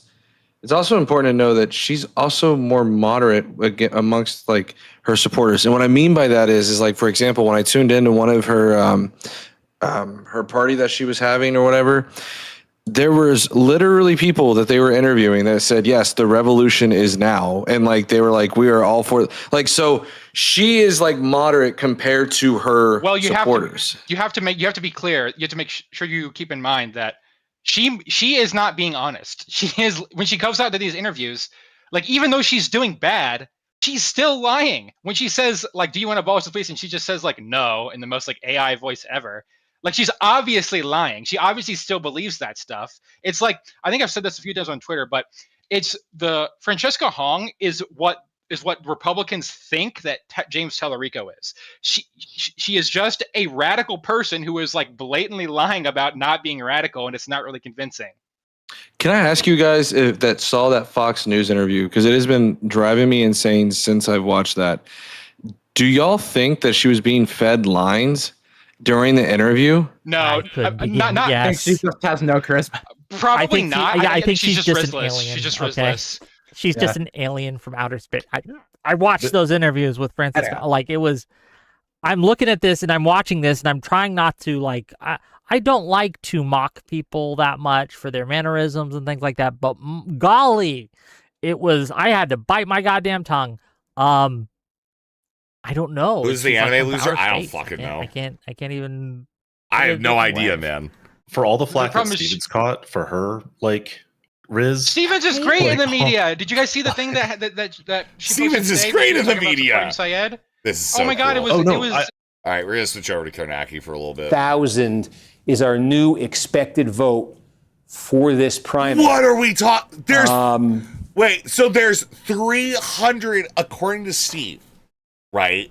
There's like what 200,000 to 300,000 votes left with all the other like down shots and shit. Dude, Vilas County. Yeah. Okay. Oh, I think there was no vote there before. Right. That was one where we had like no vote earlier. Right. Yeah. Okay. Yeah. I mean, but we talked about this with like the small counties adding up in a close race like this because there's he's winning more counties than her. A lot of them are real small, but anywhere where there's not really, I think maybe the pattern here. It's kind of like, where is there a population center, right? In these counties that don't really have a big any kind of meaningful population center, he wins by a couple hundred votes. Just a couple hundred here, a couple hundred here, a couple hundred here, and then he's able to take. Remember, Hong had moved ahead, and there's basically been like a net change here of about 2,000 votes since then that put Crowley back in front. With a very interesting development there in Winnebago County that I'm trying to understand because, if what happened in Brown, this could. Based on the primary, I don't see how a Republican wins in the general. I mean, this is like kind of like my thoughts. I don't understand why people get so angry about like these primaries being like super contentious. This is good. This is free airtime. Yeah, dude, I'm sorry. Trump saying that he was going to like rape girls on fucking camera and shit was great. Because everybody saw him. That's all you need to do is have people see you. Having contentious shit like this is good. Fringe like presidential primary level with this turnout. I think they had like 900,000 for the Biden Sanders primary. Does that sound right? I think that sounds right. Yeah, they're it's at it's like 800. The expected here is 814. No, it's like lower than that.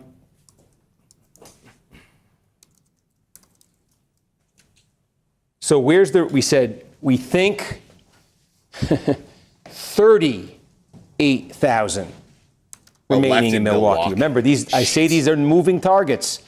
And if you are watching closely, that is higher than we said a little while ago. Dane, 15. Okay. Winnebago, 12,000. That's unclear. Let me reset this. Let me just do 12,000. 15,000, 38,000. Okay? Those are the only three counties with more than 10,000 votes left. Gambling website only one more county 50, has more than 5,000 votes left. It's right here, Columbia County, that has 6,000 votes left. Everything else that's out in the state has fewer than 5,000 votes left. Now, in a context of a race this close, every little thing matters. It was for as we're seeing, as Crowley, more than like Whick takes that as like terrible, man. Like 80K votes left. A broad cross section of the state, right? So Hong needs places that have population centers. It seems. Hong said she also wants to cancel. I think Taco can look forward Tuesdays. with great optimism Crazy. to whatever it is that remains in Madison. If that ever gets reported out, I feel like they have just been sitting on this number for a long time there now. Steve? Yeah. I do have an update for you out of Milwaukee. Yeah. So there are 9 municipalities that report their absentee ballots at the central location. 4 of them have reported. So it's Milwaukee and 4 other municipalities that will be kind of, I think that accounts for the updated vote. We know the Milwaukee's somewhere around 28,000. Right. And there's 10,000 more outside of that. And I think that, some of these other municipalities account for that. Or central count. Or just municipalities we don't have any votes from. It's their absentee ballots at the central location. And again, 4 of those counties have reported. So we have gotten some of those mixed in already. Yeah, she can pull ahead 4 of them Milwaukee, still have outstanding. Wait, but no, I understand. So there are 9 municipalities in Milwaukee County that use central count for their absentee and for their early. Yep. You're saying we've got you. Is our decision just saying that they think this 38,000 is all coming out of central count? 28,000 central count from Milwaukee. From Milwaukee, but is the other 10 central count for other cities? Yes. So it is all coming out of central count? Yes. Right. I mean, so okay, it's all absentee, is what I'm saying. I think that's right. Yes. Okay, that's the. I mean, that's. Can we That's just double check rough, on that though. because Yes. that's so important because if That's rough we're for looking Crowley, at nearly 40,000 votes that are absentee or early, Yeah. you know what I'm saying, right? How many of those votes were cast in July? Yeah. How many of those votes were cast for Mandela Barnes, for Sarah Rodriguez? How many of those votes were cast when Crowley That looked could like he mean was going to be an Hong wins, yeah. afterthought in this campaign? If you know, If that's the number, yeah. if you're Crowley, like he has the advantage and he's building it in these small places right now. He has the advantage in the tally right now, is what I'm trying to say. But Hong has a big bunch of votes, I think, from you saw what those Dane updates can do. She can get a couple more of those. She may It's be able to go get. a recount. I think I'm very yeah, if they suspicious that what request it, happened yeah. in Brown is Less going to than happen in 1%, they were Winnebago. saying. Okay, so between 15,000 votes in Dane and potentially a repeat of what happened in Brown happening in Dane, that could get her, that could erase a lot of that. Then, if there's nearly Who called Crowley 40,000 votes underperforming in just sitting Milwaukee? there that were Look at cast the big, at beautiful like the Hong wall, lowest moment. says Nate. They weren't Fuck you, all cast Nate. in July. They were not all cast in July. How is Whick? But how many of them were? let's check in on Whick. Whick's probably at like a high The point current right numbers now. are Crowley is ahead at 40 percentage points. Ooh. Francisca Hong is very close behind at 39.7 percentage points. So he's widened the lead from the four. I think the closest that they were at was like 200. He's widening that lead currently. He's Will literally this watching Kornacki on a side continue? screen. I have no idea. He's watching Kornacki on a side screen. Guys, and Kornacki's the only one reporting the numbers that Whick is reporting. That's awesome. Him to gradually do better and better, because what's filling in is like the rural areas. Basically, they're all like kind of slowly, chipping in their portions to the map. So I would expect his to rise slowly, and then whatever the Dane and then the Milwaukee things are, it could be that's where the 50-50 toss-up thing comes in, because we don't know how that's going to go. Yeah, we've got some more from Iowa County. We've got some more from Greene County. Sheboygan, it's a little bit left. Like Mattawa. A lot of rural counties that should hopefully come in for Crowley. $5 from Demiurge. God won to say the Whick class sends their regards. Pisco. Gang, you guys try to make me and Pisco fight. We fight enough on our own. I don't dislike Pisco. Pisco's fun. He'd be welcome to come on the stream if he wanted. I would love for him to be here right Imagine now, Pisco comes on the stream. I would love for him to watch. All right, and like Hong like pulls and also ahead J-Stalk, if you're watching and this shit. and then you do your emoji thing. Okay, thank you for that. Yes, I am. Yeah, you do your emoji thing. No, I Whick, am, own it. Again, feeling very own vindicated your right now. rape-abating I can't audience. tell you how Come on, Whick, wake much this up, gives buddy. me hope that I'm on the right side of history here, that I am actually doing the right thing. I don't know, maybe that's vain. I am a little vain, but here we are, okay? Any other thoughts overall, right? I think we're just kind of like at a wait-and-see mode, right? Like, there's only so much analysis we can do here. We are basically just waiting. I'm patiently waiting for the moment I see Kornacki calling for Hong. In the reflection of Wick's glasses, in the brief moment that he refreshes the page, I see the light leave his eyes, dude. Very late mail-in drop. This was the same thing that if you see the fraud meme that it's getting closer again. Throughout with like the it's getting with, like, the line closer going up again. and the blue line. Let's passes the go, red line. Whick. This is the same drop Wakey, that wakey, pushed Whick. Biden over Trump in 2020 in Wisconsin. So it's this. There's a I very need to late do a mail drop content in cop Milwaukee Whick. that always happens in like basically every election. That would be like that. It does look like Pierce County reported, so all counties have now reported some kind of a voter or not. Pierce is 95% in with 1,700 votes compared to 13 in favor of Hong. So, Okay, that was an made up up 300 for Hong, but apparently with the other stuff coming in, it wasn't enough to. Pierce was expected to go to Hong. Yeah. The We got Americans aren't Rusk too County there. is still out, but these are just. I'm looking at the raw numbers here. Like Rusk County's less than 50% in, but we're talking 100 vote difference between Crowley and Hong, right? That's the Like, big thing. A lot of these counties left are the small rurals. So like they should go to Crowley, but they're not going to make up that much of a margin. Yeah. Right now, Crowley's basically building his shield health, and then the mail votes are going to drop and chip through that. I mean, that's what it's going to come down to. Oh no, it's going to be. I don't know if that's Pick a person, even if it's race right now, that like is in your area and you're paying attention to, and it's contentious. We need to pick our people, tell each other, figure out something, and start talking positively about them, and just decide and go, so we can have our own conversation. It's like pick our people is really good. The second thing I forget.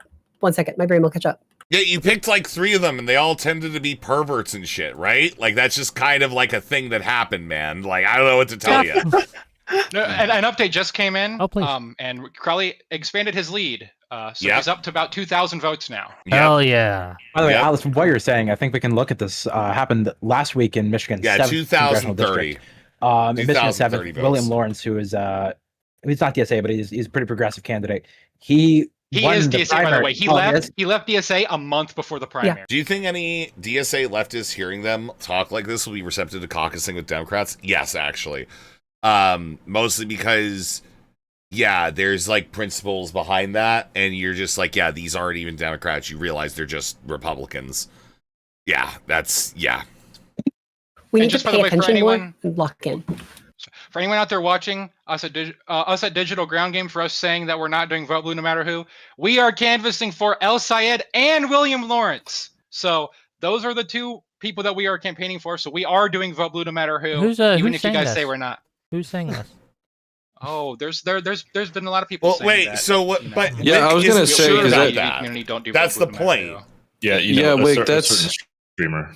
Yeah, Wick, that's why I asked what I did earlier, was because I think there's a lot of misconstrued here. It's like, at the end of the day, like there's a lot of discourse and disagreement that we may have with each other's belief system or candidates or things like that. But at the end of the day, I think most that I have talked to have said, hey, look, at the bare Poly market is breaking really hard for Crowley right now, just so we're clear. It's like a 3-to-1.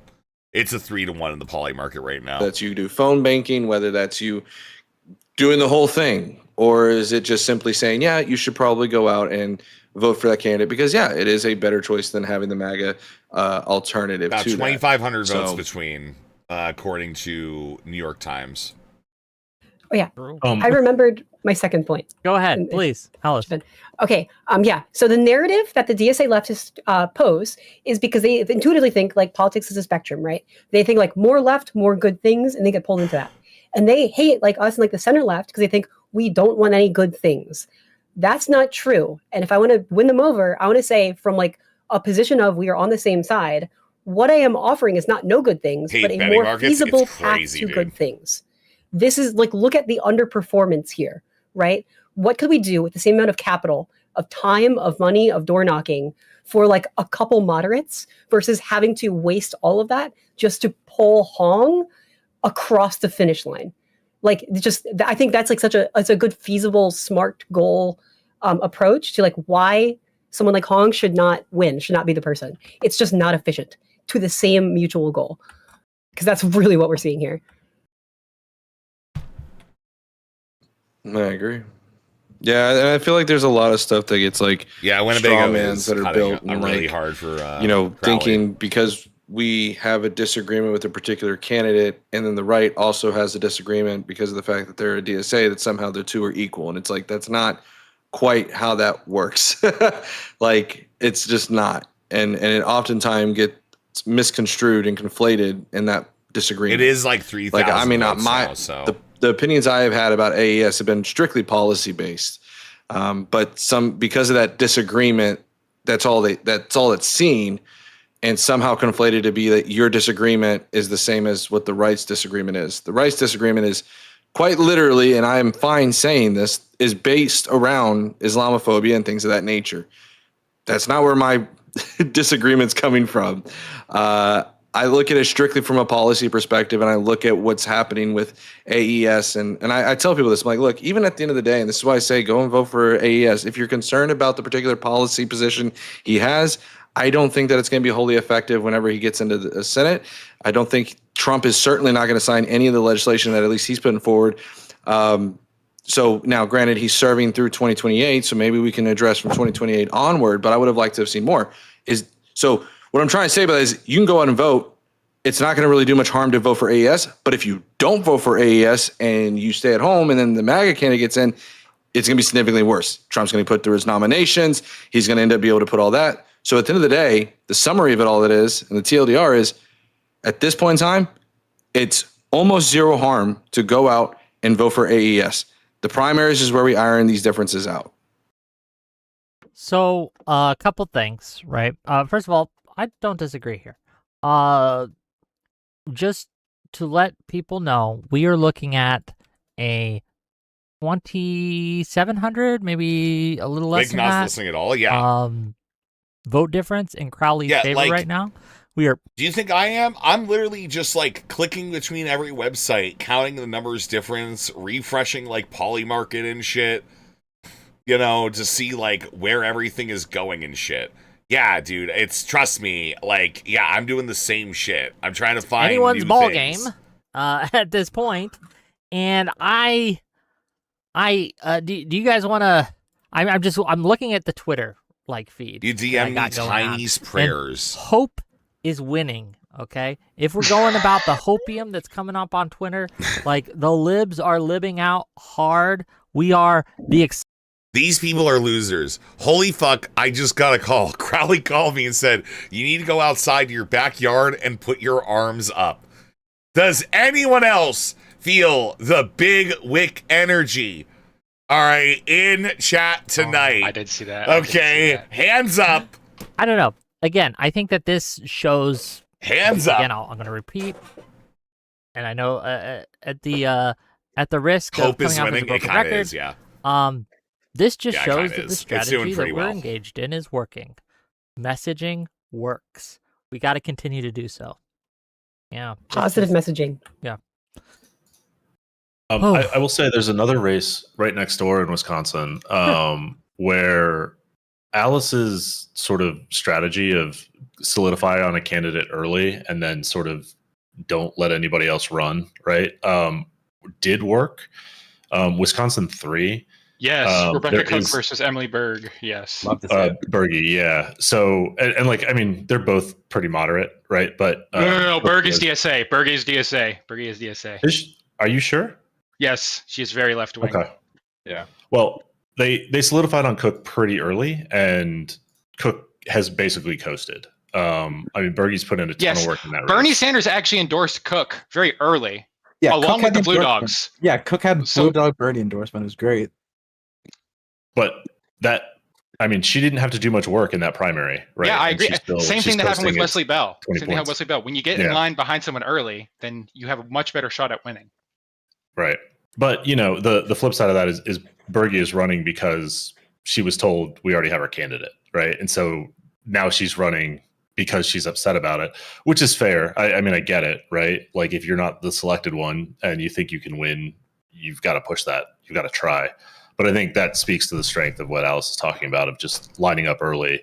You take a lot of the drama out of the race, and we're not sitting here We counting have to- votes on Crowley Tuesday clearly night. has it in the So, bag. yeah, to be clear, it's bad for content, but I hate to say it, it's just like it depends on like what Kornacki was saying with this Milwaukee shit. Because again, if he's talking about like the early votes and shit, yeah, Hong is pulling way ahead in early voting, just because of like the Crowley not really being in there. So if Kornacki's like postulation there works, yeah, that could be very, very strong for Hong. Twitter yet, So. do so. If you haven't followed some of her podcast appearances, do so. I think that she is setting an example for all of us on how to change rhetoric into results. And I think that I'm really eager to see how she does and how her ideas perform overall. So we'll see, right? But Yes, I completely agree. Next time, and this is some hope in for the libs. I out do there, gotta say, next time we're not the getting coolest thing about all this is that we found out. Oh God! All right, I'm okay. Sorry. We found out that Whick has a 7-inch penis. So that was pretty fucking, or 6-inch penis. That was pretty fucking cool. Okay, that was pretty fucking awesome. All right, I'm only investing in this because I want Whick to be sad. Or actually Same, doing something. pretty much. We're yeah. gonna be on. We're gonna be on. DSA watch. Constantly. True. So. Would you say that we'd be a bulwark against the vanguard? Some may I say would that. absolutely Some say may that. say that. that you could call us that. Yes, correct. I don't know, gang. What are we looking Oh, at you now mean for results? Republican Any more drops? station Oh, bulwark? he's leading ahead even more. He's up by 3,300. 3,300 with he's above 86.6 percentage in, 110,000 votes remaining. Again, I think the expert analysis by Aiden here. All right, we're gonna switch over to this now. Well, 2,800 votes. Crowley 1,252. Hong 950. She's going to need something. She's going to need. I mean, this is really coming.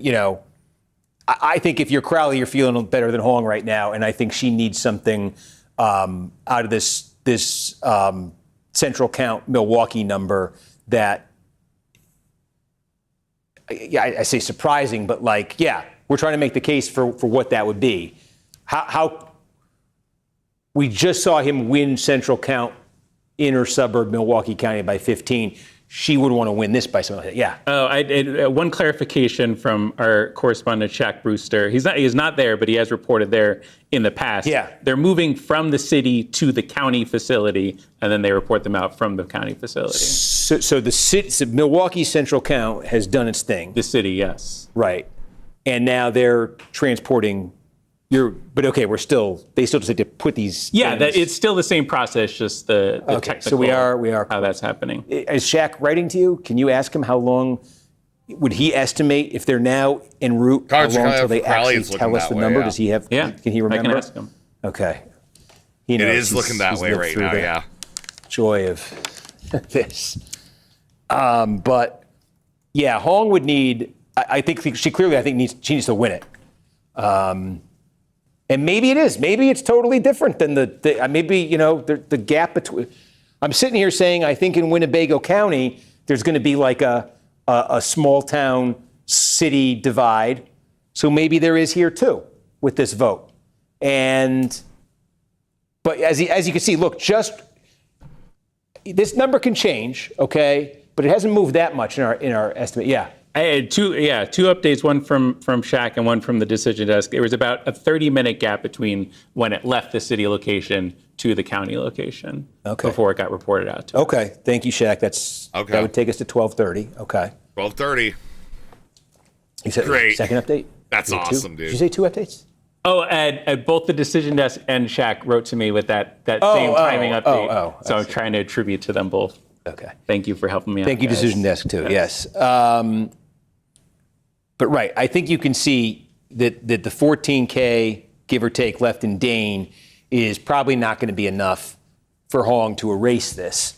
I think you can also see, but 14K there plus potentially the 12K in Winnebago can certainly get her close. The problem she has then is that you're just seeing this trickle. Bro, what is this? In a dead heat, and also Destiny saying that Tel Aviv is waking up. What I wonder what this means. I wonder what this means, man. I wonder. Happening, from around the state, which means she has to win this. Hong has to win this. And all right, let's switch back over to Whick. Right, let's be hopeful for a moment. This primary result is the most upset of any primary result for the entire cycle easily, and it's not even close. It's not even close. She was up by 20. She had 95%, like every betting market. If the libs win this, this is an upset for us. And now you guys see why Republicans get so happy whenever the polls are wrong in their favor, because it feels good. It feels really good when you're underestimated and then you come out on top. It does feel really nice. I do have a quick question. What is the significance of this particular state's election for governor? Like, what's coming up? It's very significant. There we go. I figured I'd ask because I know that some people may not be aware. Okay, I don't fucking care. And now Adam, it does. Our system is still saying 34,000 in Milwaukee. Yeah, I think 28 was our estimate earlier. I think it could be above that. I think it could be that number. But you go to their county website, they have one place that has yet to report their ballot, and it's Milwaukee. So okay. So I just kinda have to go with what they say. It may be 34,000. It may be 34,000 in this update. I'm just trying to make, yes, I do want to make sure that would change the math if it was 28,000 central count and 6,000 non. Yep. That 6,000 non, I think, has a good chance of being Hong. So that's why I just, and this has ticked down to 108. And that Crowley lead sits at 3,400, 0.5%.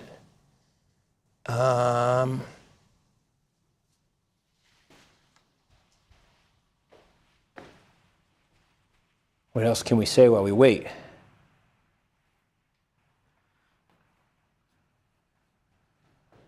Have a sip of water. Reasonable. Boy, we've done this 2 weeks in a row.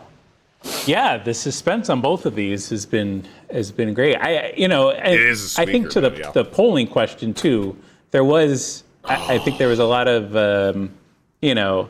thinking about. All right, back over to Whick. That's how you can do it, and I'm sure other streamers can use it too. But really, it's for me. Banger idea.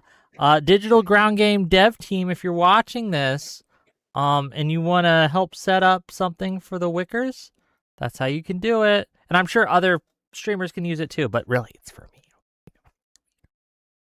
We have to give our favors to the Wick class. True.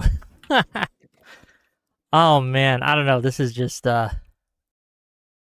we're high on life here, gang. We're high on life. I want to go back to the Wick Hutch conversation. All right, I'm hoping that this ends because we still have the Pisco Wick conversation. So it the next time because MAGA is the bigger threat than any other. Sure. Can I just ask you real quick? I'm just gonna watch this on line? the side, okay?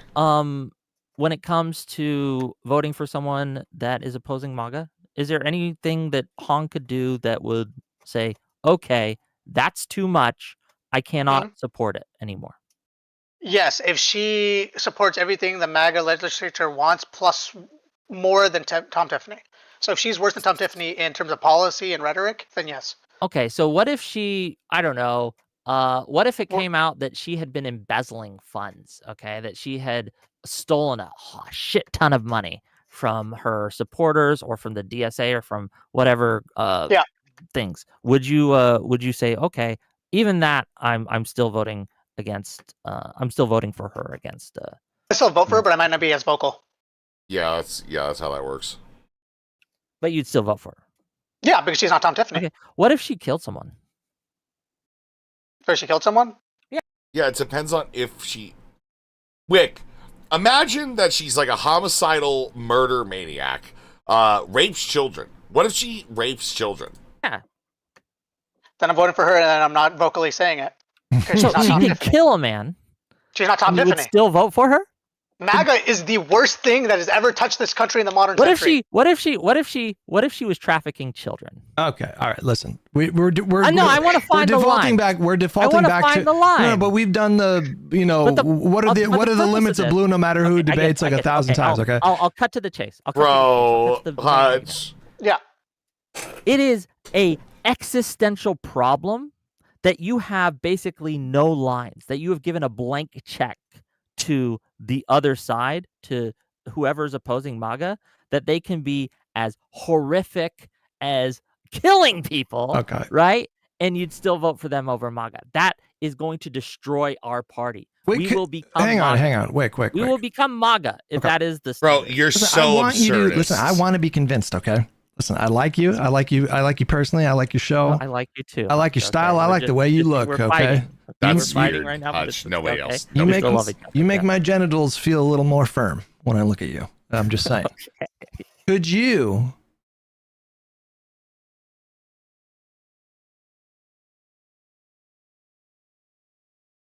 I suddenly remember why I hate Hutch.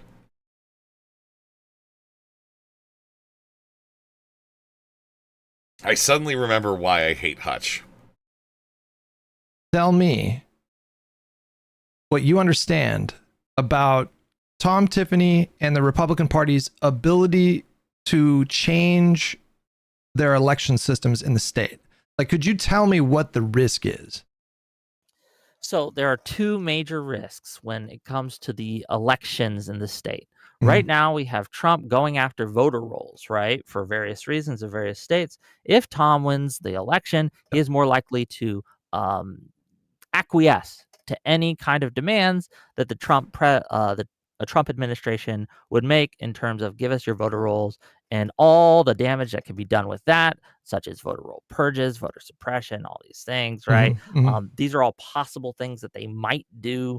There are obstacles to that when it comes to it's probably unconstitutional, and there are they lose the court cases where it is challenged, even in states like Florida and things like that. So with a primarily Democratic Supreme Court in Wisconsin, they are much more likely to lose these cases, right? And we see these things. So that's a possible risk, but that's what I'd point to as something that is a mitigating factor in that risk. Is that enough data for you, Hutch? Is that a good understanding on that specific? Not really, because the danger goes further than that, and just as it does. I'm taking it one at a time here, though. That's one of the risks. Then we're going to talk about the risk to stealing the election and not certifying. So just, these things. Well, there's that.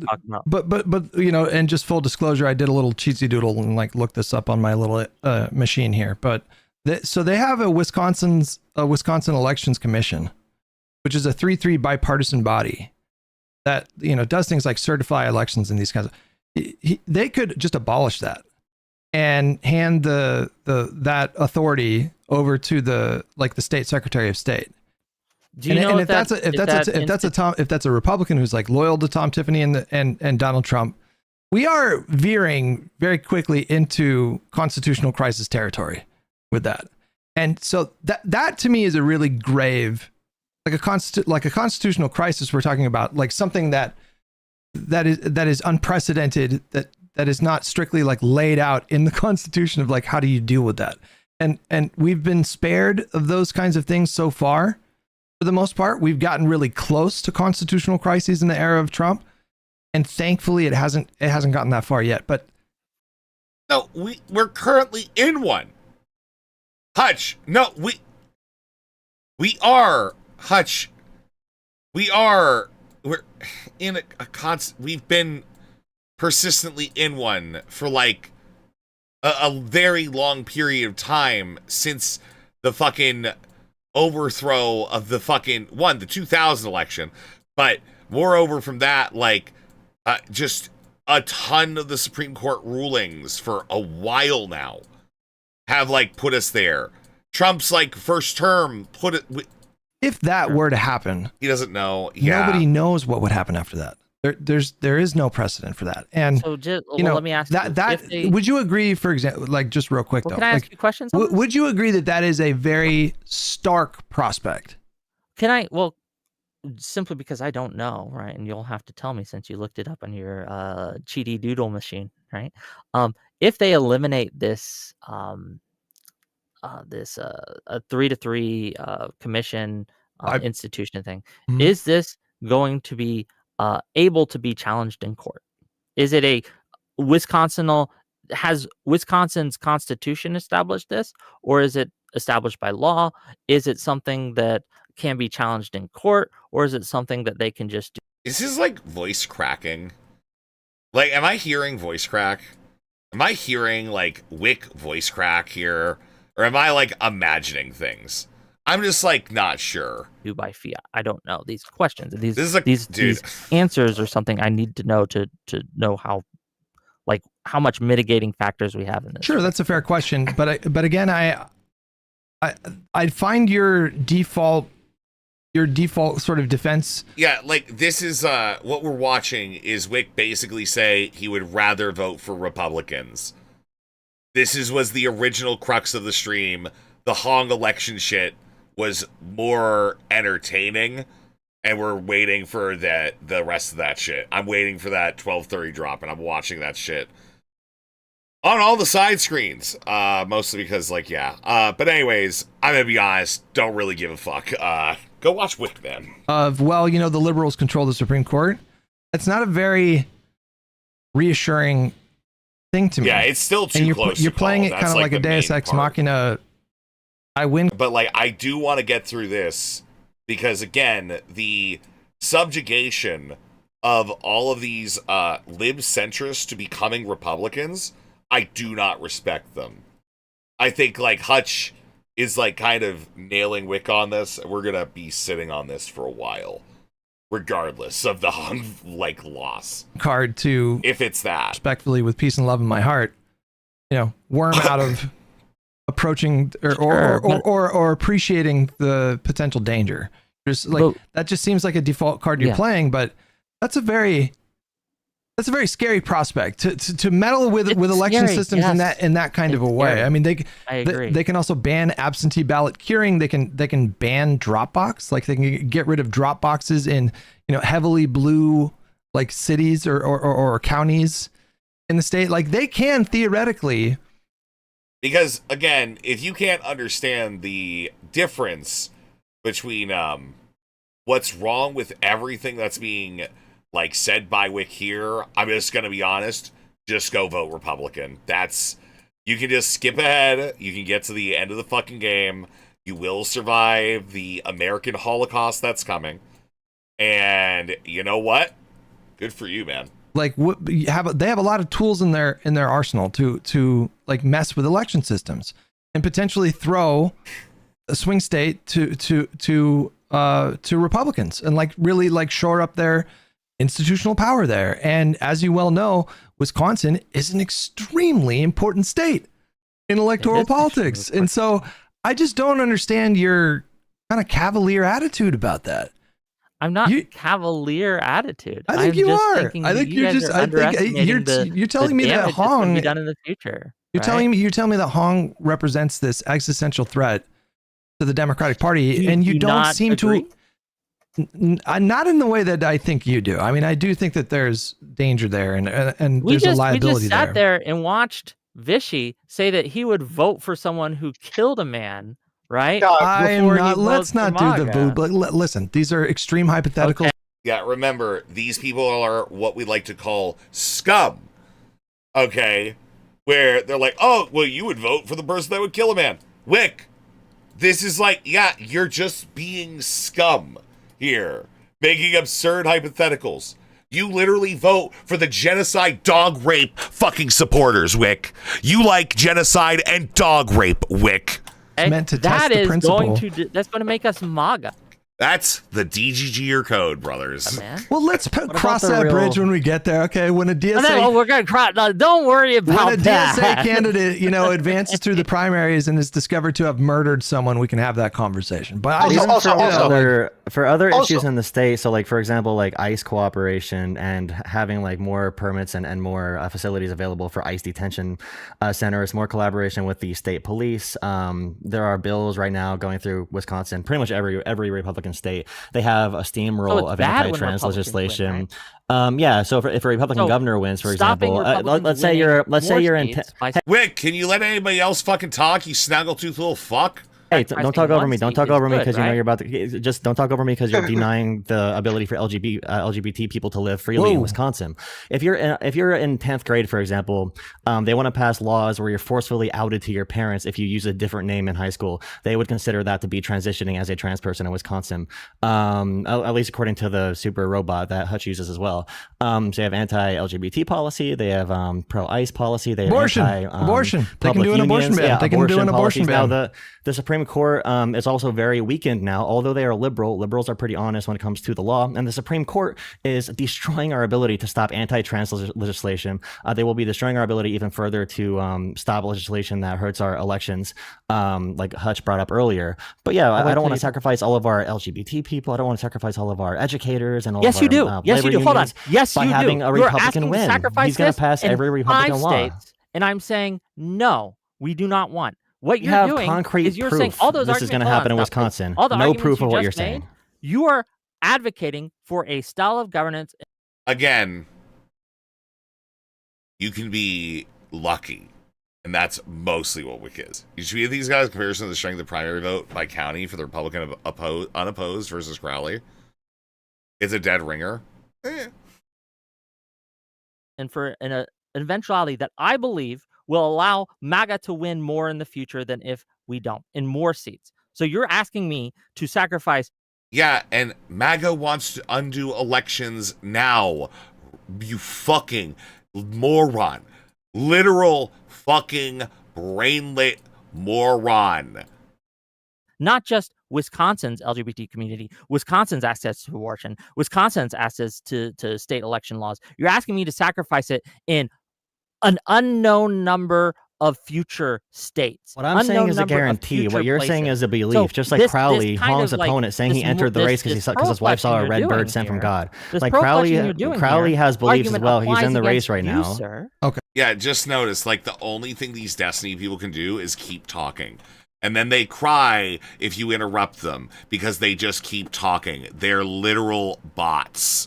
They're bots. As chatters, they are bots. They've always been bots. They will always be bots. That you were Crowley's in the race. Do you have this downloaded, by the way? No, I don't have this downloaded. Because you, again, we're going to talk Okay, about this. everyone in chat knows everyone knows it's a reality. It's a concrete reality. It's a concrete reality. What I'm saying is true. Why you're talking over me when I'm trying to respond? To Because you're just, like, not acknowledging that you're just making shit up. And he is not letting you skate and not answer the question because you made shit up. And now you're like, well, why aren't you letting me talk? Because you won't acknowledge that you made shit up. That your entire political branding is built on just somehow yelling a little bit louder because you make shit up. Respond to the you're trying to filibuster. It's a concrete. I'm answering your goddamn question. It's a concrete reality. What I'm saying is going to happen if a Republican wins. Yes, those LGBT laws are already passed through the Wisconsin legislature. They're ready to be signed by the governor if we did not have a Democrat to veto them. More states. It's going to happen. You are saying your beliefs that are unfounded. I'm saying the concrete facts. I am saying concrete facts. You have unfounded beliefs that are not substantiated by any reality. You are enabling MAGA. You are MAGA's strongest soldier here. You're Trump's strongest. Whick needs to cease. Soldier here. See, this is why it's so brain dead and Twitter brain. And all of Destiny's audience and everything can call me an OP liar because I talk about real politics and you idiots talk about your Twitter feeds. You talk about your Twitter feeds. You don't talk about the reality of legislation that's going to pass in Wisconsin, and people can see right now that's going to happen as a fact, and you have no substantiation about all these. When you two engage, hang on. When you two engage, it's just constant interruptions. Just let the other person talk and then have an exchange. Just don't, I try to do that. No, you don't. All you do is talk over the person, Whick. Shut the fuck up, you loser. It is clear who's talking over who. I think you do. Hang on. You've been cutting. You're the first one to interrupt me. To be fair, Jola, every time he's spoken up, you interrupt him within like 5 words. Okay, so just relax for a second. Yeah, I'm returning. I will have a ceasefire though, just like Iran right now. Yeah. Okay. Is it my turn? Can I speak? Yeah, so anyways, this is the Crowley voters, Whick. That's the Whick class. Okay. Argumentative loser bitches. So, all these arguments that you're making, Jola, about how they might win it, take though. into account the LGBT community in Wisconsin. Still waiting. That we need to take account the potential fucky-wucky shit that they're going to do in Wisconsin with regards to votes. We need to take into account the abortion access in Wisconsin if the Republicans win, if MAGA wins in these things. I grant you that. I am saying that your advocacy here is going to make it easier for that to occur in a threat in more than just Wisconsin, but a threat in a national basis and a threat in even more states than it otherwise would be. What I'm arguing for, and you can disagree with my calculation, and that's fine, right? But my calculation here, the thing... It's not fine.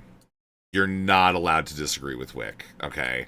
You're not allowed to disagree with Whick and all of his extreme political acumen, or he will become an asshole. That I'm saying is that by sacrificing this seat, by playing politics with this seat, we can get a better chance to stop MAGA in more races in the future, right? That is the argument I'm making. I am sacrificing one seat to save 10 down the road. And you can disagree with that analysis, and you can say, well, the short term is just so important in this one instance because X, Y, Z, and that's fine. But don't come at me with these like pearl clutching arguments. Yeah, pearl clutching arguments like, hey, trans people will have things be impacted in their lives. Something that obviously doesn't affect you. Okay, yes, Whick, those sorts of things, these are real things. Right? He's right? scum, Because, again, actual we're scum. on the same side. Well, I don't know if We're not. we are on the same side, but me, Hutch, Vishy, etc., are on the same side here. Is we want MAGA to lose more, right? I don't agree. I think that's a fair way to go. Yeah. I think in Okay, this now I'm done, now you can conversation, you are my political enemy here, because I know how a state like Pennsylvania would become if we did not have big dick Josh Shapiro to protect us from all the Republicans' radical anti-trans policies, anti-union policies, and their pro-ICE policies. I just know what happens to a state when you don't have that firewall, you don't have that governor to protect the population. And you can see in the chat right now, all of the brain dead Twitter folk who are very online, who are not looking at the reality here. This reminds me, I used to be an exclusive Bernie or Buster debater. I used to debate Bernie or Busters. I used to tell the far left, hey, I don't care about your notions that maybe if we allow moderates to lose, eventually Democratic voters will come to your side and they'll realize you're right in the end, and we can, stave off this moderate wave and let Republicans win, and then maybe in the future, because you have some unsubstantiated belief, it'll benefit your political agenda. You sound like a Bernie or Buster. You sound like the liberal online Twitter brain version of a Bernie or Buster, and it's very ideologically driven. It's not based on reality. You can have these vague notions like, oh, she's gonna affect all these different races, which is a complete lie. It's a fabrication. It's not true whatsoever. There's no reason to believe that unless if you're judging American politics off of how annoyed you feel by your Twitter feed. That's all I gotta say. These are real policies. Now I want to take Wick's side a little bit here and find some common ground, because I don't think, Jola, I don't think Wick's fears are completely unfounded about this idea that Hong or other extreme candidates would prove to be a liability to the Democratic Party. 2020, I think, is just the most instructive example of the Democratic Party suffering because of perceived extremism. That was an election that Biden had been leading in the polls by anywhere between like 7 and 10 points pretty regularly throughout that entire cycle. And it was an election cycle where, the Democrats picked up a Senate, or was it 2 Senate seats to get the majority with those 2 runoffs in Georgia. And yet in the House, we lost seats. Like, we almost didn't walk away with a majority in the House. Like, those were pretty close margins. And why do you think that was? In 2020, Biden was seen as radical in my opinion. What year? Sorry, what year were you going to say? Just in 2020, why do you think that was? Why do you think we lost House seats in 2020? 2022, you mean? No, I mean 2020. Or you mean 2020? Yeah. When Biden won. Yes. We still lost seats. It was like... It was the defund shit. It was the rioting. It was perceived. Yeah, I would say that Democrats often, the biggest reasons why Democrats are viewed as radical is probably going to be that we have to, not that we have to, but that we represent every different minority group and activist struggle in America, while Republicans represent like a domineering majority. Whick just whispering, that's not why. Wick is dying, not being able to just bulldoze the conversation. It was the riots. So it's going to be supporting black people. So you can say the riots, or you can say it's through pandemic restrictions, or you can say it's because we support trans people as well. Those are the 3 issues I hear voters bring up all the time when they say Democrats are too radical, and that's why Republicans I agree with that. about, Yes, the WNBA stuff right now. Sure, I agree with that. But generally, we would say it was because of perceived extremism. And so, I wouldn't say that came from the socialism, though. It came from the, the woke one, as people call it. The left. We say that we just say the left when we talk about that. Kamala in that? No, Well, Hold on, yeah, I a would little bit, argue that- a little bit in that during that cycle, yeah, was because very- she was. Yeah, I would. Yeah, Absolutely. She was leaning said into some- the. That's yeah. why she lost the primary, by the way. Well, I don't So know about what that. Democrats would we consider to not be? So I guess more of a question for everybody. I guess what Democrats do you think toe the line perfectly between like woke and moderate? I'm sure we're all Josh going to say Shapiro. John Ossoff. Okay, you'll Joe Josh Negussi. Shapiro. Josh Shapiro. Yep. Josh Shapiro. Yeah. Okay. Joe Negussi. Where are they Right. from? Joe Negussi. Colorado. He's good. Jim He's McGovern. good. Okay. This is a question for Vishy. Vishy has the best answers here, I think. McGovern, Nagoose. There's some like it's just like a lot Whitmer, of leadership. Whitmer, Pritzker. You know, like yeah. Oh, Pritzker. Pritzker's a great one. Yeah. I think Ossoff. Yeah, even Tallarico has very, very, very like woke comments. I think he called racism like a virus in the white flesh or something like that. Say God and a is bunch of other non-binary. comments. I love him. I love Don Yeah, Rico. God is non-binary, and he's able to walk it back because he's very skilled. You could see like Tallarico running away from the old comments in a skillful manner, and then you see Francesca do it, and it's like a car crash. You can see like how to do it and how not to do it to escape the political turmoil of woke one for sure. I don't see Joel. I'm just saying I don't agree with your posture in this debate because I don't think what Whick is saying, the observations that he's making, or the danger that he's pointing out, is entirely unfounded. I mean, I think that my opinion, I think he's weighing it incorrectly versus the prospect of a Republican trifecta in Wisconsin. All right, real quick to recap the Kornacki cam. Okay, I don't know what Crowley the winning fuck happened here. 47% of them. I don't know what the Hong fuck winning happened. 46% of them. Okay. So 47.4 to 45.6 to be exact. pretty even in the non-central count portion. But again, we're talking about central votes cast. I thought in the central count, inner suburb Milwaukee County, that it was not going to go great for Crowley for all the reasons I said about when some of these votes might have been cast. Did not appear to be an issue whatsoever for him. Is it going to be an issue in the city of Milwaukee central count?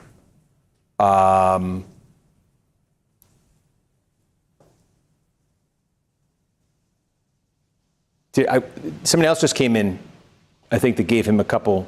He's got a boost somewhere. Yeah, Columbia County, Yeah. 4,182 votes. Yeah. Crowley, 1,810. Hong, 1,345. Yeah. It's Kornacki's so cool, man. it's going to have to be Kornacki is so real cool. big for Hong. It's going to have to be. We just got a Winnebago update. Oh, it just look, that knocked a ton of it out. So that was 8,000 votes. Hong, 3,765. Crowley, 2,890. Say it again. 3,765 for Hong. Yeah. 2,890 for Crowley. Yeah. And there was also a Columbia update in there. Did we do that? Yeah, I think right before, right? Or was there a second okay. Columbia one? No, I think that's right. Okay, so the intuition was right on Winnebago. It at least so far, it's done what Brown did.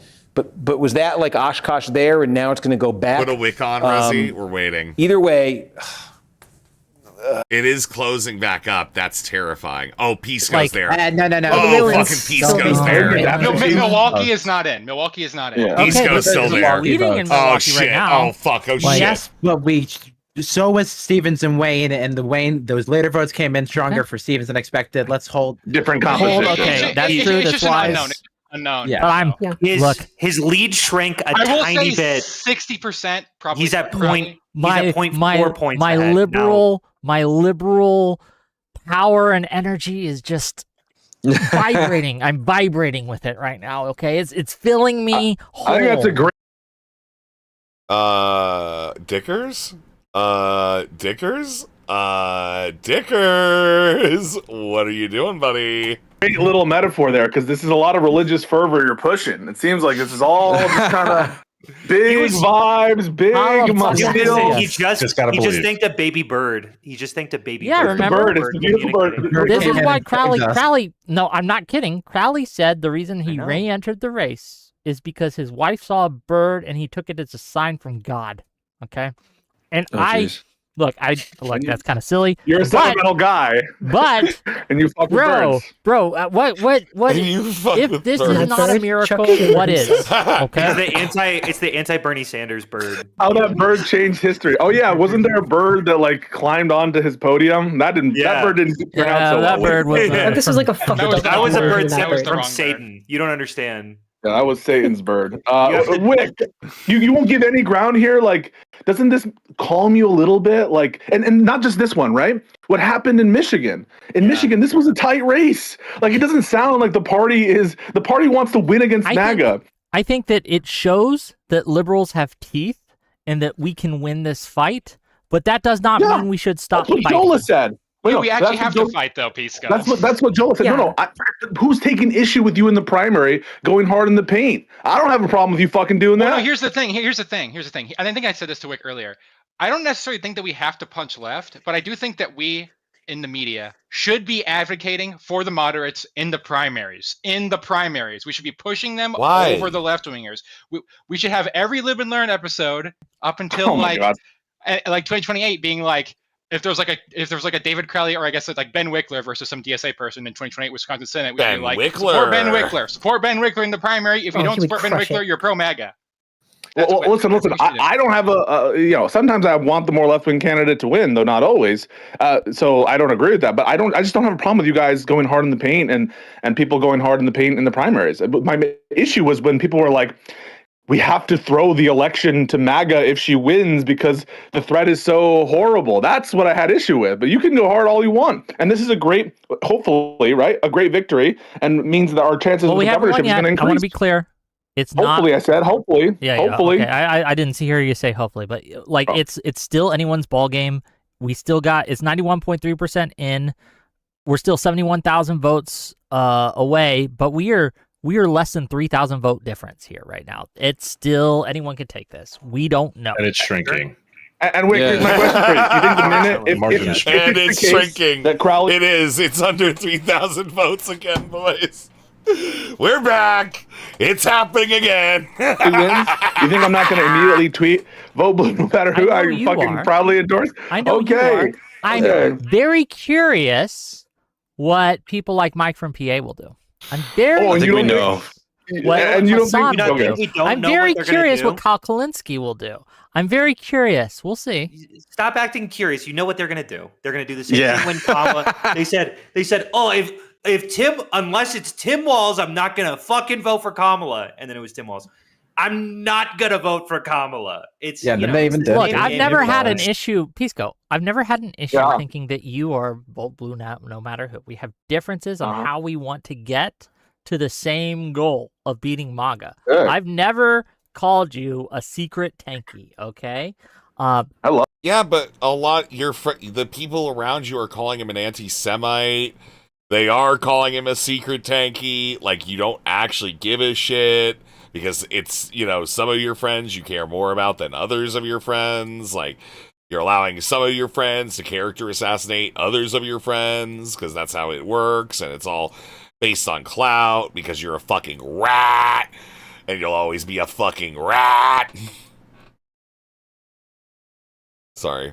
Total overall, what is it, like 40% right now, or 39 point something? 39.5. Isn't that close to her polling average?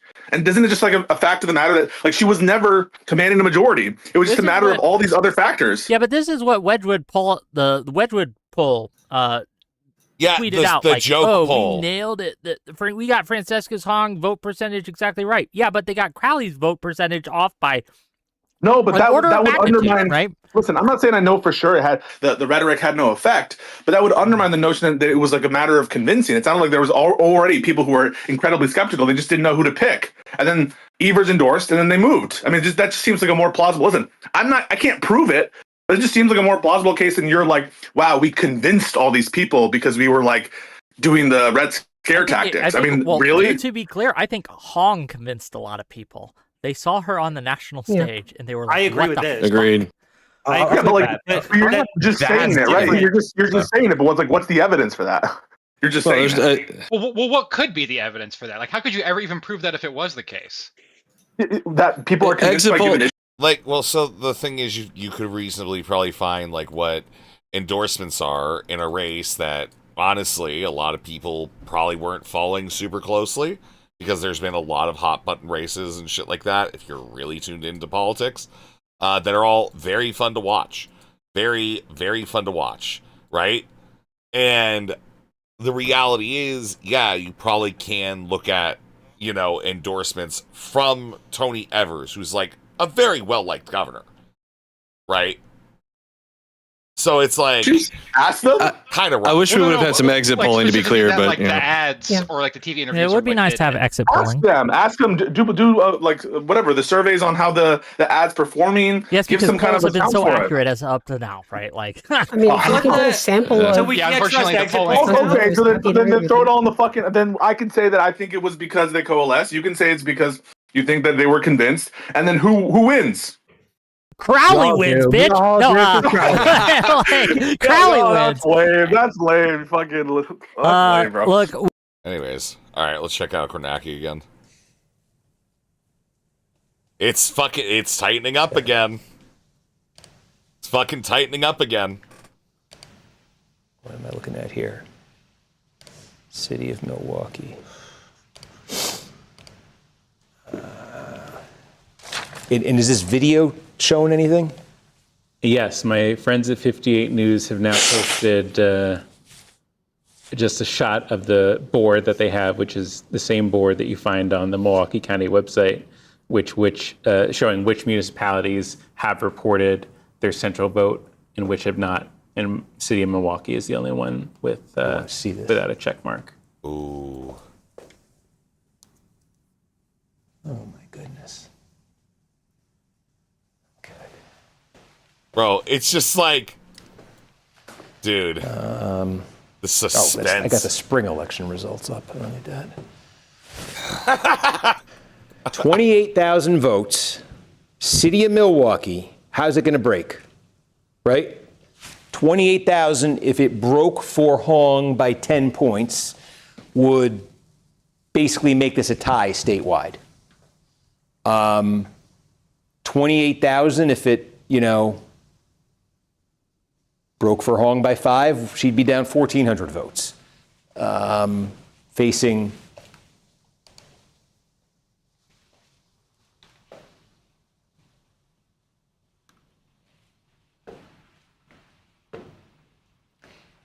if it breaks for Crowley. The fucking energy of Kornacki is so different from the energy of Whick's stream, and it's like giving me whiplash, bro. What the fuck, bro? What the fuck? It's wild. I think Crowley just gained a vote somewhere. I think he just got a vote. He just gained 30 or 45 votes somewhere. I don't want to distract you from waiting on Milwaukee. Don't let me. We're all just waiting on Milwaukee.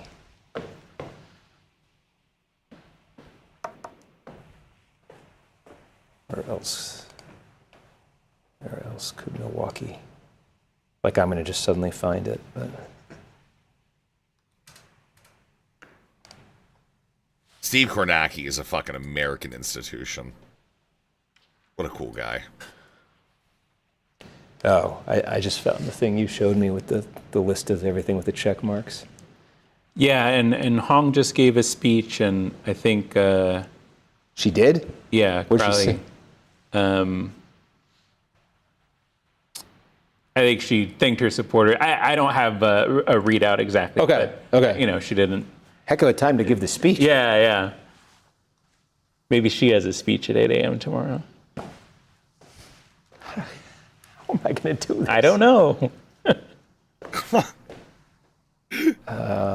We could still get a car for you if you need it. I get sleep. I can't.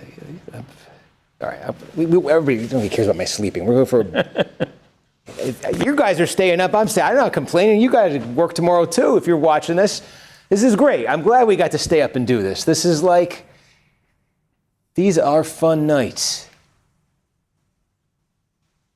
I don't know what to expect. Kornacki is dying. This whole I fucking love this guy. From that first update, right? Was it Jefferson County is the first thing we got, right? We got like 3 updates in about a 5-minute succession there. And right away I was like, I was so hesitant to say it at first because we just didn't, but it was like, yeah, he's definitely made this a game. And then, yeah, he's just all night. But for about 3 minutes there, Hong has trailed, but been right there. And an emphatic number in the city of Milwaukee could put her ahead.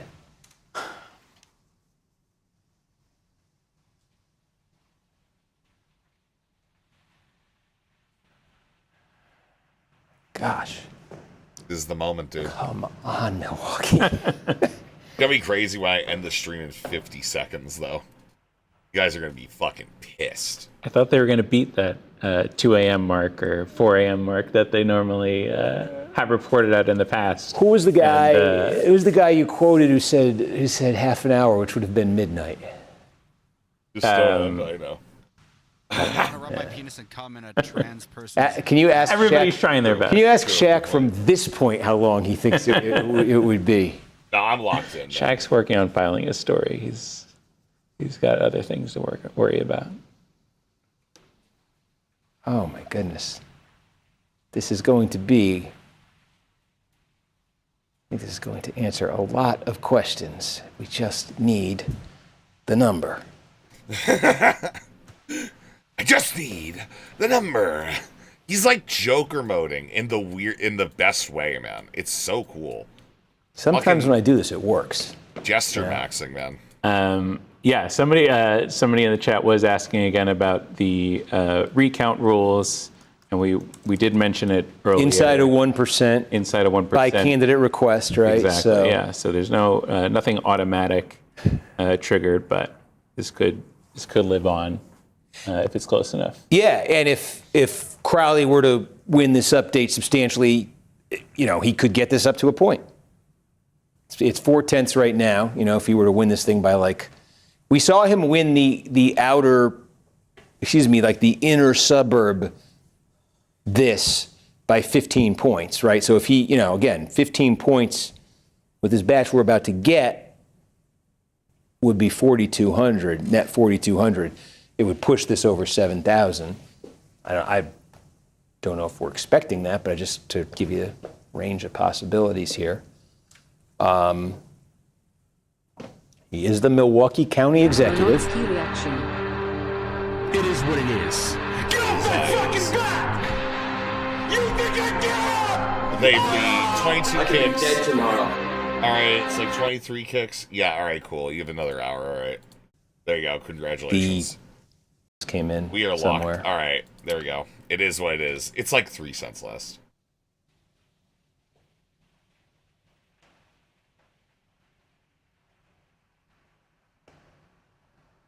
Oh, is Rendo still on the Hassan Piker bad shit? I don't see his chats now, so I'm done with rape liberals, as I like to call I them. say thank you to everybody here in the studio for dog rape liberals. I feel like I let you down. I jinxed you. I told you a week ago it'll be nothing like Michigan. Here we are. Thank you, guys. Stream over? No, we have another hour. Yeah, I was not gonna end it, obviously. This is awesome. This is great. This is nail biting shit. And it's awesome for that. 2856. Let me just check this thing if there's any update. Yeah, I mean the only update is the ever evolving, but now I think it's I said it might really be in the mid 60s. It is 64,000 is what we think the remaining vote is. 63,000.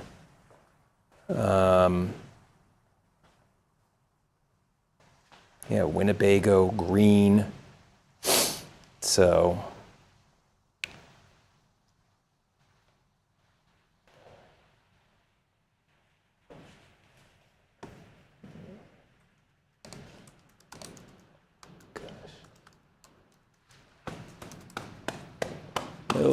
Milwaukee, come on.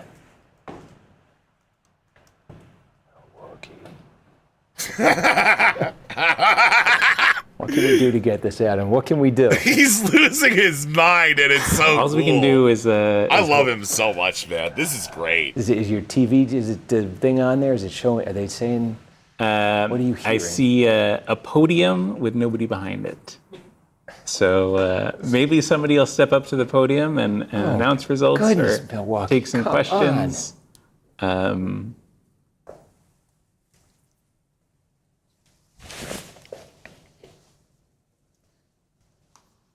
You mean there's a press conference about to happen? No, I think there have been officials kind of giving remarks or maybe updates. I can't actually hear them, as the night is going on. And so, yes, there is a podium set up, and there are microphones. We got a Greene County update, but there's nobody behind it in Milwaukee. Yeah, Greene County just gave Crowley another 13 net or something. Yep. Okay. Bro, I gotta say this right now. I just love that I blocked this one dude and you all have descended, and now he's lashing out at like the more liberal members of the chat. Remember, when you scratch a liberal, a fascist fucking bleeds. It's fucking awesome. Sorry, Beans. Sorry. Go down a little bit. Oh my gosh.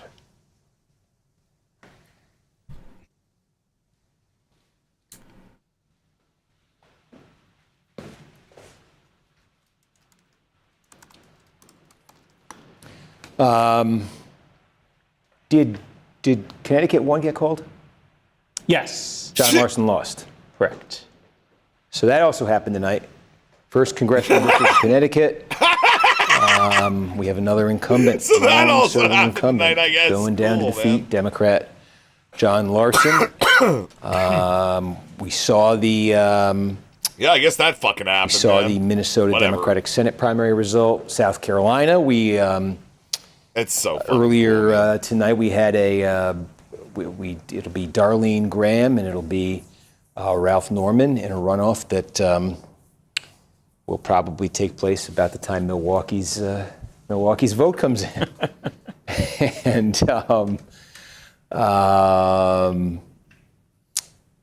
while we're waiting on this, we can say we'll be back next Tuesday for Florida. And I don't want to. I told everybody here last week, I said, thank you, everybody, for staying this late, and don't worry, next week will be a breeze compared to this. Yeah. I'm a dirty, dirty liar. But I'm going to say it again. They count the votes efficiently in Florida. I think it's going to be okay. I'm excited for next week. It doesn't look like there's a... This is we'll see. such It doesn't look like there's a shit, bunch dude. of competitive races in Wyoming, but I did spend... This is such a Keno. This is so Keno, man. Where the fuck are all the Francesca Hong folks? Mike from PA chuckling from the couch with a suspicious stomach bulge. Okay, this is actually kind of based. But this also just shows that Destiny is starting to watch Morale more, because this is a Morale joke. All right? Morale did this joke, and it's so fucked up, man. It's absolutely the best way to fly back from... We just got to update from somewhere? Wapaka again. Okay. Crowley 277, Crowley Hong back. 217. Yeah, another 60 for him. Best way to drive back from Marquette, if you're trying to fly somewhere, is to go to the Green Bay Airport. And it's great because the drive is like 3 hours, but it's really only 2 because you pick up the hour at the time zone.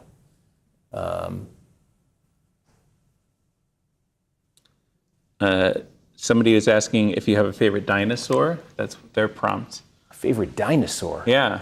I was never into dinosaurs. No? No. Why would you ask that? Man, Autists are down bigly right now. Okay, no, keep them coming. I'm sorry, keep them coming. Yeah, keep them coming. What can we had Danny Ford the second tonight, and yes. What a discovery that was. Yes. I had no idea that guy was running. That would be like if Barry Alvarez's kid was running in Wisconsin, you know. There does seem to be a long line of football coaches or sports coaches, either themselves or their kids, running in some of these races in the past few years. Yeah. Oh, it's an old tradition, you know. It's up to these. Tom Who Osborne. the fuck is Kornacki? You know? He's a fucking enigma, man. I was thinking about Tarkanian. Danny Tarkanian, yeah. I was thinking about Tuberville, obviously. Beans, don't worry about it. He's a liberal rapist, okay? Just let him hang out. He's willing to he's taking the rape meat shit, all right? Like that he's getting from everybody that is a trained raper in my chat, okay? And he's going and reporting it back to Foodshops. So, like, just let him do his fucking job. We don't care, all right? He doesn't use multiple accounts. Grundo's cool, okay? Troll him a little bit. He'll cry. And at the end of the fucking day, his lolicon princess will fail, will fall, all right? The empires are collapsing, all right? And yes, it's because of me. That's right. I'm looking at you through the glass, and I don't know how much time has passed. All right? Like, that's it. That's all it's become. Georgia. Yeah. You know, I don't give a shit. We've had a couple of. You know who the lieutenant governor of Ohio is right now? I don't. That would be 2002 national championship winning Ohio State coach Jim Tressel. It's a good one. The sweater vest. We covered the Texas primary earlier this cycle. Mark Teixeira is the Republican nominee. He's a baseball player. That's right. Former baseball player. That's right. What other? We just got an update from Burnett County. 500 new votes. Crowley 195. Hong 148. Ooh, so not great. He's got it close to 3,000. We are sitting on 59,000 remaining votes. Half of it right there. I mean, we're basically looking at this. Milwaukee comes in 31. Someone. Oh, I didn't even see that you banned him. Yeah, go do what you want, Beans. Somewhat substantial just came in from, what was it? Buffalo. Okay. 878 votes. Crowley 395. Hong 265. Yeah, I mean, that's that thing. That's that thing we've been saying all night. It just like there's a breadth to it in these sort of smaller counties here where Crowley is able to just, 150 votes here, 60 votes there, 80 here, and it does in a race like this, it adds up. And again, why this Milwaukee update has got to, if you're Hong, has got to. I cannot believe all the Israeli cucks that are gonna come in here dying in 2028 when I am screaming like a banshee about the fucking giving John Fetterman a stroke. Okay. Wipe that all out. Good. Yeah, don't do that. It's got to wipe that all out, I think. Once that Milwaukee is in, you're left with Winnebago being about 4,000 votes left, where again, I suspect she'll do well, but it's a little unclear because there's just this, this is wobbly shit. She does better in those population centers than the outlying parts of these counties. Greene, where he's doing well, Monroe, where he's doing well, Eau Claire, where she's doing well. And once you get, that's it. I mean, 54. 26, 22, 28. Yeah, once you get through there, we're down to the bare bones. So 1254 in Milwaukee is still not any sign of any. They're giving an update right now, and I'm trying to understand what's happening. Oh well, listen, yeah. Steve got so serious for a 1 second there, dude. It's like, oh my god, I'm gonna be able to say goodnight to my kids for once.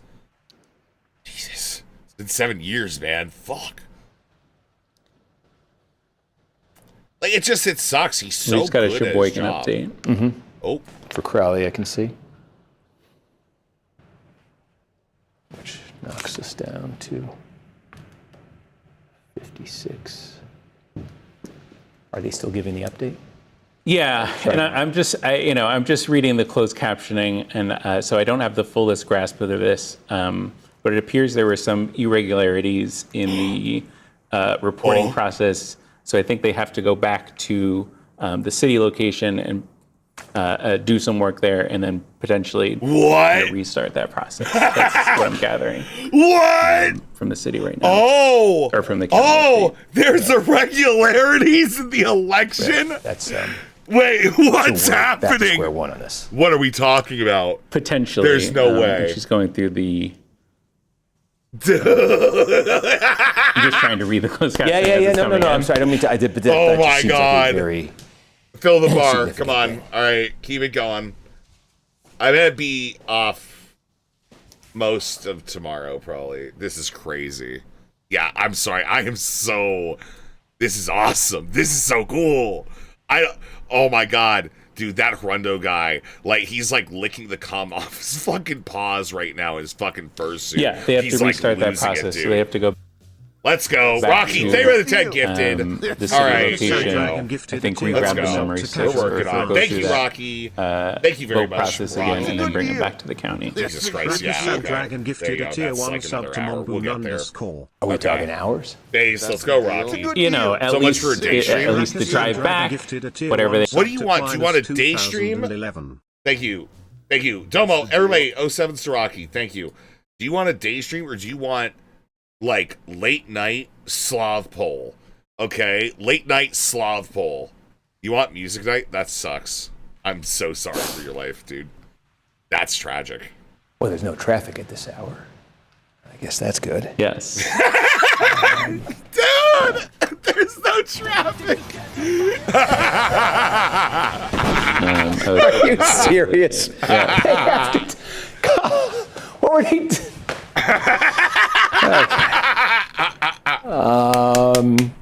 This is so cool.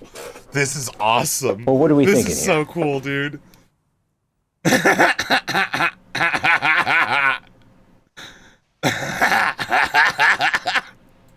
Dude.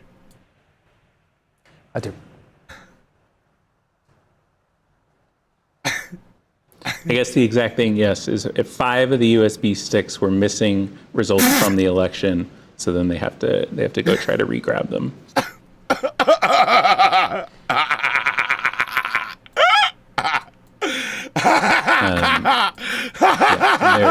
All the folks behind the scenes are talking about this as well, so we can also. Dude. Look, it's unfortunate. The folks behind the scenes here, you're saying? Yes. Are how do I ask this artfully?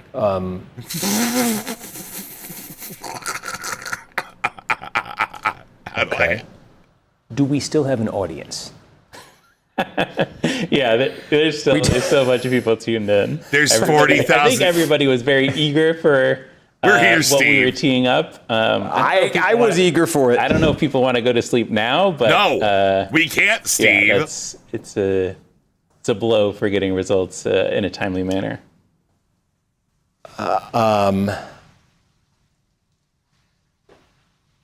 Oh. Okay. Well, This is so cool. so we're doing this transparently. This is so awesome. This is the thing. I'm supposed to. Yeah, you also be on a physically drive time. It's Can we 3 do hours the from Whick? here No. at 8:30 This in the is morning. way better right now, dude. I sent them an email a minute when I was standing here, seeing if they wrote back, asking if they can push it to later in the morning. Oh, I don't know that They went there's- to sleep hours ago. I believe they did. Yes. Because this is the 3rd day of their conference, and they've been very good to me, and they've planned around this, but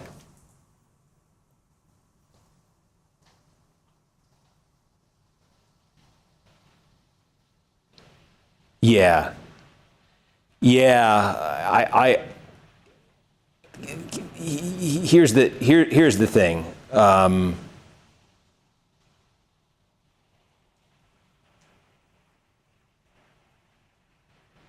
Steve? Yeah. No. Here's let's look at it this way.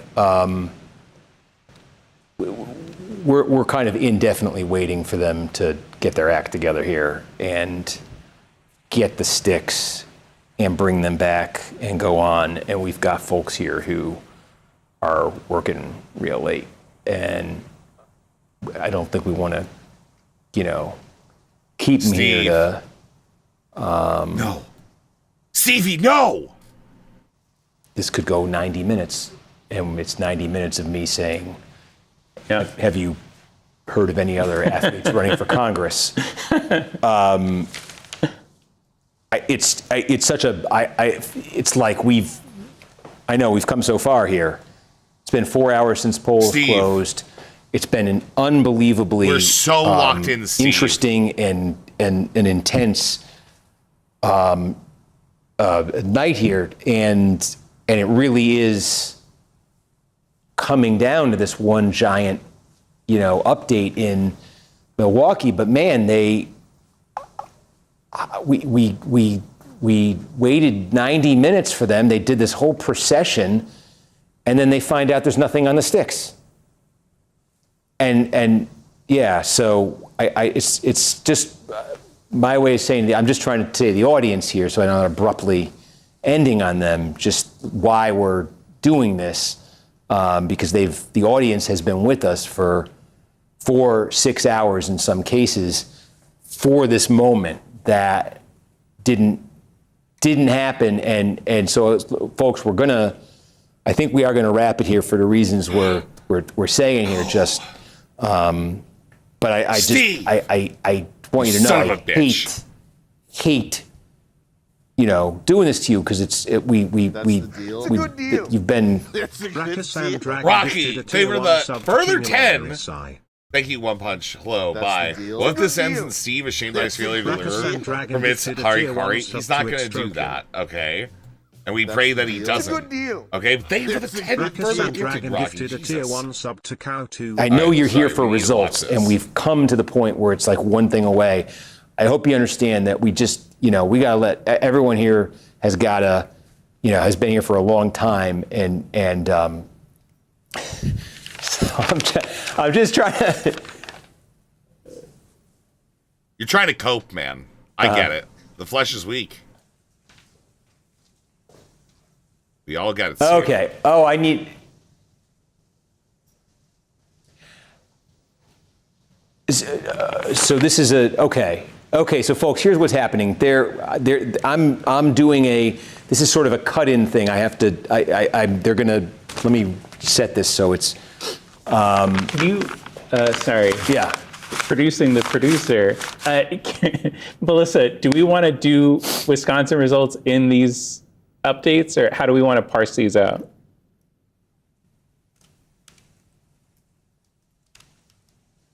Okay.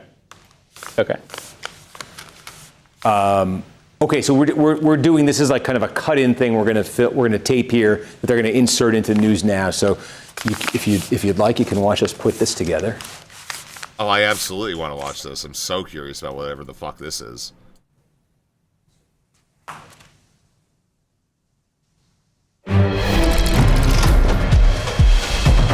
This is an NBC News special report. I'm Steve Kornacki. American voters in 6 states hit the polls on Tuesday. And I got some major results to share with you, starting with the cliffhanger in Wisconsin. Most of the votes are counted in this Democratic primary for governor. The Milwaukee County Executive David Crowley leads the count right now by just over 3,000 votes over socialist Francesca Hong. But everybody is in a holding pattern here right now. Why? It is because results from the city of Milwaukee, nearly 30,000 votes from there. They have still yet to be released. They will come sometime in the overnight hours. Those results could, depending on how they break, be just enough to put Hong into the lead in this race, or they could solidify the hold that Crowley has on first place. Again, that will be sometime in the overnight hours. We're not quite sure when to expect it. An absolute cliffhanger here. And of course, the backdrop for this is, as we say, Hong, a socialist candidate here, riding much of that left-wing energy that had powered other successful insurgencies in these Democratic primaries this year. The party establishment, led by the governor in Wisconsin, had rallied late around Crowley in an effort to stop Hong. We will see which side, when that Milwaukee vote comes in, ends up prevailing. There are other major results from tonight to tell you about. Next door to Wisconsin, in Minnesota, Democratic primary for the United States Senate there. The candidate more from the left of the party, Lieutenant Governor Peggy Flanagan, easily defeats Congresswoman Angie Craig, more of a centrist from the Twin City suburbs. And a major result in South Carolina earlier tonight. This is a special election, the Republican primary for the seat that was held by the late Lindsey Graham, his sister, who's been appointed to that seat and who is now running for it, finishing first in this race and advancing to the runoff. Nobody got a majority here, so there will be a runoff. Graham finishes first. She advances. She will face in that runoff Congressman Ralph Norman. Norman finishing in second place there, ahead of Congressman Russell Fry and former Governor Mark Sanford, a distant fourth. So it will be Norman versus Graham. The runoff in that South Carolina race will be held on Tuesday, August 25th, a short runoff campaign. Major results from, and also one other major result from tonight in Connecticut. A longtime incumbent Democratic member of Congress, John Larson, 28-year incumbent, ousted in a landslide by Luke Bronin, the former mayor of Hartford, Connecticut. Those are the major results from tonight. Thank you for watching this special report. More news straight ahead on NBC News Now and NBCNews.com. Complete wrap up on today. I'm Steve Kornacki. Have a great morning. More news straight ahead. That was so cool to watch him just like drop into character. Okay, and now are we showing something you said?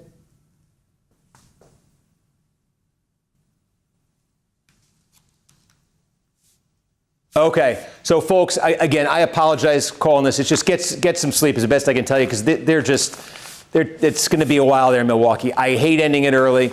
We have more next week. Florida, Wyoming, Arkansas. Oh my God! Please, I hope you'll tune in. September 1st, Mass. We got that Ed Markey, Seth Moulton primary. September 8th, New Hampshire. We got 3 more of these. These have been a blast. That's awesome. So is Whick gonna like pull off the stream? He's got us soon, right? Going for like 2 hours-ish, right? I don't even want to watch this. I don't want to finish. I don't care about this. Right? He recommends going the fuck's bit. So I've got, excuse me. I've got the stuff here, right? If we're just waiting on Milwaukee, because like, yeah, there is a significant amount missing. Hong was supposed to win a lot more. Okay. Like a lot more, right?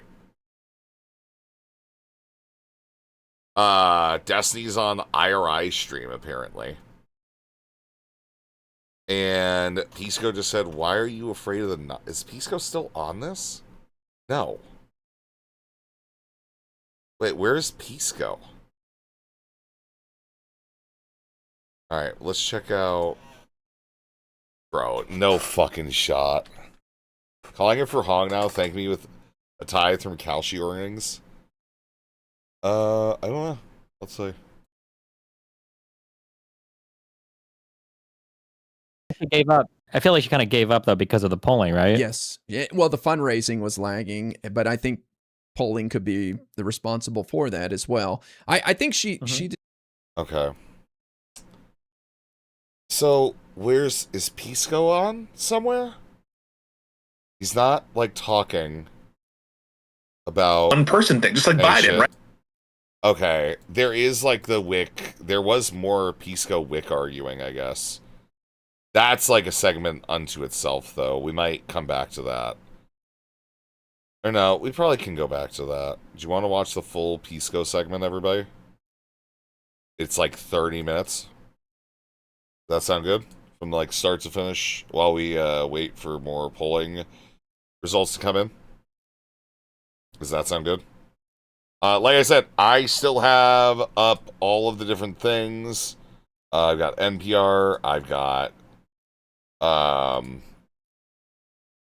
the New York Times. I've got Decision Desk HQ.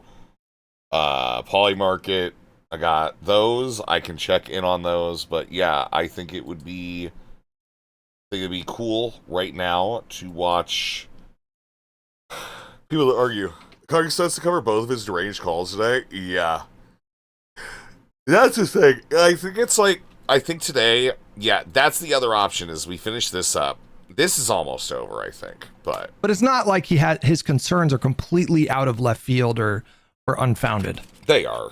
We already have Daria Lisa. I feel like we already hit the max for the crazies we can have elected, so we're already there. So I agree with you there. I think she's, in my opinion, I think she's That's crazier. What I'm saying it's not a real argument. It's like why are we going to sacrifice all of this to prevent like Francesca, who I would say is probably just the same as Daria Lisa, maybe more moderated, but I don't even know. Daria Lisa.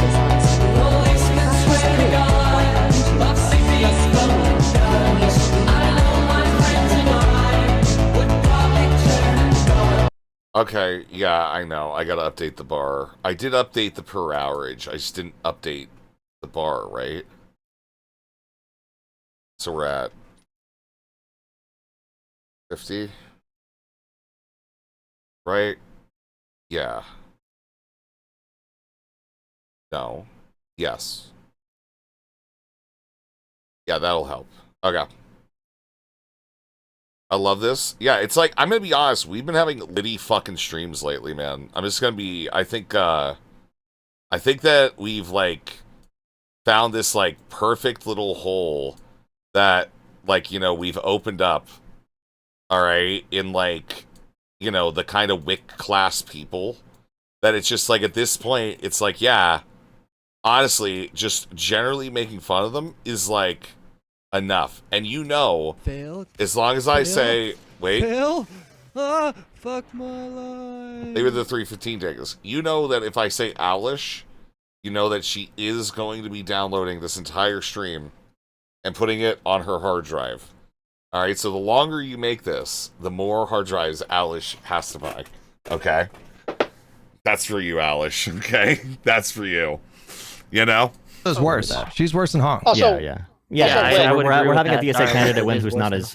But so if she's not as bad as Daria Lisa, then I just don't see why that's an argument. Then And she has more power than Daria Lisa. Hold on, if I may, you are assuming that it's already gotten as effective. The Republican propaganda is already as effective as it can be because Daria Lisa won, and therefore more wins will not give them more ammo. And I think that's a silly argument. I think that they can point to not only the extremity, but also if this happens more than once, right? If this is a pattern of behavior, they will absolutely, the more wins that the extremists get, the more effective the Republican propaganda will be on this. They will be able to point to the frequency of it happening, which will... Wait, RAM is already expensive, and now you're going to single-handedly inflate another hardware market? Wait, what's that? What's that? I wonder what that's all about, man. Healthcare Act supports protecting and expanding Medicare, Medicaid, and Social Security. Yeah, expanding here is more. Option. Yeah, expand what?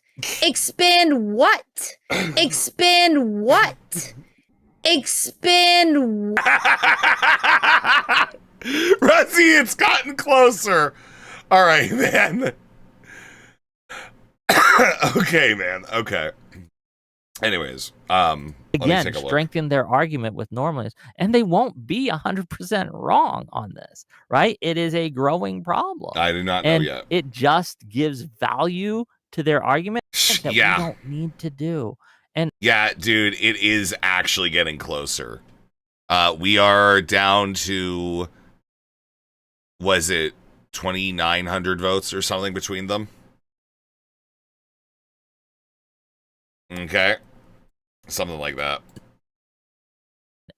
Look, I get what you're saying, that like to Hutch. Like, I get what you're saying, that you think that the threat now of Tiffany specifically is worse than the threat of the future. Again, we just disagree on that. But yeah. Wait, Wick, I have a question for you. So you talked about how, I want to say, let's say Hong loses the general and no one helps her and whatever. Couldn't you say in the same sense that her side is just going to say, look, we won, but then everyone worked against us, so if we unlock, like, they can't stop all of us type of thing, too big to rig?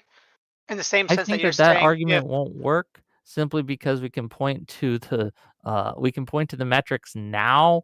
Yeah, but they're already not listening to you because you've already kicked them out of coalition. So because you've already kicked them out of coalition, they don't care. They're just going to do their thing and go wherever it is they decide to go with their votes. That's what you're doing. You're trading them now, all right, for some hokey shit in the future. Before she even wins the primary again, she's probably going to lose. We can also point to the fact, and it is a fact, that moderates outperform progressives, who outperform the DSA, the far lefties, who outperform. Like, this is just a fact of the matter. Blue right? Dogs. We can point to these. Blue Dogs right? perform the best in competitive races. Yes. So this is why, like, the argument, like, we do need a come to Jesus moment when it comes to the Democratic Party. We have issues with messaging. We have issues of what we should stand for. Like, we have to decide these things.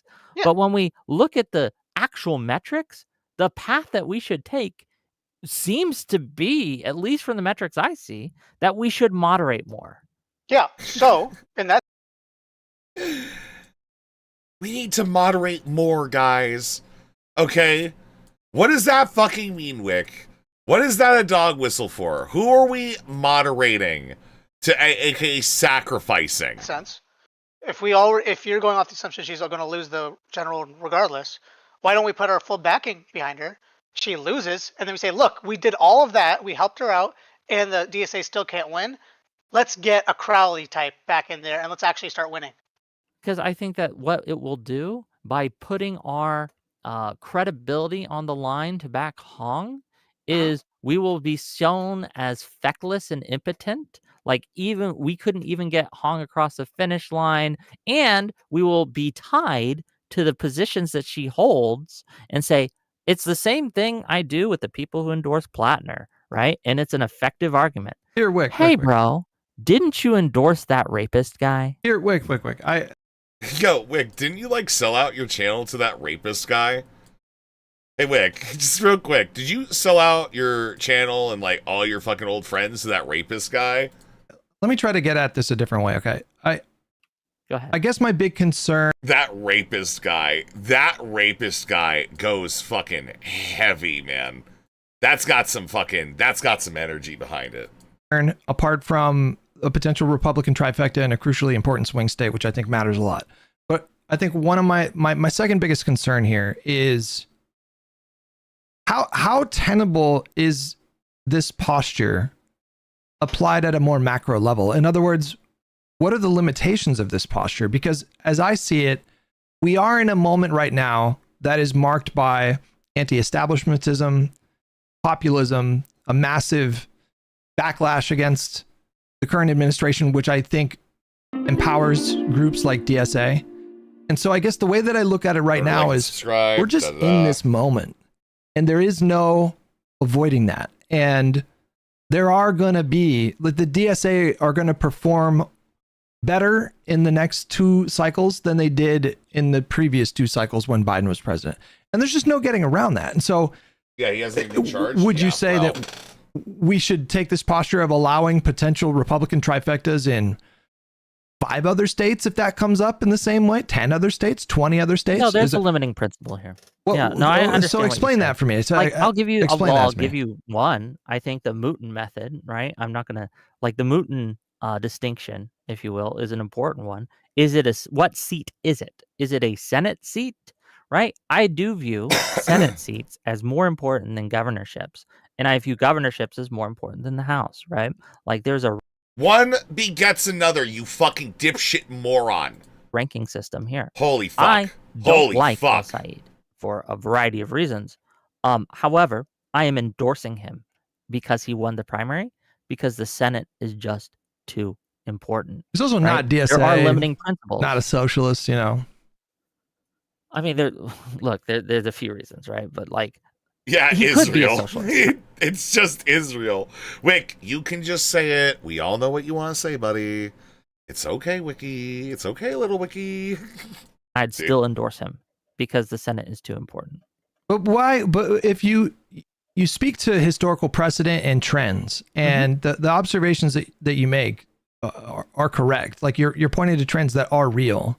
Yes. But why would we not also examine the trend of the DSA just burning out the next time there's a Democratic trifecta?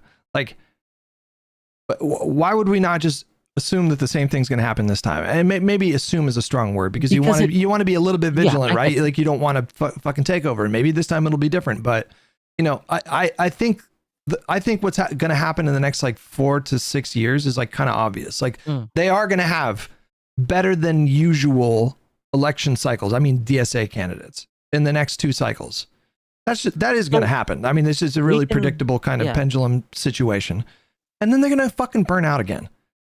They're not look at the recent interviews on Fox News with these DSA fucking clowns. Like they are in way over their heads, and they Let's think go to hypotheticals of police. But just real quick, like the reason I'm pointing to this possible takeover as being a real threat is we can look at what's happened in other parties in other countries. We can look at England. England had a huge Britain, I should say. Britain had a huge problem with this back in the Corbyn time? Are you talking about Corbyn? No, I'm talking like the 70s, 80s, etc. That kind of time period, right? Like they had to kind of purge their party in a very real way because they got institutionally captured. There's an article on it you should read from The Atlantic that I can send. They'll explain it much better than me. But it is something that has happened before in other parties. Now, do I think it's likely to happen here that they're going to take us over?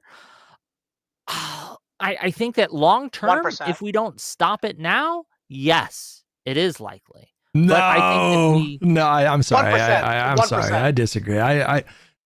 These people are such fucking clown shows. And I mean, at least back in the 60s. Underestimate the amount of people that are willing to. It's the thing is, like, as much as I want to hate on Hutch, yeah, he's kind of fucking right, man. He's kind of fucking right. Like, you know, it's kind of one of those things where it's like, yeah, I fucking hate DSA too, man. Kind of hold the door open for these types of DSA just annoys the piss out of me. Again, principally good ideas. All right, just like functionally, I have my massive issues. But I do think it's cool when they actually win elections and then get further engaged, which does seem to happen. From at least like my limited experience seeing that happen with like local DSA chapters where I used to live. So, you know, I'm kind of for it. Either way. Of clowns, as you call them. The risk of a lefty takeover, it's not like it's 0%. But if we look back, think of American history, for example, you know, the leftist / socialist kind of Marxist movement that existed back then, that was a way bigger threat than what's happening right now. Because they were actually organized and though in ways that this new movement is just not. We're still waiting on Milwaukee, by the way. Milwaukee is 55,500 for Crowley, 54,300 for Hung. All right. So that's what Kornacki was waiting on.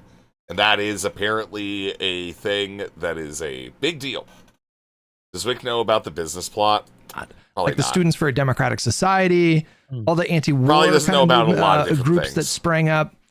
They were way more organized, and back then there was much more of an open question of, you know, is capitalism gonna prevail over socialism? Maybe I need to. And the Cold War ended like fucking 30 years ago, and so you know, like there is no serious. They think they're fighting a war against capitalism, and they don't understand that war is over, like firmly over, and you know. Everybody outside of their group understands this, but they don't. And so like, I think that puts them at a disadvantage in this moment. You know? I mean, we could have made that same argument about like anti-Semitism, how it got defeated on the world stage in a large way, right? And at least in the West. and that it was on the decline for a long time. But then there's been a recent upsurgence of this kind of And wait, Wick, when did that resurgence? All right, not upsurgence. That's not a word, Wick. All right, stop making shit up. All right, use your fucking big boy dictionary, Wick. Okay, you sound like a fucking idiot. All right, the resurgence, okay, of it. When was that? Oh, when Trump got elected.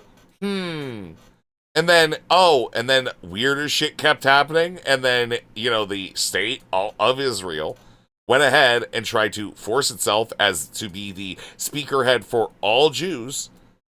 All right, then committed horrific acts of untold horrors and shit.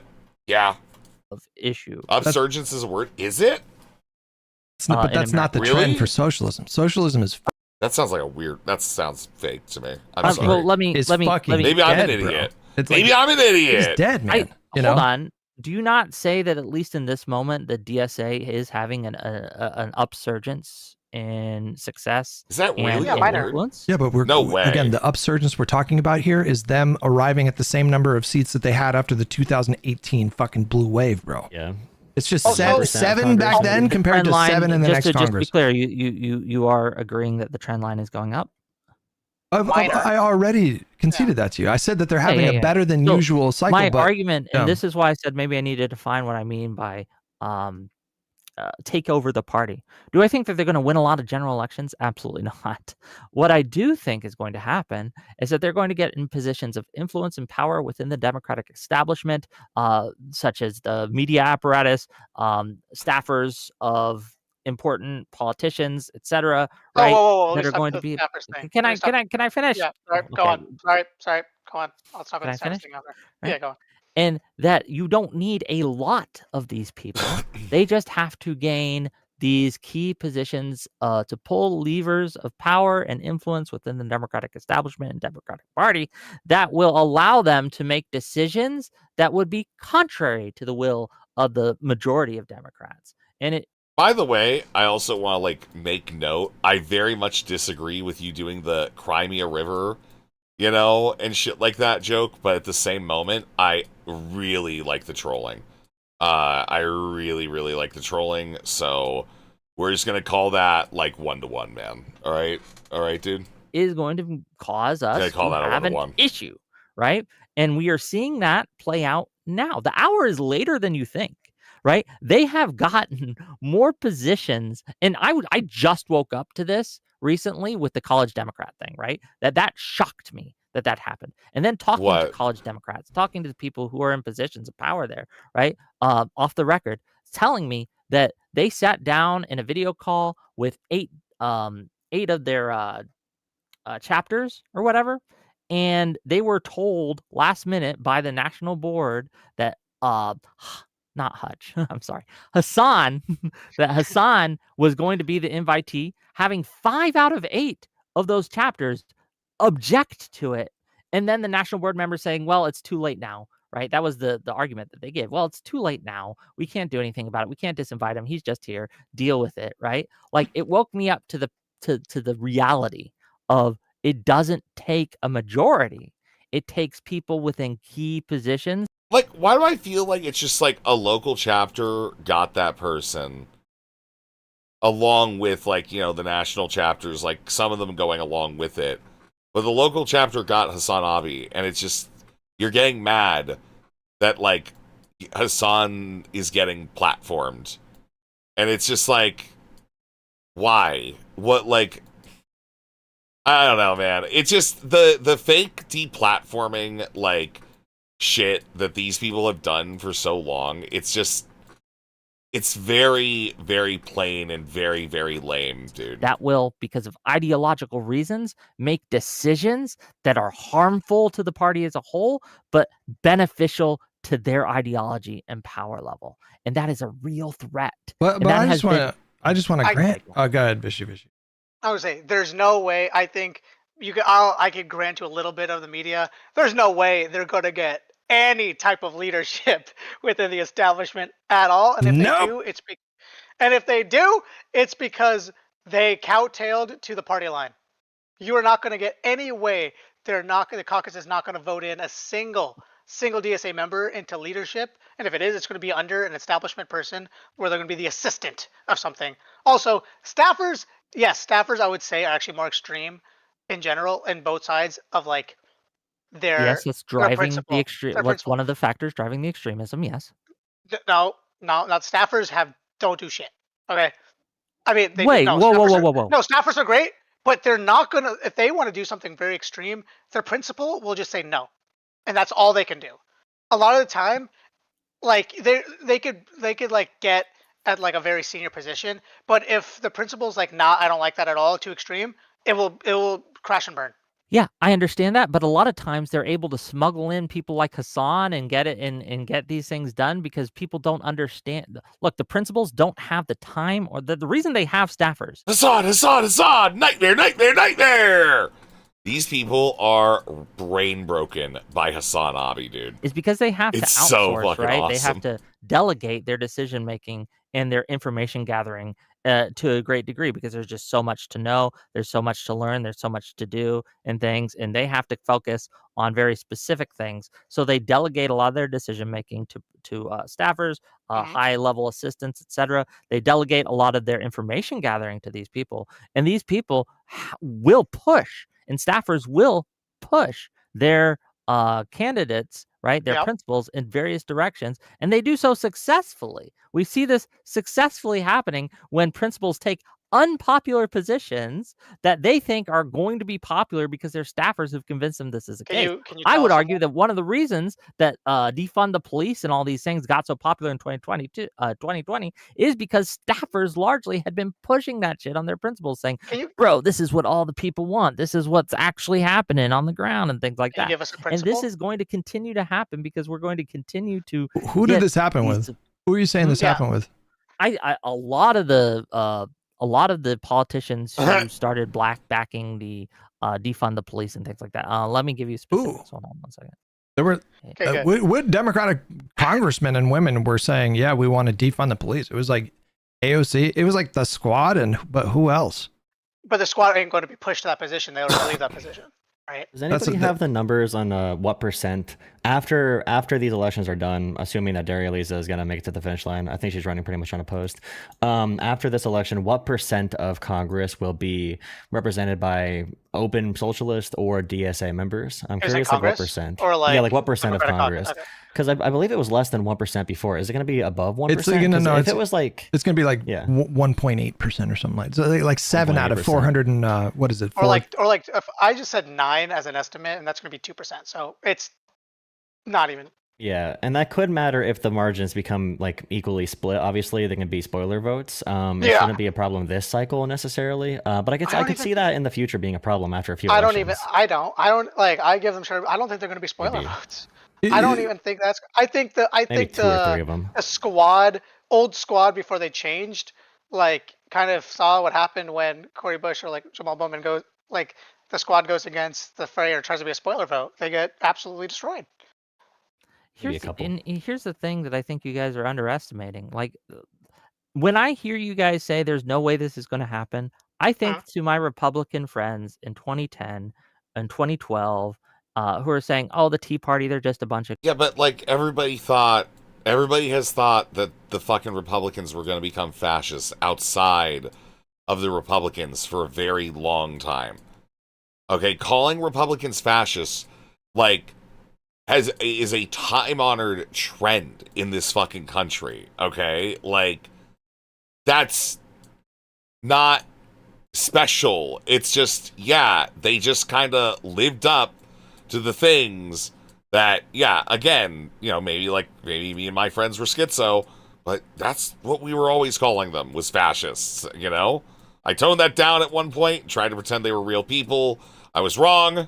I want to let that be known. I thought they were human beings. Instead, they are monsters. Truly monsters in the flesh. Hitlerites all the way down. And that is truly the Whick class. Are you going to bed? Yeah, okay. they'll never gain power. All right, let's see. In the Republican, not The Tea- really. The, the Tea establishment Party- Republicans are all going to stop them, right? This is a lot of the same Nope, arguments. still you waiting guys on are making Milwaukee. Are the arguments they Still made waiting at on that time. Milwaukee. So I think you guys are underestimating the threat for real.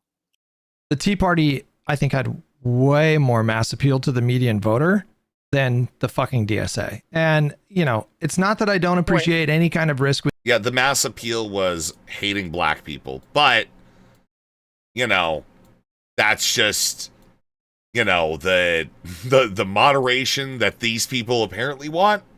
I don't know. It may be ancestral for Hutch. These people, I cover them exclusively on my content these days. And so I see them as a very real problem. The problem that I see is more about their capacity to rat fuck the party if the margins are small enough in the Congress. And that's a very real possibility. But like, you talk about the rising influence of Hassan.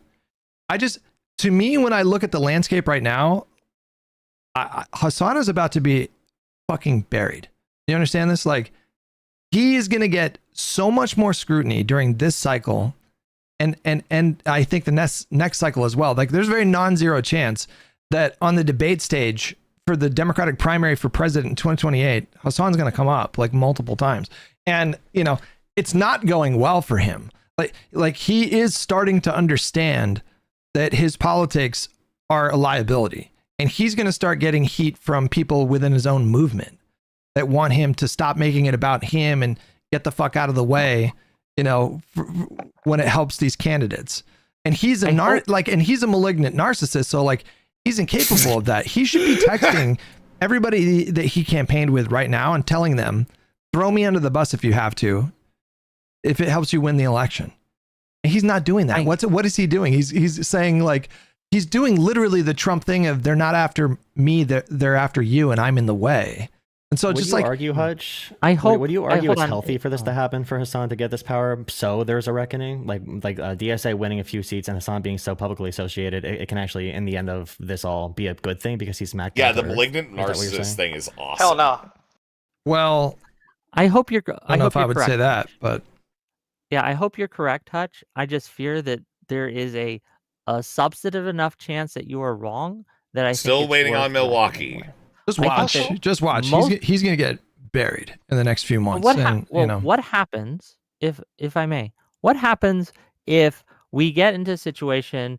Hassan is put on the national stage in this way. The CNN, MSNBC, all the establishment goes after him, tries to take him down a peg, and yet he's still getting promoted in Democrat, like the voter circles, right? What if he's still getting promoted? He's still getting puff pieces written about him in Rolling Stone. He's still getting Vanity Fair making puff pieces about him. He still gets hugs by AOC, right? He's still getting promoted and campaigning with primary candidates like El Said.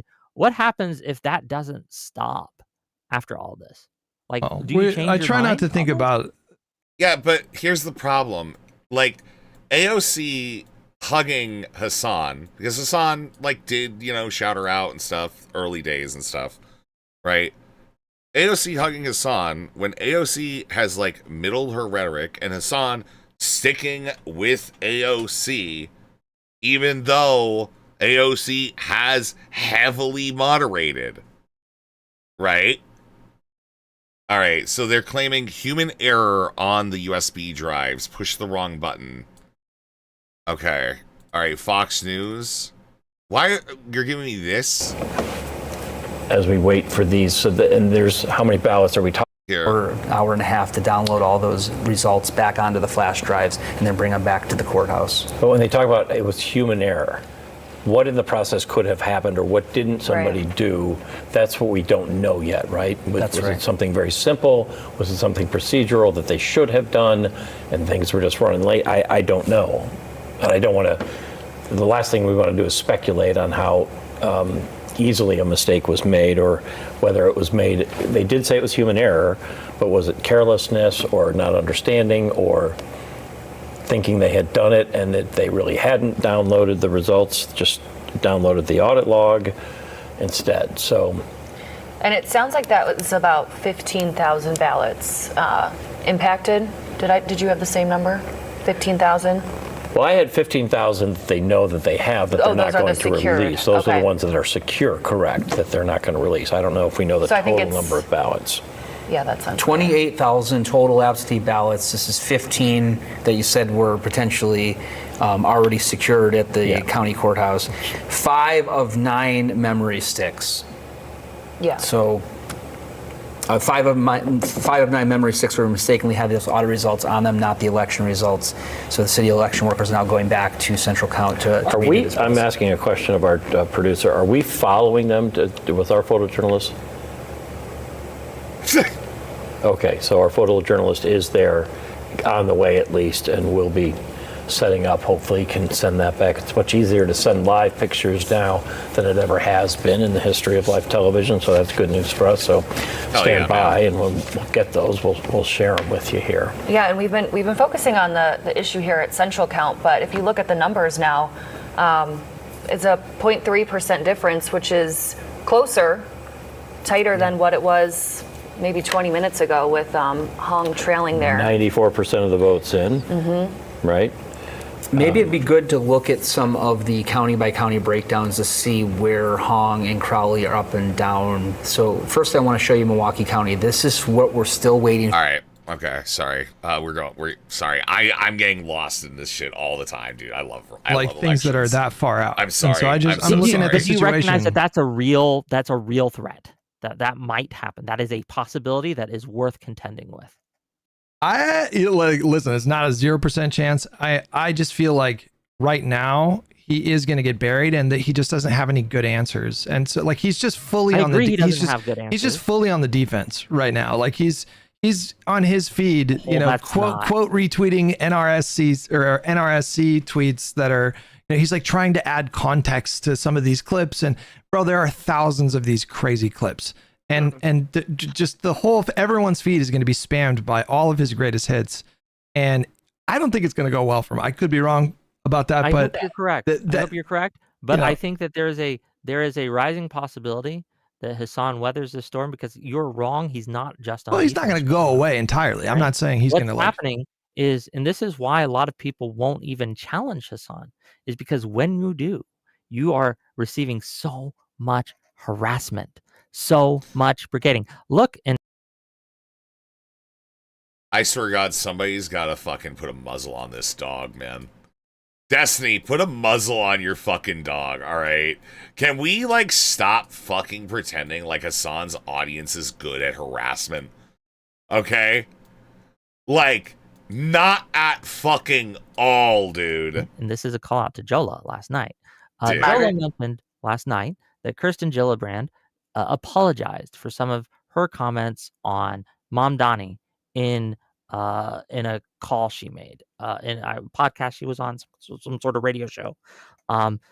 We reviewed those comments, and I know we argued about this last night, but my position stands that those comments were entirely reasonable to make. But she was forced to apologize for them, and one of those reasons is because Hassan got his people to go and brigade. Dude, oh my God, Hassan just ever the fucking boogeyman. Bro, how do you know it's not her just apologizing? She made the apology.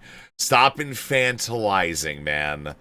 Like, bro, it's like you're worse than fucking I am with some of these women, dude. Oh, this is tragic for Whick. This is rough. Aid her and harass her. No, no, you're not bullying Gillibrand. You're not bullying Gillibrand.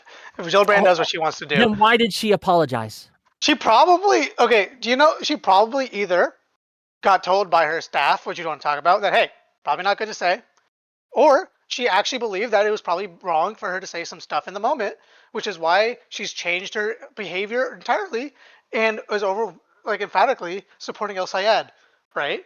Like if we're talking about like Muslims in like running for office, she's like supporting El Sayed. So Gillibrand, the staffers changed her mind on this? I said. Oh my God, Whick, you're such a fucking rat. I think like it's a lefty conspiracy theory. Is kind of it sounds pretty plausible. I think staffers could tell their principal, hey, you may want to take back something you said, and that's fine. But like staffers do that anyway. It doesn't mean they have to take their advice. Yeah, like, don't you, like, go around and tell your friends when, like, they're fucking up and, you know, maybe they should stop, like, sexting with, like, you know, neo-Nazis and shit like that, like, you know, just for, like, their own good, right? Like, you wouldn't do that. Oh, you would actually tell them to keep messaging the neo-Nazis. Oh. Wow. I guess that's a little bit of the difference between Whick and the average fucking person out there. Very cool stuff. Really great shit. Yeah. Yeah, love it. Kinda friggin' love it, man. Kinda friggin' love it. Uh-huh. On this is on like not. This is my problem with you, Vishy. Like you'll change your argument depending, right? No, Like, no, I'm very the consistent when it comes to when we were talking about legislation the versus. staffers, you're like, oh, staffers are not a big deal. They don't interrupt. No, they don't have the amount of Then power when that you don't think. Again, when asked why did Gillibrand change her mind, you're like, could well, have the been. staffers might have done it. Like No, Jesus, because it's, like I don't think No, that's Whick, but I don't think that's inconsistent. He never said that staffers have zero influence. He's saying that staffers don't. They don't like tell their principals to like do this or that. I don't think that's inconsistent. No, but look, there's also a difference between rhetoric. Issue that I'm having, right? No, there's a difference between rhetoric and legislation. I think a lot of they may have more type of say on how to actually phrase stuff. What if their comm staffers like, yo, you gotta chill out, right? The comm staffer's probably gonna have a lot more say than a legislative assistant. The comm staffer's like, yo, why did you just say that, or why something? You gotta roll that back. That just does not look good in general.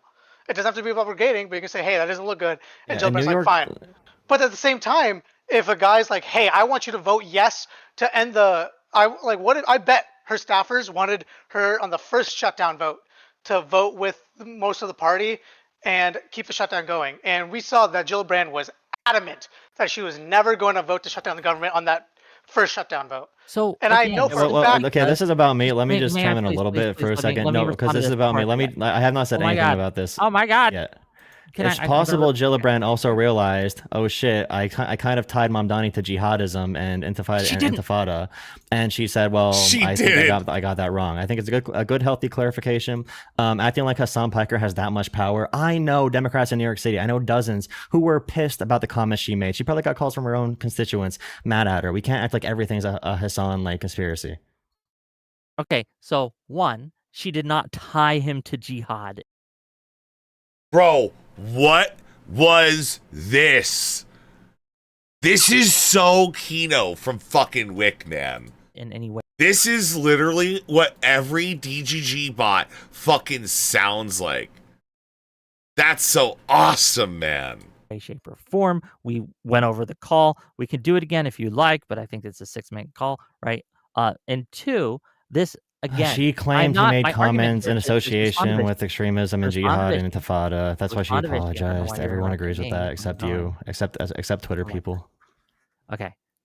To respond to Vishy, the idea isn't that the staffers control entirely the principal, right? 100% of the decisions that they make are influenced and decided by the staffers.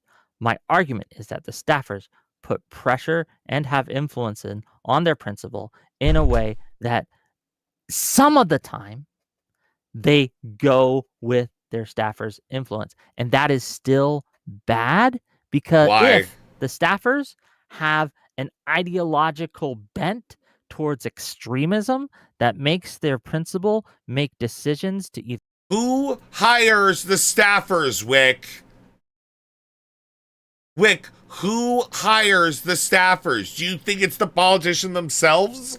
They're kowtow to extremists when Play they the should bid not. clip? I don't know what that one take is. Extremist positions that they should not, thinking it is the more popular position than it otherwise is. When in case of Gillibrand, we see, right, and I don't know if it's outcome determinative, I can't prove that, but we see after Gillibrand made these comments, Hassan watched those comments and told his audience to go put pressure on these things in the way that Hassan does, right? He doesn't say it directly, but we all know how he operates. He did that. Was that outcome determinative? I don't know, but he attempted it, and what he wanted to happen actually happened. So again, when we talk back to the argument at hand that Hutch is making.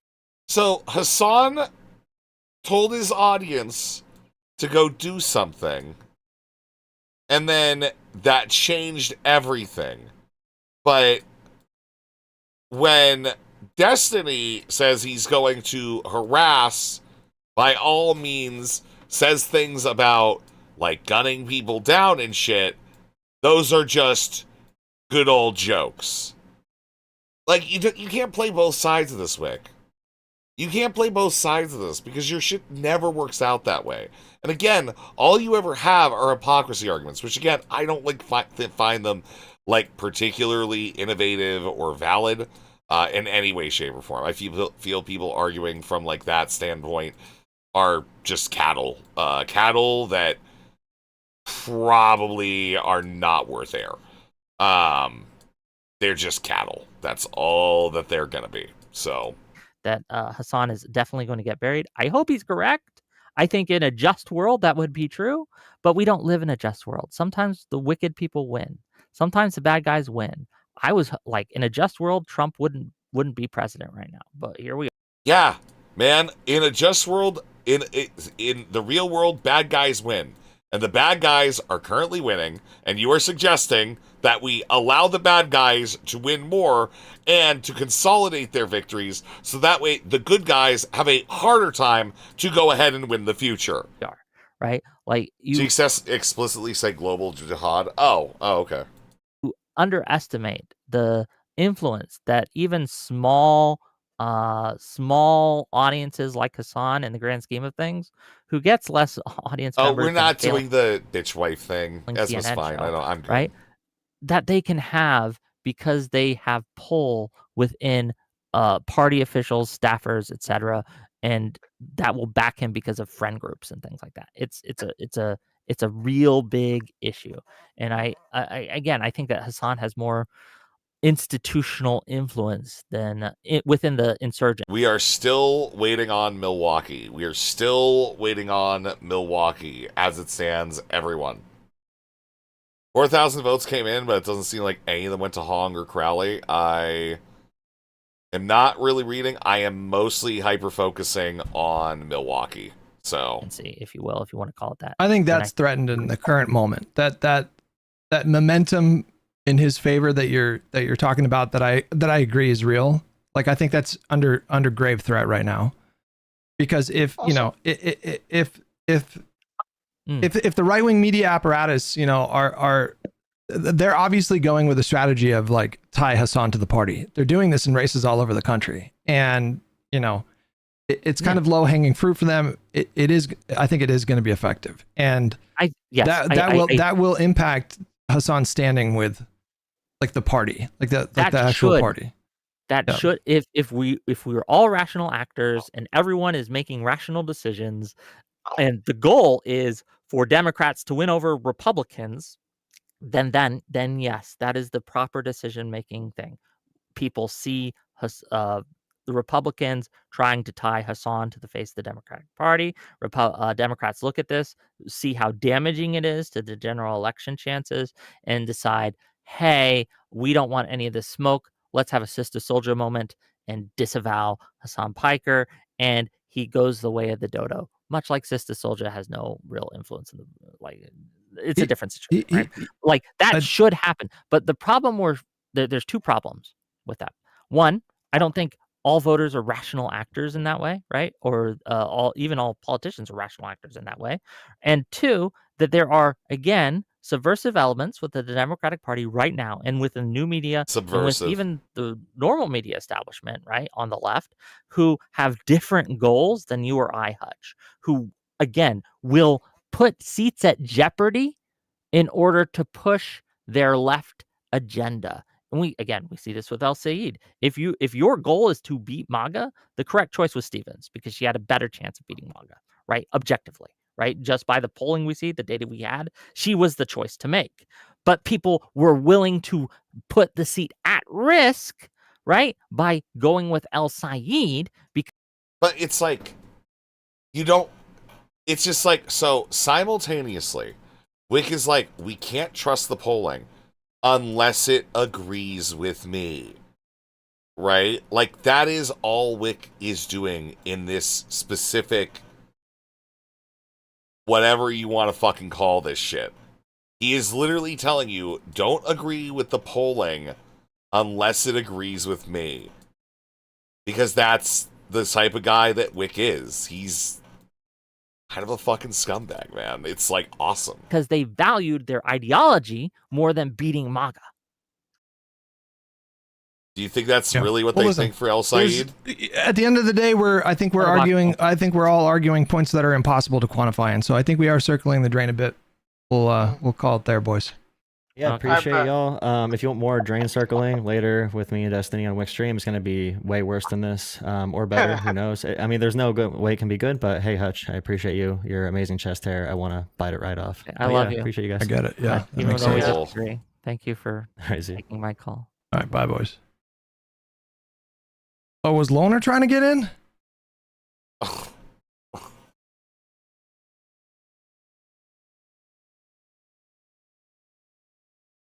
Should have brought Loner in. I'm not the best at checking Discord. That would have been fun. Fun little battle royale. Yeah, again, listen, there's some arguments that I think are just absurd from every angle, and I definitely don't feel that way about Wick's arguments. I agree with a lot of his concerns and his appraisal of like where the party is at right now. Where we differ is how do you weigh that against a Republican trifecta in Wisconsin, and what's the risk of like Hassan and the far left, their movement right now? Like, what risk do they pose? We differ on that, and so, and all right, okay, so that was Whick. That was Whick on Hutch earlier. All right, Whick is still here. This is still here. They're still hanging in there. All right, IRI, he is just mainlining the poly market results. All right, well, he, I assume, is talking to Destiny. Yeah, talking to Destiny. Okay, all right, they're doing that. The polling here, as we scroll down till Milwaukee, still do not have the votes in from Milwaukee. Are the SA allegations coming against Lowerbox? Well, complicated.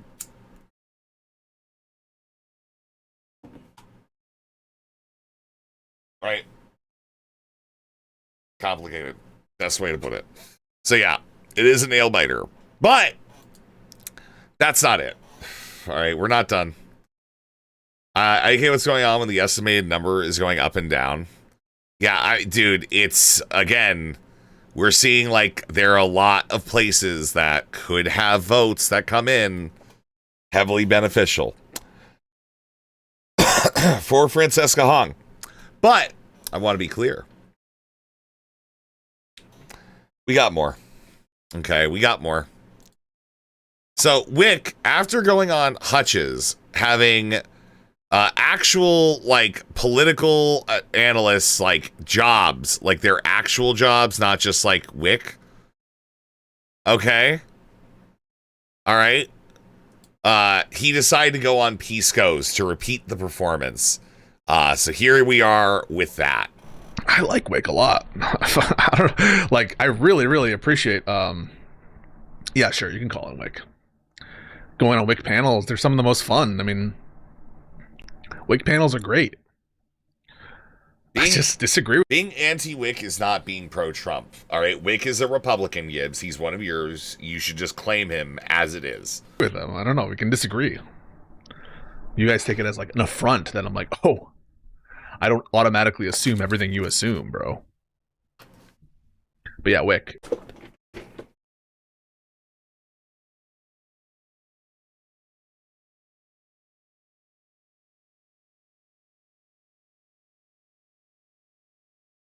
Oh, fuck me. Okay. Jesus.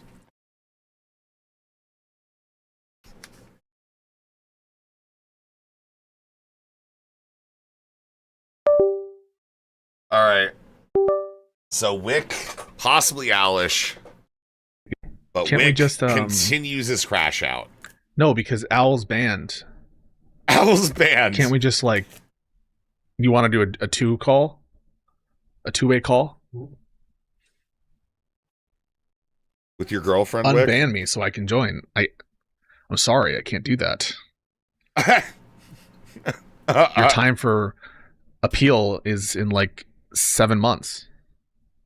Dude, right. Wait, what? Link me Discord, please. Dude, come on. What are we talking about? Why'd he ban her? Is it because I'll of the do it and doxing then shit? This isn't live? No, Gibbs. Live right now? Okay. Live right now, Destiny's talking to IRI about how they can get Destiny over to Israel to cover up his sex crimes. Whick is talking to She's Right Show, who just today went on the went on the Joe Rogan podcast to say snarkers are cruel. They have a bear named Reservoir, and he has sex with dolphins, and the people all watch him. Yeah, so that's like what Wick's doing. But yeah, that's like the pretty much scoping out the entire DGG sphere. Oh yeah. Also, by the way, Foodshops. I have no new word on Foodshops. All right, but yes. Here is the reason why Owlish is banned in Pisco's. I told them I doxed someone. They spent multiple months harassing me and making alt accounts to do so. That is why. I have no updates on the Foodshops. Anything. Literally fucking anything at all. We are watching. Okay. Apparently Destiny did raid her tonight in solidarity. You can do that if you'd like. How do I invite Whick? There we go. Whick. Yeah, I don't think Dallas is. I don't think she's. I don't know. I feel like they're just very dumb.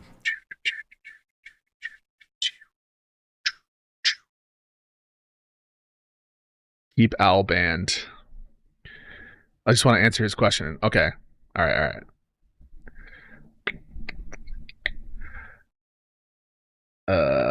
Where are you at?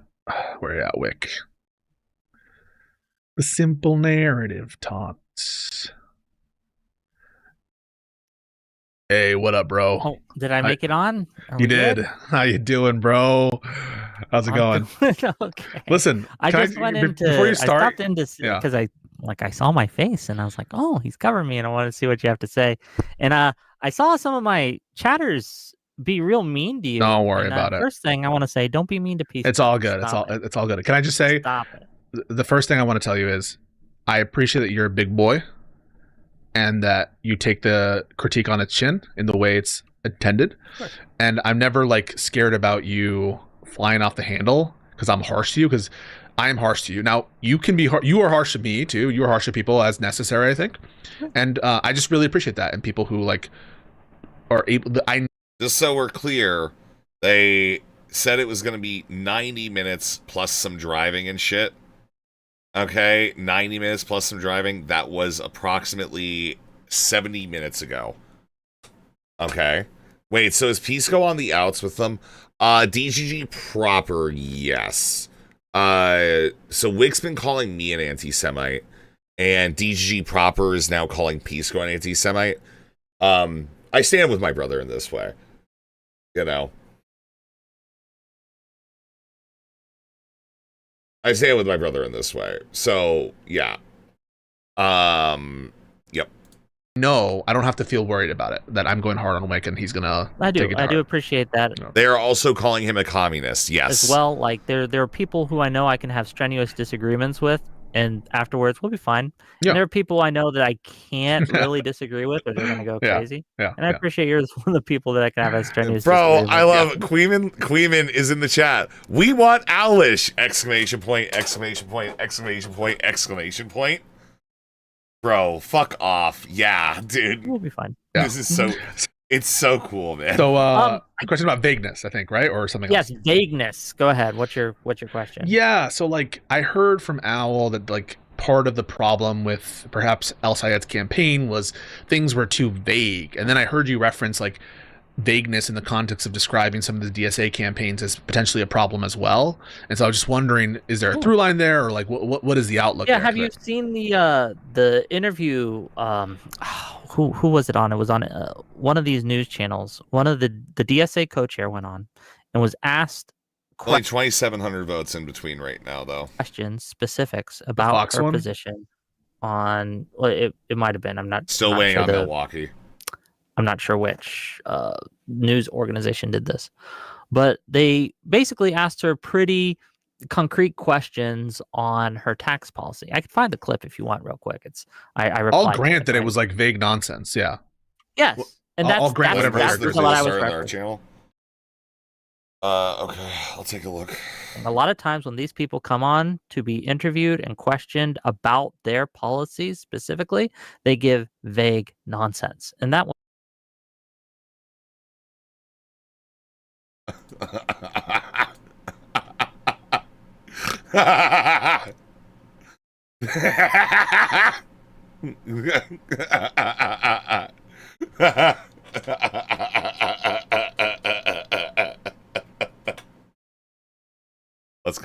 Let's go. All right, now the only thing you need to do, Glenn, if you're watching this in the future, right?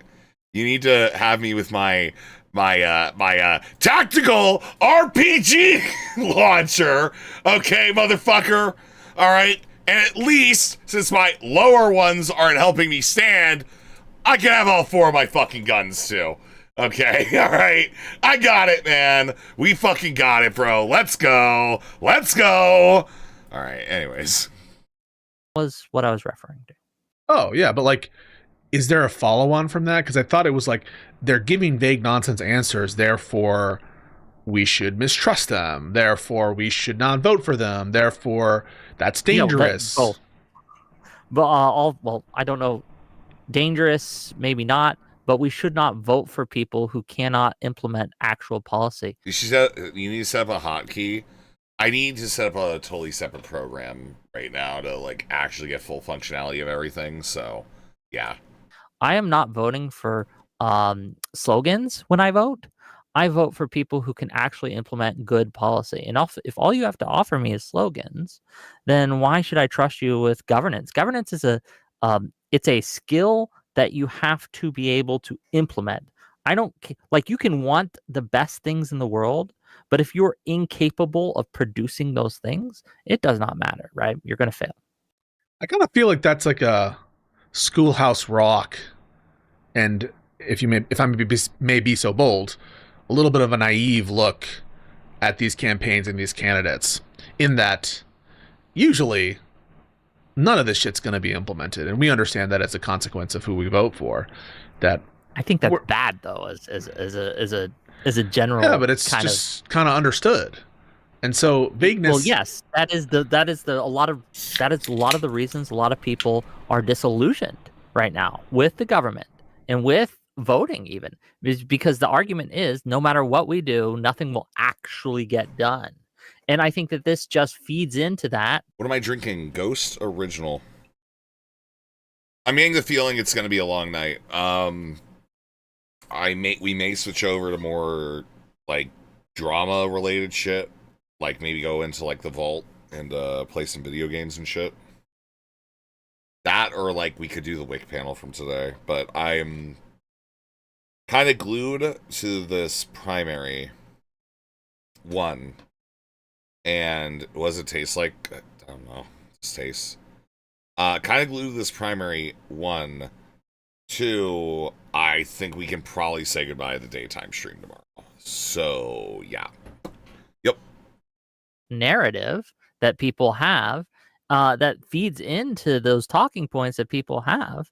And we need to start electing candidates that actually implement these good policies. And we need to start defending the policies that we do implement. Like, I like Biden got a lot of shit done. And we should celebrate that. And we should push back against these people who are saying, well, normally no one gets their shit done, right? I think we should push back against that. Does that make sense, at least? I mean, I always think that you should push back on people wrongfully attacking Biden. You know, I think Biden was the best president of my lifetime. And so to the extent that your recommendation is push back against people who like malign Biden unfairly, I totally agree with that. To the extent that your proposition is something that like have a standard, a basic threshold of like realism applied to candidates, I couldn't disagree more. It's like, who gives a fuck? I think he is currently only up by 2,100 votes. That threshold is getting tighter. Don't know where the votes are specifically coming in from, but he was up by 3,000. We are looking at 2,100. We are still waiting on the results from the Milwaukee Central, which should have absentee votes, of which for a period David Crowley was not in fact on the ballots or was not an option. So, you know, yeah.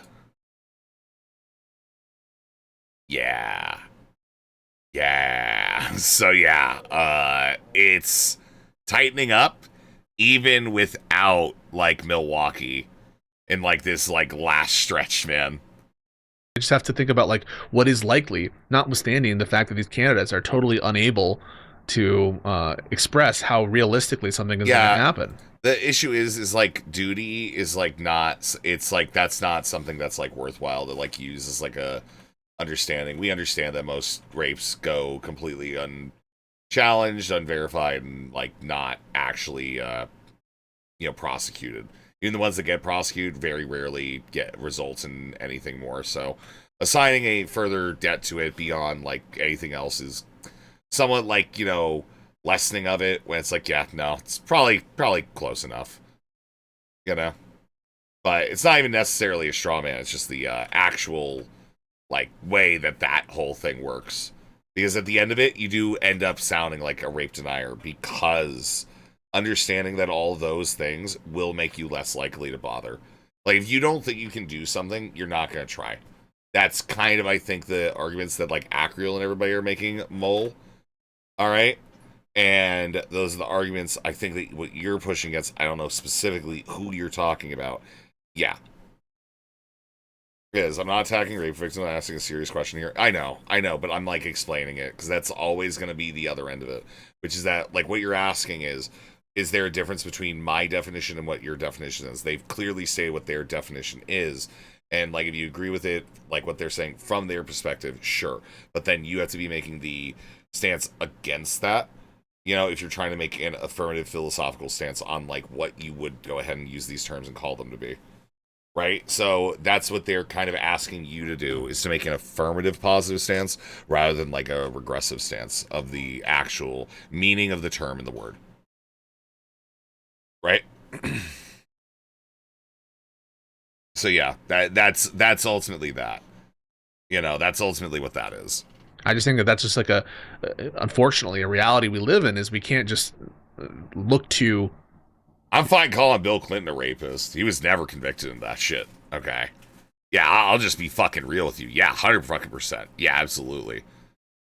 Yeah, he probably, I would say almost certainly he raped Monica Lewinsky. So. Unfortunately, right? Like the real solutions. Rez said a lot without saying anything. No, I explained the entire thing, which is our colloquial understanding of the term versus what everything is there. Offered by politicians as the indication of like who we ought to vote for, or that we should sit out if they don't meet some threshold of specificity. Look, I'm not advocating for sitting out if they are promising too much. That's not one of my lines or standards. But I do think it is overall a good thing to ask candidates. It really is. It's like 2,700 votes right now. 2,700 votes, and like, yeah, it's that fucking Milwaukee shit, man. If that goes to Hong, she would have to have quite a bit of it. And people who are advocating for a policy. The cap keeps getting smaller before the vote drop, I know. To be able to answer questions on how they would implement that policy. I think that is a good thing, and we should criticize people who are unable to do that and praise people who are. And that is what who disagrees with that? That's like everyone can be like. Apparently Jola was, right? Apparently other people were. Like I feel like this is Jola wasn't talking up the DSA in that point that I specifically looked at. Jola was saying that in terms of candidate quality, by which he meant, I know that you have a different idea about what candidate quality means, granted, but what he meant, right, and that was that whatever Haley was saying just like wasn't connecting to make her successful. But what he was leaving the door open for was that a moderate candidate could easily take the initiative and just be smarter about how they campaign and be better candidates and just trounce lefties, Yeah, right? but And like, who disagrees with the idea that moderates should? Resi, why does your tab always crash on me? Because I'm fat, and because my fat, when it jiggles, it kind of fucks your shit up. See? Now you got your internet back, buddy. Should be better candidates. That's just true. Yes, I think moderates should do better. No, that is true. That is the argument relates to the nature of the threat of the DSA. That if the DSA is truly an existential threat, presumably, like if there's a trivial way, or at least an easily achievable way to undermine the gains they've made, that is to say, don't split the vote massively in a context like the Wisconsin governor's race. Don't like have bullshit connections to institutions that are viewed as illegitimate by the base. Don't like be cringe as fuck. Don't be old as fuck. Think about fucking Janet Mills or Joe Biden or something. That if we just follow a set of guidelines that like are achievable by moderates, and where, by the way, you have called out the success of moderates all over the country. It's not like they're losing every primary. Far from it. That is this really a big threat? It doesn't seem like they're on that much of an ascendancy. If all it would take is like, I don't know, grouping up together to defeat them in Wisconsin or whatever. Couple things. The first thing is, I would say that again, the point of disagreement I had with Jola wasn't that we should run better candidates or clear the field when we get in each other's way, like happened in that Wisconsin 7, or not Wisconsin, I'm sorry, Michigan 7.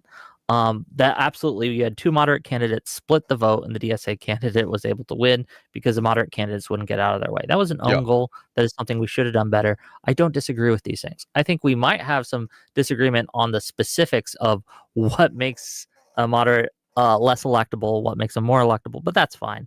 But overall, the concept of moderates need to be able to message better and need to run better candidates, those are where I was disagreeing with. No, but Jola the connection is on the nature of the threat of DSA. Like, why should we be just like concerned about throwing elections or doing this whole like calculus if there's like easy steps we can take?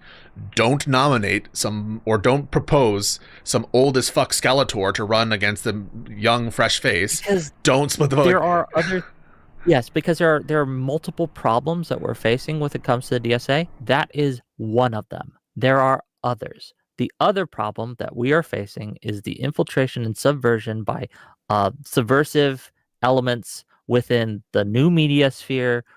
Like, the subversive elements of the new media sphere, it's like this dude is literally just having schizophrenic moment after schizophrenic moment about fucking Hassan Piker and no one respecting destiny.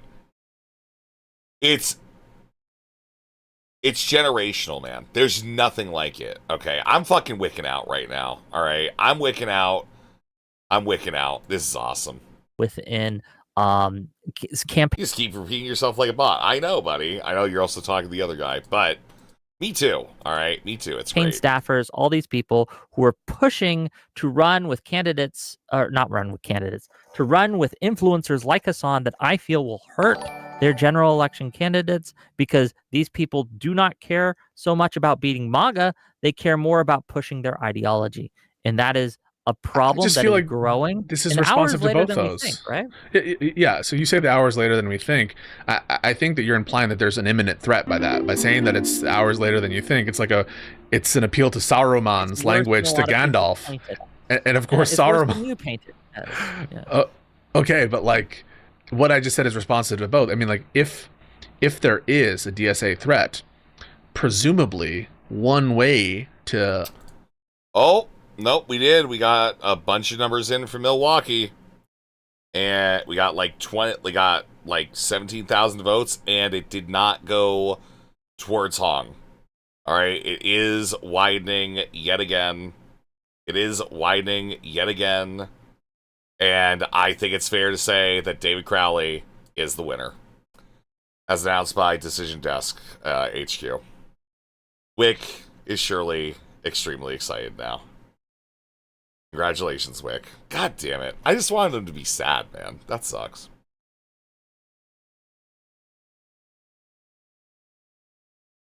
It's over. I know. Damn, Gloating Whick sucks. Yeah. Yeah, Gloating Whick sucks, but it will be very funny. Alright? It will be funny. Don't chill. Everybody chill. Everybody chill. Alright? Alright. Everybody chill. Alright, let's go check in on Whick. Alright. Let's go check in on Whick. I don't even know what tab I have all this shit on. Holy fuck. Elections are awesome. Alright. Elections are awesome. Alright. They will be blaming AOC and Bernie Sanders for not endorsing her, which is funny as fuck. New drop. Yeah. Yeah, they called it. Oh, yeah, this is him seeing his lead. Is it expanding? It is. It is. We have David Crowley at 312,000 votes, 286. Okay, 312,286, 39.9%. Francesca Hong is falling behind at 308,401 votes, 39.4%. He is so happy. Once again, a 0.5% difference between these two candidates. Crowley is expanding the lead. He's going with only 2,300 votes remaining. Did Milwaukee drop? Let's look. Was it Milwaukee? Was it Milwaukee? It was. This is the big one. Milwaukee dropped with 95% of the vote. Is that happy? Crowley leading this in Milwaukee awesome. County. Good for Whick, man. 65,131, 43% to Hong 62,000. Resi, can we campaign for the MAGA candidate now? Fuck no, Dro. What do you mean? We're not like these people. We're not freaks. Overall, in the state. No, this is a big one for them. You can't like undermine that. Votes remaining. 23,000 votes remaining. Excuse me. And we have what it looks like to be a 3,500 point difference, 3,000 plus vote difference. It's still too early to call, but yeah, Decision Desk HQ has called it. So like, here's the thing. All right, I'm kind of okay with just agreeing with that because it makes like I don't know what switches, man. I don't know what the fuck switches, right? Yeah, like they called it here. Okay, so there's like a chance, but I'm just gonna be honest, I think that Hong needs to see her numbers expand here dramatically, right? So yeah, Decision Desk HQ, yeah, she not expand in Milwaukee. Maybe I mean you'd have to see like a crazy amount come in from Madison County. A lot can happen with 23,000 votes left. I don't know, man. I think I'm like fine with 23,000. At that point, at this point, that would mean Hong would have to win to like catch up. What? She'd have to win 13,000 of the remaining, right? The USB drive is sus. I mean, it might not. Here's the thing. There's like, it's like greater than 95% estimated in Milwaukee. So there might be more USB drives, okay? Right? Who do you want to win? Whatever makes Whick sad, man. If I'm going to be fucking real with you, whatever makes Whick sadder is kind of like my politics, as long as it's not against Republicans, right? Like that's it. That's all that. That's my politics right now. Okay, but you know, in fact, Whick gets a win today. Congratulations, Whick. Right? 9 USB drives in a bruised player's ass is a lot. Come join us. Yeah, no, I'm not like fucking mentally retarded, Gibbs. I get one per fucking stream. That's what that suggestion is. This is what I mean. Sorry. What I mean is Hong is like their most radical candidate, and they're going to be blaming AOC and Bernie Sanders for not endorsing. Okay, this is no energy. He's going to get his ass kicked. Oh, Oliver Larkin they're not even Florida. Yeah, I don't think anybody's like endorsed him or Yeah, I think I'm pretty confident in that. You know what I mean? Okay. I think we're like far from the eventual socialist control of the United States of America. But anyways, let's listen to Whick turn on the by the way, yeah, Gibbs, unironically though, you are gaining Whick. He is like trending further and further to the right. He's now suggesting Republican candidates occasionally. Yeah. Mollify the threat is to win the primary, right? And that's what Joel is saying. And if that's like an achievable standard, in what sense is it like what the party is just different than you think it is then? And like if we can't win the primary, then maybe you're just a Republican or something. I don't know. No, I think that we can and should try to win as many primaries as possible as a moderate candidate. Okay. But once again, the reason that it's harder to do so is because of a few reasons. And one of them is the rhetoric that's been pushed by the left, painting both sides as the same, both sides as bad. Trump's corrupt. Well, the Democrats are also corrupt and taking money. Oh, you think Trump is bad? What's feeding that, right? Like, what's your argument for that claim? It's like the lefty media sphere is causing the lefty this. Media sphere is that for That's the not past, 10 years, causing these people to lose elections and primaries. I don't have an intuition. I think for that. it's making it harder to tackle. It makes it harder for the public to care about Trump's corruption because they see it as, oh, this is just something that politicians do. They don't see it as an outside the norm thing, which it is and absolutely is. But it's not. Like it's just called lobbying, man.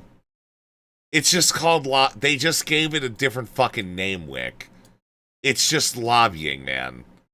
Whick, please wake up. Just wake the fuck up, Whick. Jesus And Christ, I think that this is a problem that has been pushed by people like Emma Vigeland, Kyle Kulinski, Hassan, all these people who have, again, for the last 10 years, tried to paint the establishment, DNC, the Democrats in general, as just as bad, right, of a kind as Republicans. There's no legitimate difference. And they've said... I'm still so fucking mad that we don't get to use the new Whick noodle shit. That makes me so mad. That makes me so fucking mad, man. Like, Francesca Hong's kind of on my shit list for that one. Alright, like, she really let us down, man. Okay?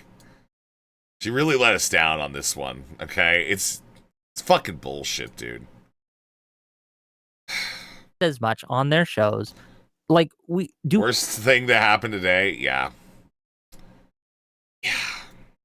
Yeah, it was a pretty good day, though, alright? Like, yeah, Foodshops, like, getting slow walked out of the orbit and shit. You know, like, that was pretty cool, too.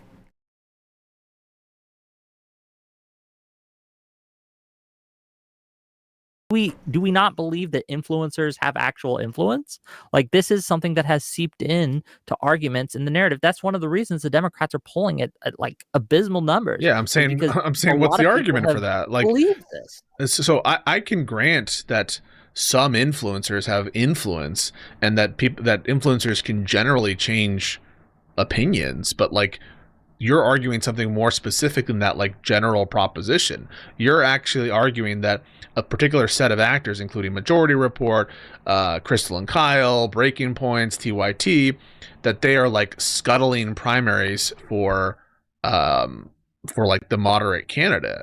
And I'm just like, what would it take for you to be unconvinced of that notion? Is there evidence that, like, what's your argument for that? And then B, like, is it unfalsifiable? Is there anything I could do to show you that that's, present to you in terms of data or information that would like unconvince you of that? Because it kind of feels like that's just like operating as a matter of faith or intuition.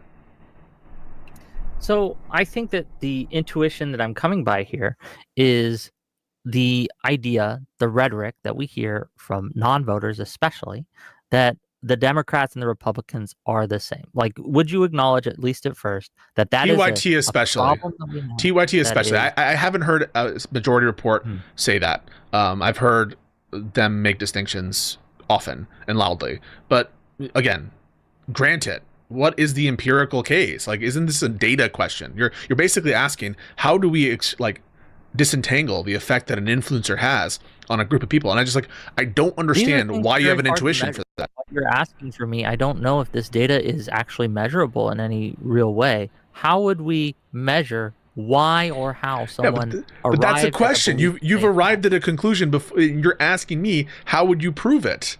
And I'm like, isn't that your job if you're asserting the claim? I don't think that we have. I think what you're asking me to do is an impossible standard. You are asking me to do something that I don't think we are. Like, can we draw a direct line from Trump to a lot of the beliefs that are held by MAGA? In some cases, perhaps, but in some cases, it's very, very hard. When we talk about anti-immigration rhetoric, did Trump give them the anti-immigration rhetoric, or did he just exacerbate it? I don't think that's a provable thing. I don't think we have data that can show this. However, I think we can make an inference based on Trump's rhetoric and language and how he leans into these things that Trump probably, likely increased anti-immigration amongst the people who are in his circle. Is that a... I mean, to be honest, like, no, I think that they've all been pretty anti-immigration for a very long time. Like, within, like, the Republican Party. Like, that's just, like, a fundamental to the conservative party. So, like, this doesn't... Again, it's Whick. We don't ask for a lot, and we get even less. Okay? We don't ask for a lot, and we get even less. Yeah, it's just completely just worthless, like, guessing. That's all Wick's doing, but he does not seem to, like, care to, like, understand that he's talking from this, like, factual, like, over man place, man. Unfair Super thing to say. weird. Do you disagree? I don't know how you draw that inference, to be honest with you. Like, it's my vibe that occurred, but, like, that's all it is. It's just a vibe, right? Like, my vibe is that, like, but also, like, you could tell another story that Trump didn't cause these nativist sentiments. He preyed on them.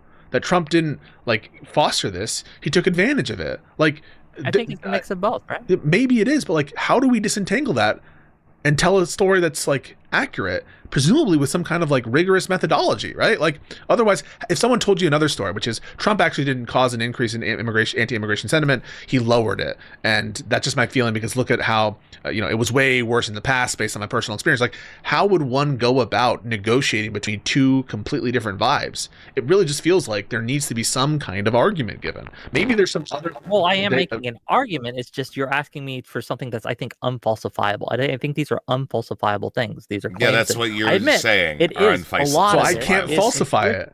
So I can't falsify your claim. But no. You see the problem there? But that doesn't mean it's wrong. That doesn't mean it's wrong. I'm not saying it means it's wrong. It just feels like it's an article of faith. But I can also point to, in my argument, I can also point to the results we are seeing, right? And I can show you that, hey, we have a rise of populist sentiment. One of the things that has the reason that the rise of the populist sentiment is because we see a decrease in trust in institutions, for whether it's true or not. The public feels that the institutions in America has failed it. We have an all-time low of trust in science. We have an all-time low trust in education. We have an all-time low trust in Congress. We have an all-time low trust in all these institutions in America. And populist rhetoric is feeding into that and making it worse and also preying upon it. Like, I think that this is backed up by the rhetoric we see on influencers, from politicians, from the anti-establishment feeling we get in polls. Can I prove that beyond a shadow of a doubt that this is the case? No. Can you prove it's likely? Yeah. Can you prove I it's a decent chance? The evidence suggests to me, and again, it's unfalsifiable, but this is likely the case. And do you disagree? It's unfalsifiable. Do you disagree? Wick, you are a worthless rat scourge of communication. It's unfalsifiable. But do you disagree? Well, then what do you disagree about? And then it's just, it's insane. The recursive loop of thought. And like Pisco realizes what's happening here. The smile, the wry smile, very simply, is there it's there for him to say, yeah, I don't understand it all. I don't have that confidence, so I disagree with that belief. I don't have a basis to believe that, and so I don't agree. The basis, I guess, would be the election. Like again, like if not that, what is your counter? That's a question. What That's a other question. reason Well, I can would give you a this vibe. Yeah. be So my overall vibe. I mean, it depends on what the like sort of dependent variable is.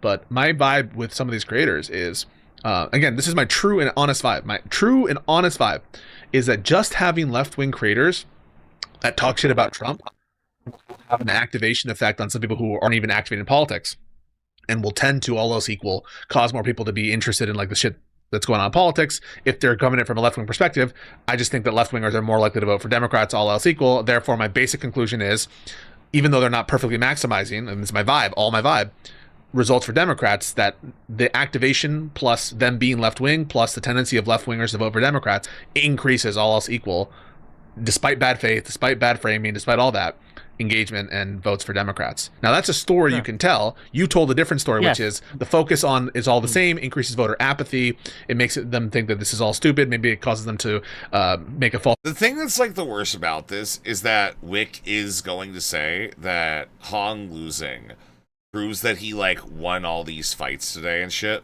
when it still is completely separate, right? Yes, the Hong losing thing like validates his like moderate argument, but like it does not, like, I don't believe it validates the kind of like schizophrenic anti-left argument that he's having. It's equivalent.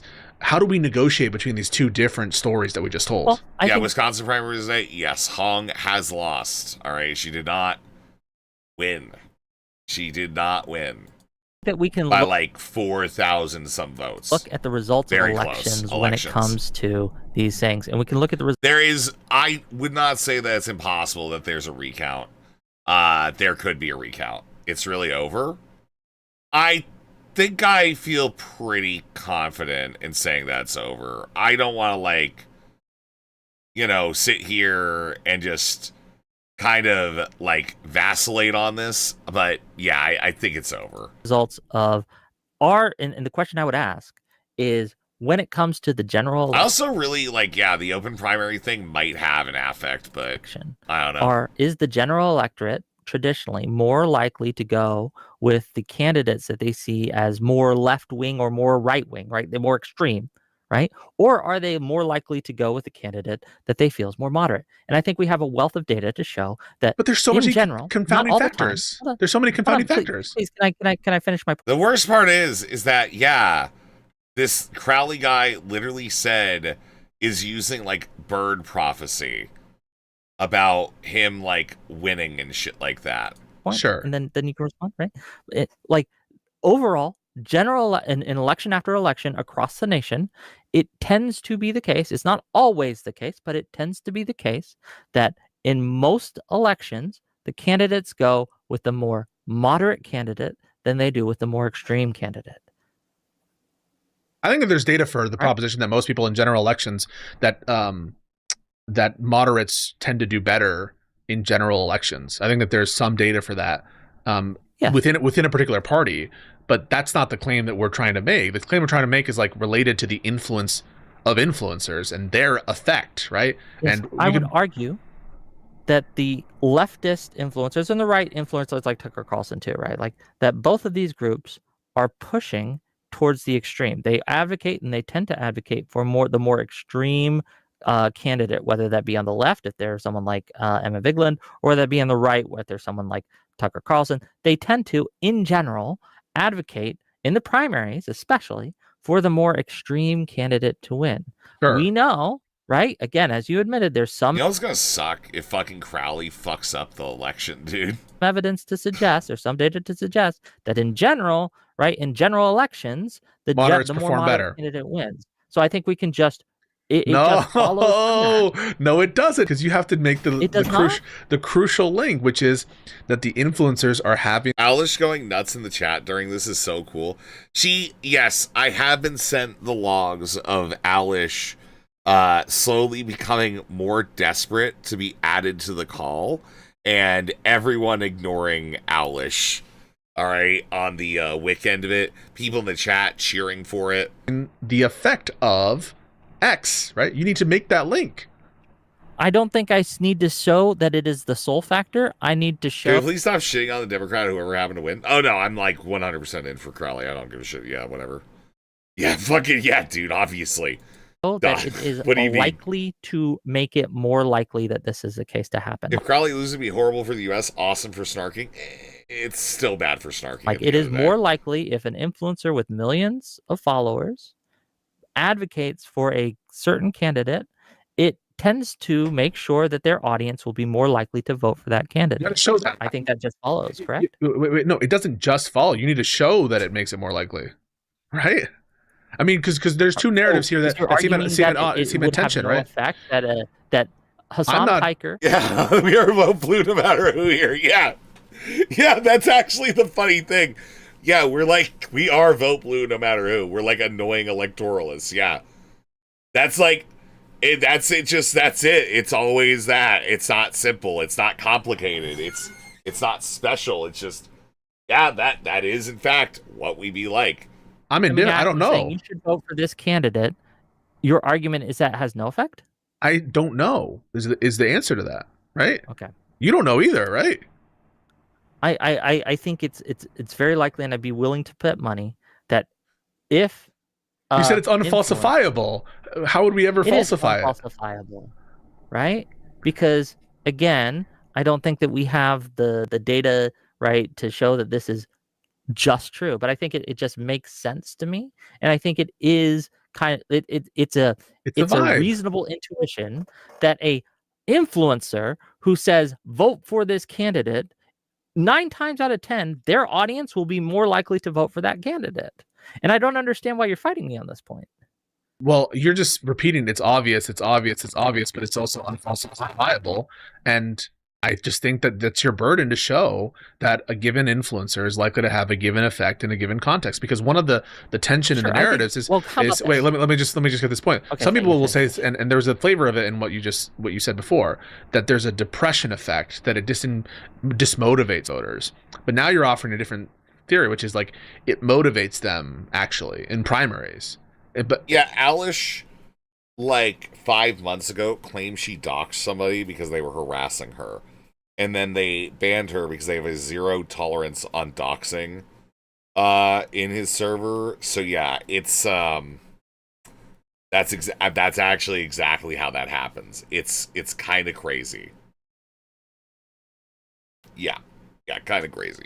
But maybe you're suggesting, well, it motivates them in primaries only for their candidates, and then it like unmotivates them in the general. And I'm just like, I don't know that motivation works like that among humans. I don't know that anyone has ever made that kind of if that's the kind of pathway that you're thinking about, made that specific claim. And just like, it just seems like a very complicated empirical question for which I would want to see some evidence. And you saying it's unfalsifiable, why isn't that the end of the conversation?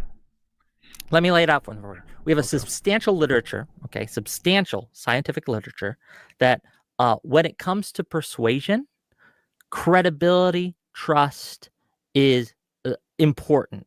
The more someone trusts the source that they are given, right? Any news? Yeah, Crowley won. Yeah, it looks like a Decision Desk HQ brought it in, and it looks like there was this small possibility that Hong would have pulled out the mail-in voting in the Milwaukee main city, which was delayed because of the USB drives not having transferred over the specific data election stuff, but rather the fraud investigation shit on the flash drives. All right, as a human error, copying the wrong files from the machines, right? So they brought those in. There was this small chance that those were going to go further to Hong, when, yeah, it is like, local area for Crowley, but he did underperform in Milwaukee by about 3%, 3 percentage points on average from what people were expecting. And that, yeah, because of him not necessarily being there in the early voting stage, he would have been kind of like shuttered by that. But yeah. So it looks like Crowley won. The more someone trusts specifically who is talking to them, the more likely they are to be persuaded by that person. That is backed up by science. We have Hovland and Weiss's foundational 1951 experiment that found this. We have this has been replicated. This is just true. Do you disagree? Do I disagree with the general proposition that people are more willing to listen to individuals that they trust? Is that what you're suggesting? Is that what you're asking? Yes. I don't take issue with that either as an intuitive thing or as an empirical point. Sure. We know, right, that there is substantial. So yes, the guy who looks at bird prophecy, all right, the dude who looks at bird prophecy is the Democrat nominee for the governor of Wisconsin. Yes. Evidence that people tend to build parasocial relationships of trust with. Honestly, I can't really shit on the guy. Okay, I probably should, maybe like we could talk more about like what a red bird looks like. I'd have to look some shit up, right? Streamers that they watch in a positive manner. We know that this is true as well. Correct? I mean, I take it as take it as a given that people for the primary. I mean, the thing is the bird going to follow the rest of the way, right? Form parasocial bonds, and I don't. So they are more likely to trust that streamer. I don't dispute that people tend to trust their streamer. We've seen again. You're running into the same problem. Don't disagree. Hold on. That you don't disagree with. That people are more likely to be persuaded by people they trust. We've seen that people are likely to form parasocial relationships of trust with streamers that they consume. Therefore, I think it follows that if you consume a parasocial streamer, right? Like if you consume a streamer, if you're watching your influencer, right? You'll listen to what they say. You're more likely to trust them. And therefore, if they give you a recommendation, you are pondering tipping 10, check DM. So we did note this earlier in the stream. Pondering does seem to have had a fallen out with the Destiny Orbit. Has unfollowed Destiny on Twitter apparently. So there is something happening. More likely to follow that recommendation. This follows when it comes to making endorsements about who you should vote for. And I need to look more at a red bird. Yeah, well, red bird prophecy shit. Right? A Crowley win shows how badly voters are looking for an alternative to Hong. I mean, yeah, it could be that. It could also just be like liberal, what do you call, like, I don't know if cohesion is the right word, but it's just like coalescence, maybe. And the thing is, it's like, yeah, it was how many people running in this thing. And it's like, as much as you want to shit on the one person for getting the vote total, being like, oh, well, they got this other one super wrong for Crowley. It's like, well, yeah, like the affects of people like rallying behind Crowley at the last minute. Yeah, I can see it. It makes sense. I don't even know if it's like, if you're putting it as like, it's a rejection of her. Yes. But ultimately, it's like a rejection statewide. And yeah, what looked like to be a crowded race field, which again, probably is going to fuck over centrists. And that is where a lot of these people are getting in, is in that, like, kind of middle point. I don't know how I feel about, like, saying that El Sayed. I understand, like, how close it was between him and Stevens with Molly Requaro out of the race and shit. But, I'm, like, kind of... I think when it comes down to it, like, the whole... I think the best, like, way I look at this, it's like, all right, cool, well, great. You understand that there's a strong will of the voters for this specific style of, like, governance. You take that in. That's usually how primaries are supposed to work. It's like, all right, well, we're figuring out what people like, and, Yeah, I usually throw him a bone. You know, pulls a little bit to the left. That's good. I think that's a good thing. I think it's better than, like, pulling to, like, nothing. You know? That's the Prime Reserve. They're there to go ahead and, like, you know, fight your little pithy battles, but end of the fucking day, man, it is vote blue no matter who. There's no other fucking way to presume power in America from anything left of the current fascist takeover of our government. State by state, on the national level, it's vote blue no matter who, man. It sucks, but that's life. That's harm reduction. This just follows. I've given you scientific reasoning and evidence that this is the case. I've made the argument. Where am I wrong? All right, so then you would say that an influencer that said that a Democrat on their worst day is better than JD Vance on their best day. I do have a Pondering Politics message. I spend my grifting money on taking your mom out on dates before I fuck her, Arctic Soldier 87. Re-roleplay her fantasy of taking you to an abortion clinic at 8 months. Bro, Josiah is so cool, man. Have we ever, like, talked about, like, how cool Josiah is? There's still, like, 15k votes left to count. I'm no mathematician, but why are they calling it? So, okay. So, this is why Decision Desk HQ called it.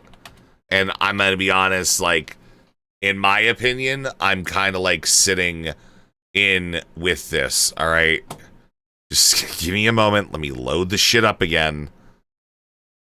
Okay. All right. So, Milwaukee was 55 to 54 thousand votes. All right. Crowley winning. There was a batch that came in from there that was still pretty heavily favoring Crowley. All right, we're currently sitting at 3,300 votes between the two. Where's that going to come from? The Madison numbers are not making up that difference. Okay, it does not seem likely that that's the case. You know, the blue Hong wall did not work out super well.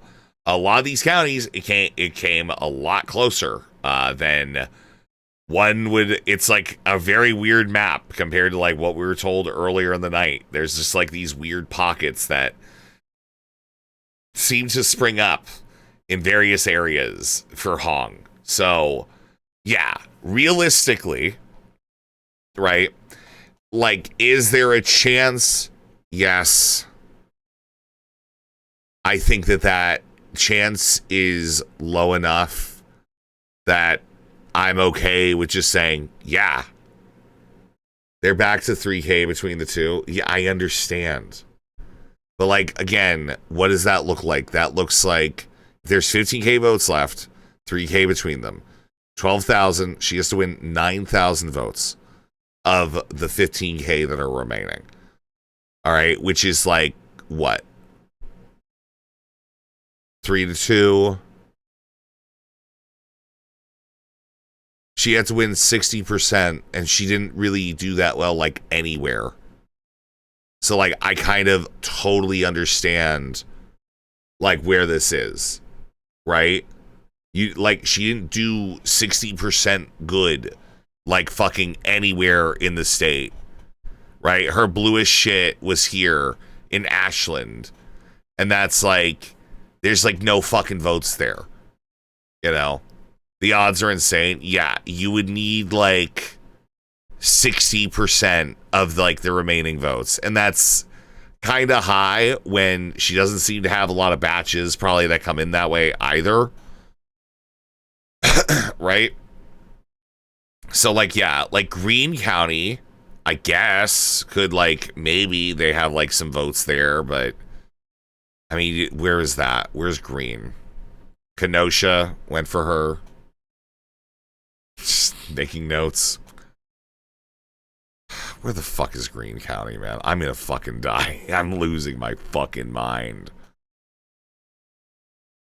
Vernon?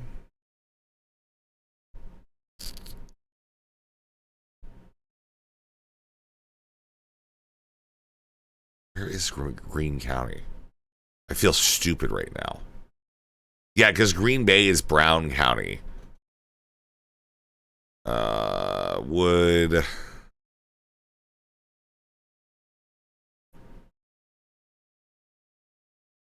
where the fuck is Greene County? We just looked at all of them. Oh, it's a Crowley plus 13% anyways. Yeah, so like maybe that would be it. So that's probably going to be like where? It's going to be like one of these. Like the slightly darker purples. Green Lake? No.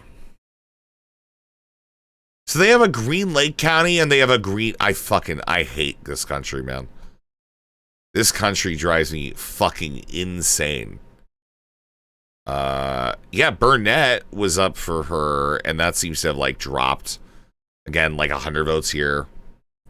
Put $1 on Polymarket.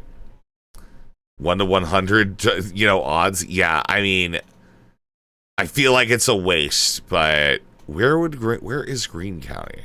Right here. Yeah.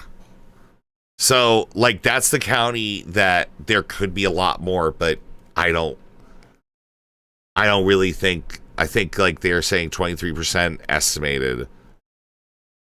Like, wait, you're not going to get, like, another, like, 4,000 votes out of there from the total, probably. Though, that could close up. Did they not call it? Well, no. The decision desk has called it. I don't think fucking CNN has called it.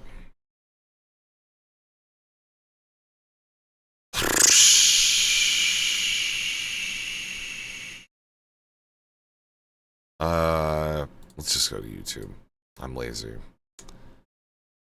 Hong.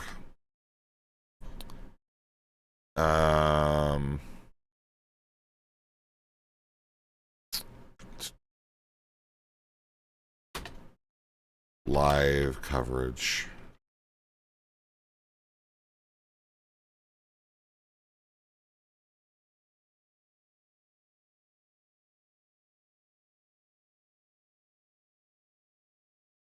All right, CNN.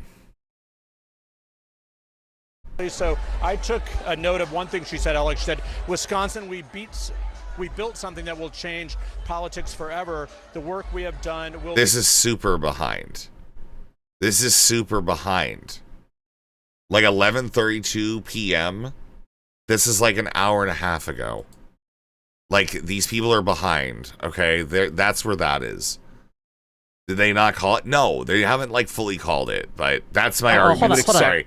I like closed all my extra windows because I'm just like, yeah, I'm pretty sure I see where it's going. Hold on. I'm sorry. This is a housekeeping thing. I have to. My dog needs out real quick. Okay. Give me like 5 minutes and then repeat what you have to Oh, do. I was so ready for that. Oh, I was. All right. I know. Don't My say bad. Dude. I just got it. Dog comes Dude. like Dog comes first. Yeah, it does. Wick, We're ignoring almost there, animals, folks. man. We're so close. And I love it like this, Schrodinger's unfalsifiability. It both is falsifiable. Now, apparently it is falsifiable, right? Because if those patterns didn't exist of trust, Pisco, unban me. or whatever, then presumably it's falsifiable, right? So we've switched. Now it's falsifiable. Now it's an empirical claim. And you guys are about to see what happens. If he comes back and you guys let him know, then I'm going to go pee. My employer says influencers don't create anti-party disdain; they give it a voice.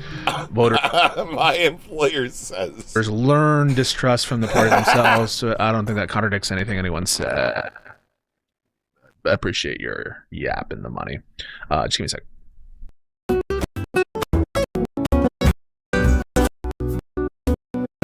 So, Wick, I gotta say you're in trouble. Uh-oh, I'm ready. Just one sec. We'll start by recapitulating what you just said. Sure. You said there are studies that suggest to you that people listen to those that they trust more, right? Yeah, they're more likely to be persuaded by those they trust. Yes. You also gave the proposition that I didn't object to, that people tend to form parasocial relationships with influencers that they follow. Yes, this tends to happen. If you continually watch something, you are likely to start to trust them, unless you're hate watching. I mean, there's obviously different ways people watch, but if you're actually a fan of a content creator, people tend to trust their content creator as they go, and they form parasocial bonds. This happens. Okay. Therefore, audiences are likely to listen to what their creators say and follow what they say. Yes, likely. Mm-hmm. So if a creator said, for example, any fucking Democrat on their worst day is better than JD Vance on his best day because JD Vance is a liar, he's a scumbag, he's corrupt, he's a cretin. It's bullshit that he would have prevented this war. MAGA is falling apart at the seams, and expresses their interest and preference for the worst Democrat over the best Republican. The audience would listen to that.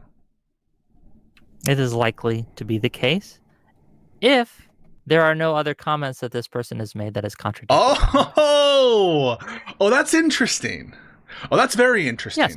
So how are you going to disentangle that? Well, we can look at the frequency of comments. I think recency bias is a point in your favor here. But we can also look at what they have said in the past and what arguments they have made in the past. Now, if your argument is Kyle Kalinske has turned a new leaf and is going to be a force By for your good in the logic, future, by your logic, possible. By your I logic, just he's don't doing it now. want that to be the case because of comments he's made in the past. He's built a reputation that his new actions will have to overcome, and I don't think that To he have has the done that. statistical And- wait, and to be have the clear- wait, overcome to have the statistical effect? This is important. This is crucial, right? This is crucial, right? And that does not change the fact that in the past, in prior elections, he has hurt us. Okay, but like, does it affect the statistical relationship that you're saying? The fact that in previous elections he did one thing or the other, does that change your statistical relationship that you're trying to point? I make sure I'm always hate watching. We're always hate. I mean, that's all you can do, man. That's life. In what sense? In that, the fact that there's a apparent contradiction that you're calling out, that would that change the nature of the relationship that you've established? That is to say, individuals on a forward-going basis are more likely to listen to their influencers. Does the fact that previously they said something different, does that affect that relationship? Think that, yes, I think that It doesn't sound as simple as you laid it out there, Whick. So it sounds really complicated, actually, to calculate the effects here, and that there's a lot of confounding variables. I already granted you it's unfalsifiable, but you're acting as if I'm making an argument based on vibes, and I am not. Which is what an unfalsifiable argument is. Yep. Not. I'm using, again, scientific data and some intuition and inferences on that data to come to a conclusion, right? It's not just vibes. And I think that people coming around and trying to reduce the argument to, oh, Whick just wants you is just saying trust me, bro, or something like that. I think that's it is just because unfair. here. So if I come in and I say, listen, Whick told me that influencers listen to their creators. Kyle is saying to vote for Democrats now. Therefore, Kyle currently is a net positive in the Democratic Party. You're going to agree with that, aren't you? Not necessarily. Because what else is he saying? Wait a second. He's saying that Democrats are preferable. You said Yes, but my argument is that by in the primaries endorsing more extreme candidates, it makes it harder for us to win. You remember that argument? I mean, is Kyle? Yeah, I remember that. Kyle yeah. endorsing in the primaries currently? Remember when Pisco was like way more fucking annoying and pedantic than he is now, and now he's just like having fun with it and shit, and he's like figured out how to get to the point and shit, and it's like awesome.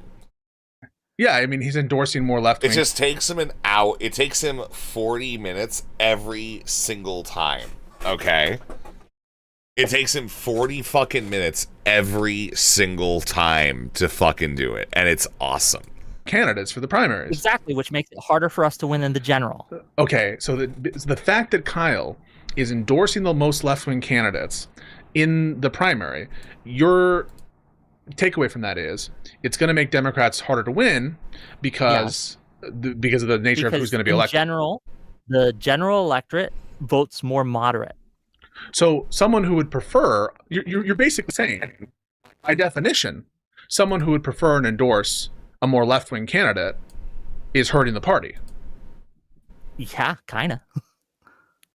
So you're basically, again, just to reiterate the point, suggesting that anyone who doesn't endorse your preferred candidate is a harm to the party. Well, no, because sometimes I think that the more moderate candidate has a less chance of winning because of certain scandals that they've been in, right? Like we can imagine that there is a moderate candidate who it comes out, I think Eric Swalwell was a good example of this. And he's done something that adds a variable into this mix that makes it pretty clear that, okay, in this case, a more progressive candidate will probably outperform the Sounds a lot like vibes, Wick. Unfalsifiable vibes. I mean, everything seems to be a just so story. A just so story that we know enough to know that these candidates were negatively influential in 2024. Because why? Did they say vote for Trump? I think that Kyle Kalinske said vote for Jill Stein, didn't he? Okay, but that was with the Joe Biden election. So you think that he caused non-trivial amounts of his audience to vote for Jill Stein because they listened to what he said? I think it follows that probably because of his endorsement, more people voted for Jill Stein than would have otherwise. Is that follows in going to virtue be of outcome determinative on the general election overall? I don't think so. But these things add up because it's not just Kyle Kalinske doing these things. There are other actors, and it creates a culture, right, that does spread. And I think that it does do damage. Just because someone shoots at me and misses doesn't mean they haven't done something wrong, even though no actual harm was done to my person. They did not succeed in their task, but they still tried, and they still contributed to these things. So I am saying, well, that my I argument understand. is, it's very simple. Again, If culpability your argument, I understand. if your goal is to beat MAGA, we have data on what beats MAGA, and that is moderating. That is moderate candidates in general elections. Now, if you're saying that, well, I care about these policies more than winning, that's fair, but you have to own that. So, I mean, I think that they do own that they prefer the policies. But just to be clear, you wouldn't characterize like me or Josiah, because we endorsed El Sayed because of court stuff in the primary. Are we hurting the party? Yes, but. Okay, man. And I'm gonna say this.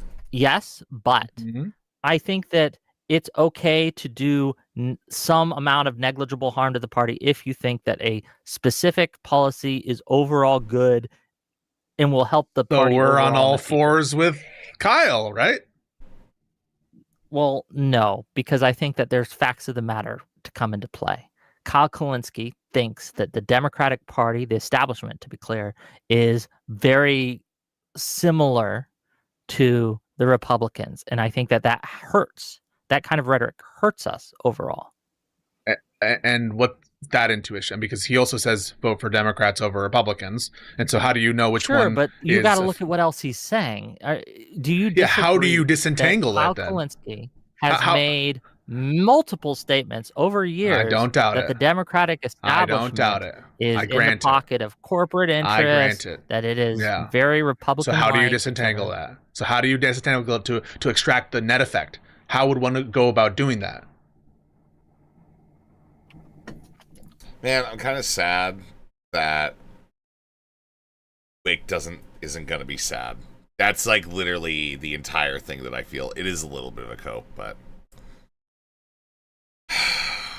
the net effect on the general electorate, the net effect on voters' apathy, the net effect on what specifically? On whatever denominator you want to look at, whether that's, let's take general election to start. Like I said, it's an unfalsifiable thing. It's very hard because there's a lot of noise out there. So is it rational to believe? Do you think it's rational to believe? Disentangle it to make a general argument here. I just don't think I need to do that. I don't think that's you don't think you have a burden? I'm required to do to be convincing or persuasive.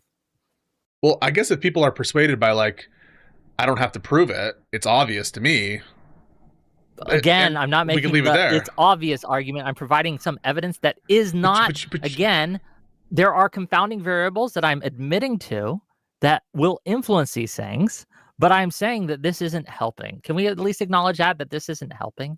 Well, that's the whole thing that we're trying to assess, whether it's helping or hurting, right? Okay. Do you think it's helping? Wait, you mean the independent negative comments and bad faith shit? Or do you mean the overall coverage?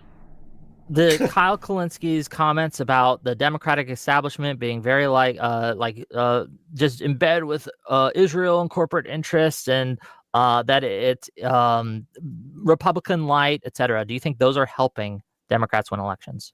I mean, I'm kind of two minds about it. On the one hand, I think some of the bad faith shit doesn't help, to commentary or like exaggerated hyperbole or whatever. But oftentimes I feel like there is a disconnect between the establishment and the base, and they're just giving voice to a popular sentiment among Democrats. I mean, like the overall sentiment among Democrats is that their leaders in Congress aren't doing a good job, that their party brand is bad. And so do I think that calling attention to some of these issues, maybe the way they do it isn't optimal or whatever, but part of improving is noticing when there's a problem, right? And so some of the critiques I actually agree with, Whick, and it kind of just runs the gamut. And I think it's your burden to disentangle the good faith critique, the bad faith critique, the negative disproportionate coverage versus the endorsement to vote for Democrats that contradicts the previous. Like, this is all like a very complicated morass. Why don't you hold yourself to that same standard when it comes to your intuition that you are arguing that these things might actually be pointing out to real problems, and that actually helps? That's just my vibe. To clarify, I'm harming the party whenever I endorse a more progressive candidate in a primary, but are you harming the party when you call for the opposing the Democratic candidate in the general? But Pondering is like losing it on Whick, dude. That's awesome. That's just my vibe. This is what I'm saying. Beware isolated demands for rigor. Okay. No, Beware I when am you're not holding one side. He's just going. It's like he's literally just like reading the fucking She's Right posters. This is awesome. Demanding I would never hold someone to my that vibe. You don't demand from yourself. I would never hold you to my vibe and be like, agree with my vibe because it's my vibe and it's unfalsifiable. I would never do that to you. I would never say like, we need to excise, you need to change how you approach the X, Y, Z because of my vibe. I wouldn't do that. I'm telling you honestly what my vibe is, but it just not. You think I'm not being honest about my vibe? I think you're being honest with the vibe, but you're adding a prescription to it, a prescription that has some moral weight. Are you not hold on. So you have no prescription when it comes to who we should be endorsing when it comes to whether we endorse an establishment candidate No. No. I'm happy to talk about that. Yeah, I'm going to do what you do, which is stop for super chats, and that always pisses me off. So I'm going to do it to you. You're fine. To we love super chats here. Give Pisco a lot of money. Okay, I appreciate it. To clarify, this is Josiah. I'm harming the party whenever I endorse a more progressive candidate in a primary, but are you harming the party when you call for opposing the Democratic candidate in the general? And in response to that, okay, the Democratic candidate is not a Democratic candidate; it's a DSA candidate, and I think that I'm sacrificing one seat to win 10 seats down the line. Who decides who a Democratic candidate is? That's okay. So you decide. These are the calculations I'm making, and if I have to sacrifice one seat to win 10 seats down the line, I'll do that every day. I will sacrifice my connections to make sure that MAGA loses overall. I will do that, and that sucks. It's awesome, I don't like it, and I wish I didn't have to. It's like, that Wick's not gonna chill out, right? You know that Whick isn't gonna fucking chill out, but the thing is, he's not going to. But I will. Yeah, because MAGA is that big of a threat. MAGA is that important to beat, not just in one election, but in all elections, and we have to do that. Okay, and you're like, they're not a Democrat because Whick said so? I do get to decide who I consider a Democrat and who I don't. Yes. Okay. I don't outsource my thinking on this. All right. Putting that aside, like, I just think you grant it's unfalsifiable. You grant that there are stories to tell, right? And you ask me like, okay, then you don't have any basis to ever endorse one candidate over the other. But of course I do, right? Like, there's data and evidence regarding who is more electable. Usually in some of these like states, you'll have at least some picture about who's more electable based on some matchup polling. It's not perfect, but there's also, preference in terms of positions. And you can see, well, who has positions that are more popular, or who has positions that you agree with, or who do you think has a more like affable. He's all in on the path. He is all in on the path of freaking out and like ruining elections forever, man. Like, demeanor, it's just, right? So, it is, he's going Republican, man. What do you want? All right. We snarked so hard, and it sucks because we came so far, but in the end, we never got to, like, I'm sorry. Can we just talk about how fucking hard this shit would have gone on the timeline, man? This would have been awesome. You know? This could have been great. Alright? Like, this could have been the best shit in the fucking world, man. But, like, no. We got Ard. We got Ard in the most insane way. And it sucks, man.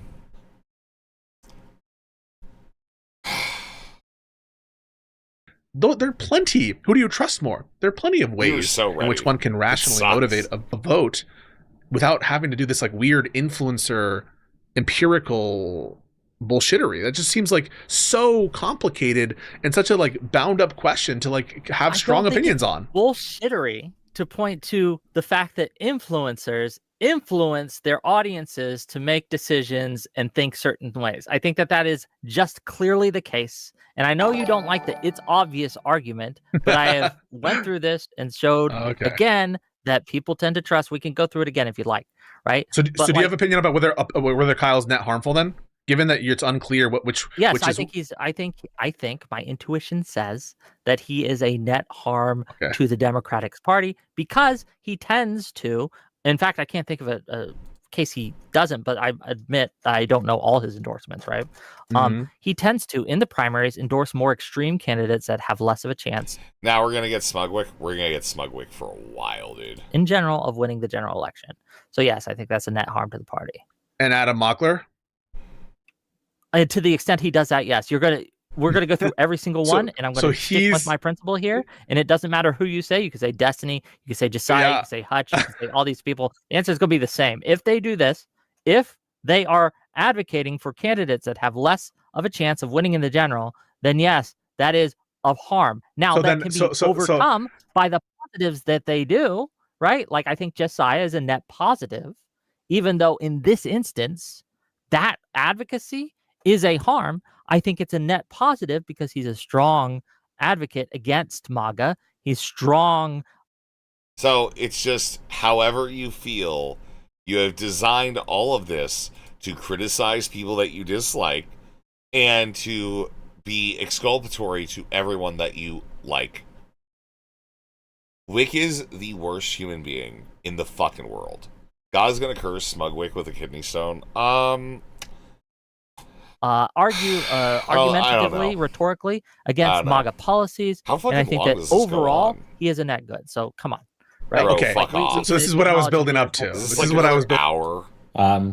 They bring down Avi. Okay, I appreciate it. To clarify, all right. Okay, I'm just letting you guys know I'm done with the normal stream. I want to play video games. Okay, I want to play video games. So join us over on the Kick. I'm gonna play video games, and we're gonna keep watching this. All right. I'm not gonna pay as much attention to chat. Just letting you guys know that. All right, that's just kind of what it is. Okay. All right. Like I realize at this point, I'm not gonna really. I do want to finish this, but I also I'm kind of bored. And yeah, thanks for the tears. It is what it is. It's good. But anyways, we move along. All right. I will talk to you guys. We're not gonna be here tomorrow. Probably. So we will see you likely on Thursday, definitely on Friday. No, I will not explain myself. No, I will not explain myself. But, alright. Anyways, I'll talk to you guys later. Be good. Bye. Boom.